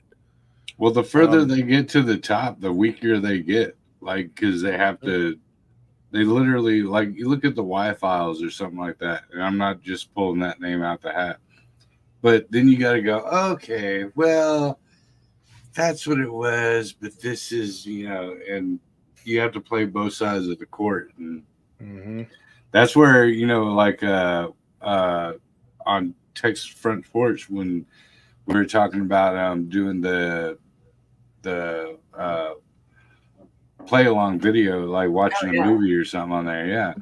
I was like, dude, come over to my channel, because I truly do not give two S's or an F about right. I'm not monetized. I'm not being a dude, come on with it, like, because Josh, you're building a business about it, and I respect that completely. Me, I'm like a fall guy. Like, I'm the stunt dude. I don't care, man. Like, if people are like, oh, Joe, look at Joe Breezy with his wide eyes and his vampire fangs.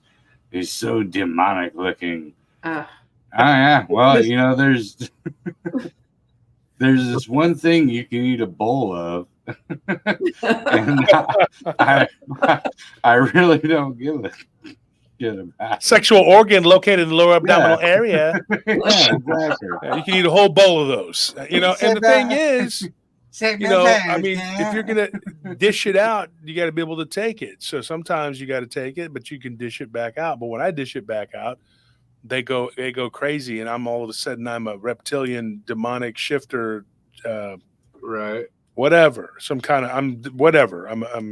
And then one guy told a friend of ours, a mutual friend of all of ours, actually, he told him that I called him a werewolf. I was like, bitch, you ain't nothing like a werewolf. Okay, you don't even. You wish I'd call you a werewolf. I call you a weak ass hoe. I'm just call you a werewolf. Hoe ass. You're a hoe ass, but I call you a werewolf. I mean, like, that's actually something kind of cool. I mean, I wouldn't call you that. I think they're evil, but they could tear you apart. You're just like just geriatric with a gun. I mean, nobody's worrying about you.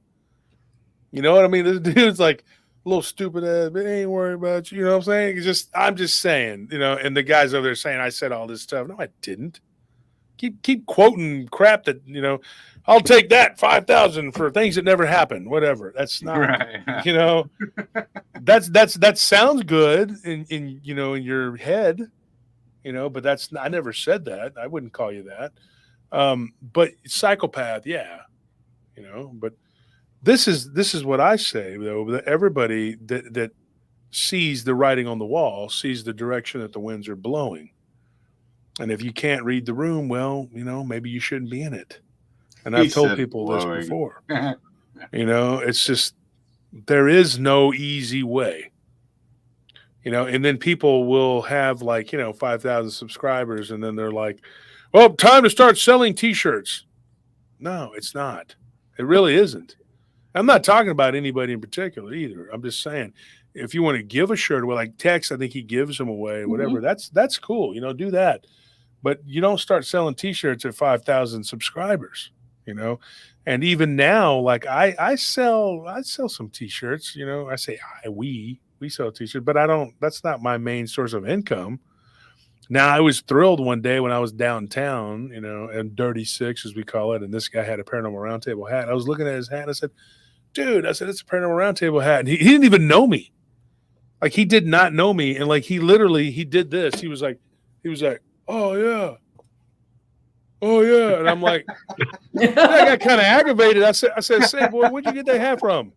He goes, oh, it's my brother-in-law's hat, man. I just grabbed it when I was leaving the door. I didn't want to fix my hair. And I was like, I thought about being a dickhead and snatching it from him, and then I'm probably to knock him out. So then I was like, nah, I'm not going to do that. I said, well, I'm actually the host of that show. And he goes, oh, cool. And then he puts it back on and went back to being an NPC with his friends. So like I said, she was like, "Oh yeah, I drink too much. Let me go throw up, and then we'll finish." I'm like, "What the? Get the hell out of here, dude! With this bullshit." That's dirty. That's dirty. That's dirty six for you right there. Right? Dirty shit is what. And so I got really aggravated, man. So he bought a 20-sack of half fentanyl off of the bartender, and yeah. While he wasn't looking, I was like this. I was like. I was like, "There's your drink, sir." I did not do that. I did not do that at all. I didn't touch it. I just was like, you know what? F this guy. He's wearing a Paranormal Roundtable hat, and it was his brother-in-law. And I was like, who's your brother-in-law? What's his name? And he's like, Clint. And that was all he said. He didn't say anything else. I'm like, okay, well, I don't know him. So I don't know. The guy was like sheets to the wind, but it was. I was excited for a minute there. I was like, yeah. But you do see a lot of other content creators wearing my gear. Like I've seen that quite a bit. Like I've seen all of my friends. Josh Anoki is always wearing my gear. That's pretty cool. And he's what lurks beneath. A lot of people know who he is, and so they'll come on the show. And they'll be wearing beard and the hair. Yeah, and there's always somebody rocking my gear. And the magnificent beard and the hair. I don't know. I think we have a cool logo. And I think Monica, though, I think Monica needs a hat because she's always wearing this. What is this? What are you wearing? What is that? I don't think it is. I told you before. It's like that's what I'm saying. Like I have a hat that looks similar to that you could be wearing that looks nice. You're saying I don't look nice? You don't look nice. If the hat fits, I mean, if the hat fits, strap it on. It's whatever if you want to wear that, but I think that you would benefit from having a Paranormal Roundtable hat. Okay, I'll come on to Paranormal Roundtable with the Paranormal Roundtable hat on. Heck yeah, what people do. Well, me and Josh will send you one Paranormal Roundtable hat with the gas station T-shirt. I was, dude. I totally forgot about that. I had it out. You just reminded me. I had it out laying over my rack, and I was like, gonna wear it. And then I just started going through, and I grabbed this, and I was like, oh, here's a Wolverine shirt. I'm gonna wear that. But the gas station, I have two of them. You gave me, and they're right there. Dude, actually tomorrow for any. It is a man-made sphere, and it's got I think it's Amazonite in it. Oh, wow. Pieces, but it's man-made. Well, tell Joe Hopes that I won the auction. He needs to give me my ball. I want to see if it's one of those werewolf vampire people. I'm going to throw it and see if it explodes into shards and starts crawling around into people's eyes. We got problems. We threw a werewolf grenade. Now, but anybody in Central Texas, if you're around the Austin Bastrop area, at the gas station, look it up, www.texasgasstation.com. We're having the two chicks from the original Scream movie that died in the bathroom. They got murdered in the bathroom at the high school. They're going to be out there signing autographs and hanging out, partying. It's going to be a big horror movie party. There's going to be people out back, get your barbecue, brisket, whole 9 yards, cabins and everything, and it's going to be a lot. It's going to be cool. I didn't mean to plug that. Like, it just kind of came to me. No. And, and Garetano has said when he was going to come to Austin, we're going to go out there or whatever, but I don't know when he's going to come, and I don't know when, because he's in the middle of post-production and he's got a lot going on. And I told him, I said, man, I am so busy. He'll message me, and say, hey, how's everything going, whatever, and we'll talk, but I don't have time to do anything, because I had told Weatherly that we were going to go to Devil's Backbone with Palacios, with Media Palace. We were going to make a documentary this spring. And it didn't happen because I just did not have time because we got so freaking busy. We broke a record on the amount of business we did this past month for our security company. And we did it with my partner out. And I had to do his job and my job and do a lot of it and had to work like a grunt. But when push comes to shove, you roll your sleeves up and you do what you got to do. You know better than anybody else. every corporal has to have a field marshal's baton. Mhm. So that's what happens. You have to be prepared to be a leader, and that's what you do. Yeah, we're Gen X, man. We rock it until the wheels fall off. Now, Monica's not, though, aren't you? You're a boomer, right? That's right. You're a boomer, Monica? Yeah, but she is. Yeah. She's like 65 or something. Yeah, I'm like 72. Hold on, now I got it right. I'm joking, but you are though, right? You're like a boomer, right? Totally. I just said I'm 72. My oldest daughter is a boomer. Now you're off limits. Now you're off limits. Like on Don't Be a Menace while drinking your gin and juice in the hood. His dad was younger than him. He's like, you're not old enough to drive, Dad. Like, well, anyways, guys, it's been fun. It's been real. I always have a great time with you guys. It's a fun crew. We have a good time here. So yeah, we'll see. Bernard says Monica's a hot boomer. Well, thank you. Turn the AC up. Are you hot? Is it warm? I always thought that was funny. Like, it's getting hot in here. Let's take off all our clothes. I'm like, you can't just open a window or turn the AC down. Turn on the AC, dude. Why do you gotta dance around naked in front of your pets? Just I'm like, y'all don't want to see my pierced nipples. It's cool. I don't understand why they just, it's hot in here, so let's take off our clothes. Like, you could just turn the AC down a little bit and cool off, or there's a fan, put a window unit in, whatever. There's all kinds of options. I'm just saying.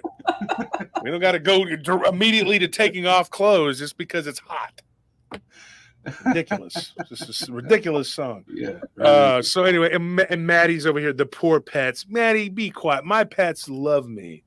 They don't care, okay? But they know I'm the guy that always caves in and gives them snacks. Actually, I was trying to work out, and I did this new workout. Not a new one, but I used to do it, and it's full body. So you do your legs and your body, and it like to kill my ass. And I was like, yeah, I used to do this all the time. And then I'm like, 1,000 leg squats, okay? Without weight, doesn't matter. I did 1,000 of them, and it is brutal, and I went deep. I'm not joking, man. But my legs look bigger for it, But my animals were like worried. They were all gathered around me, and it kind of scared me because the pig, the cats, the dogs, everybody was there. They were all like, "Are you okay? Are you?" So then I was like, "Why are they all around me?" I'm thinking, man, maybe I'm overdoing it, and maybe they can sense it, right? And then Anthony walks by, and he goes, "They want food." You're the food guy. You give them everything.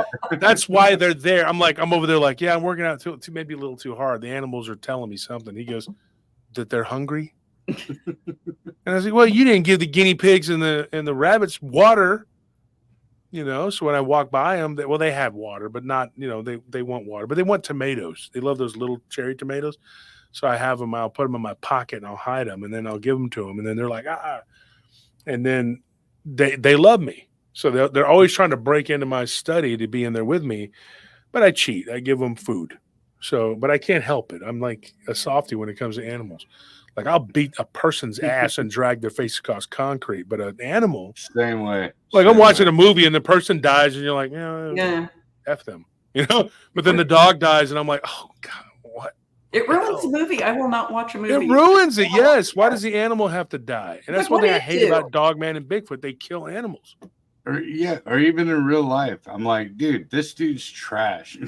I will beat the brakes off of this dude. But, exactly. That dog. That little bitty poodle. But you see an animal and you're just like, because the animal's love is real and they're sweet and they're affectionate. That's how I know I'm not a serial killer. Me too. I do like good people. I like nice, good people, but there's so many people that just need their ass drug across concrete. Yeah. Mm-hmm. And they sit there and they pop up. During the pandemic, one guy, we were at Specs liquor store. Okay. And I don't drink, but I went to Specs because I had to get some stuff for, it wasn't Specs. I'm sorry. It was Total Wine. I like Total Wine. My bad. I went to Total Wine and I went in there to get some stuff for Christmas. We had to do a Christmas 3 years ago.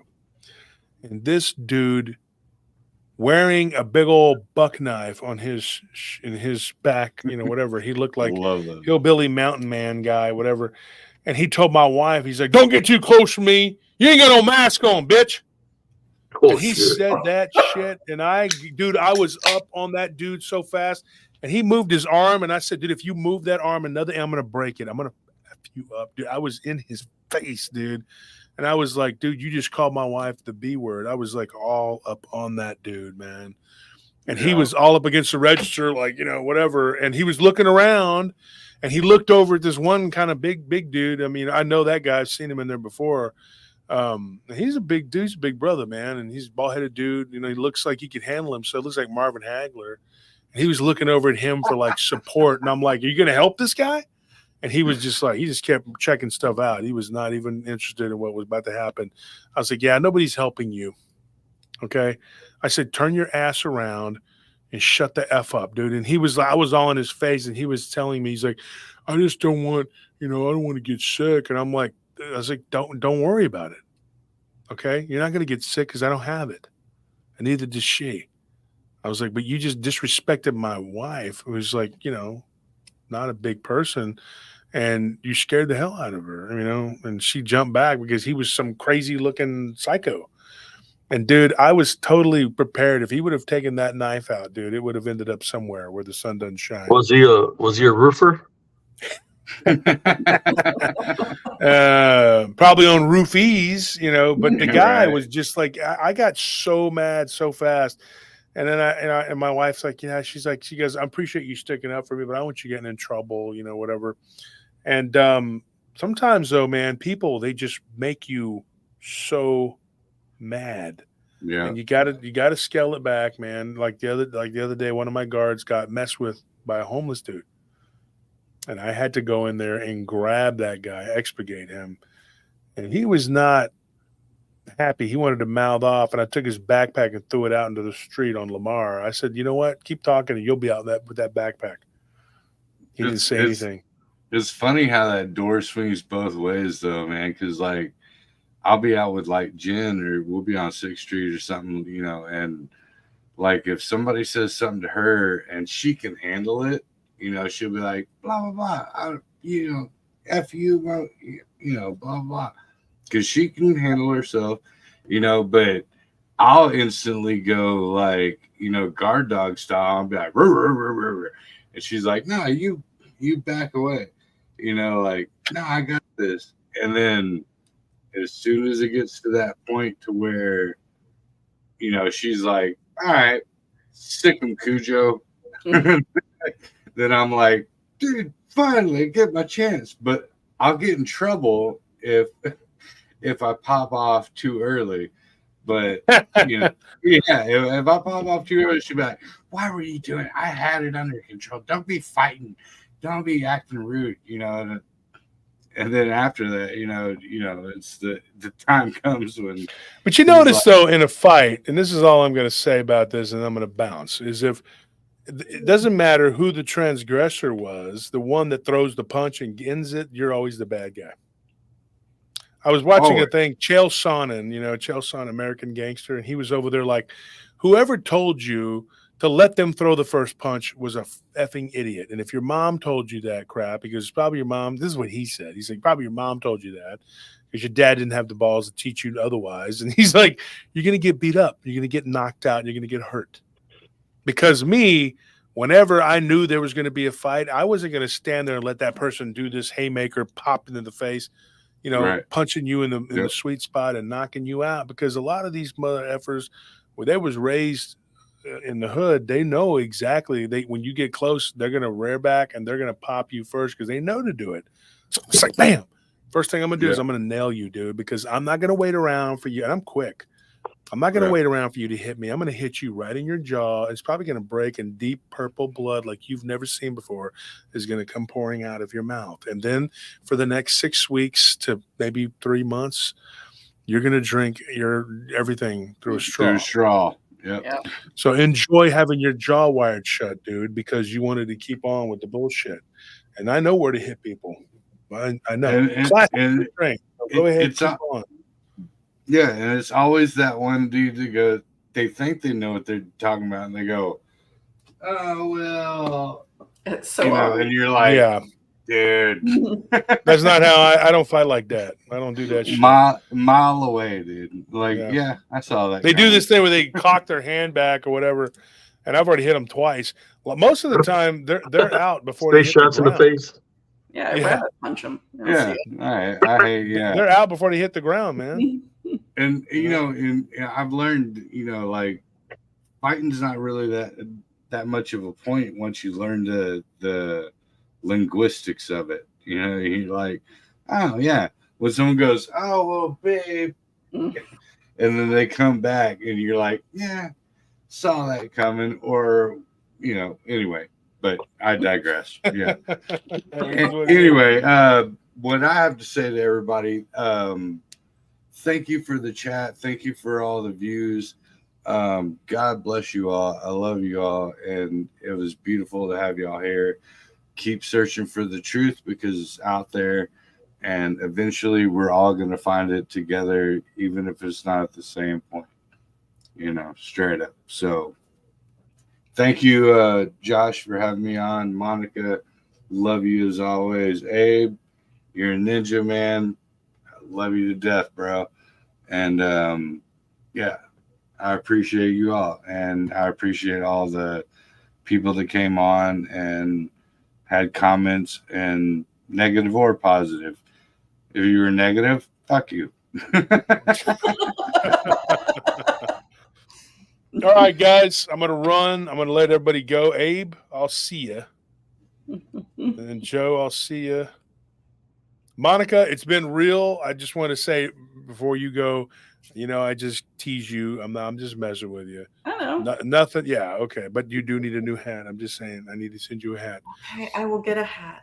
I will get a hat because I have one that looks like that. You could just be wearing our logo. Why wear that? Well, I can do that. I'll get a PRT. Exactly. I'll get on the website. I'll get a PRT hat. Donna Willis says, I feel bad for Monica having to listen to such violence. Monica's participated in such violence.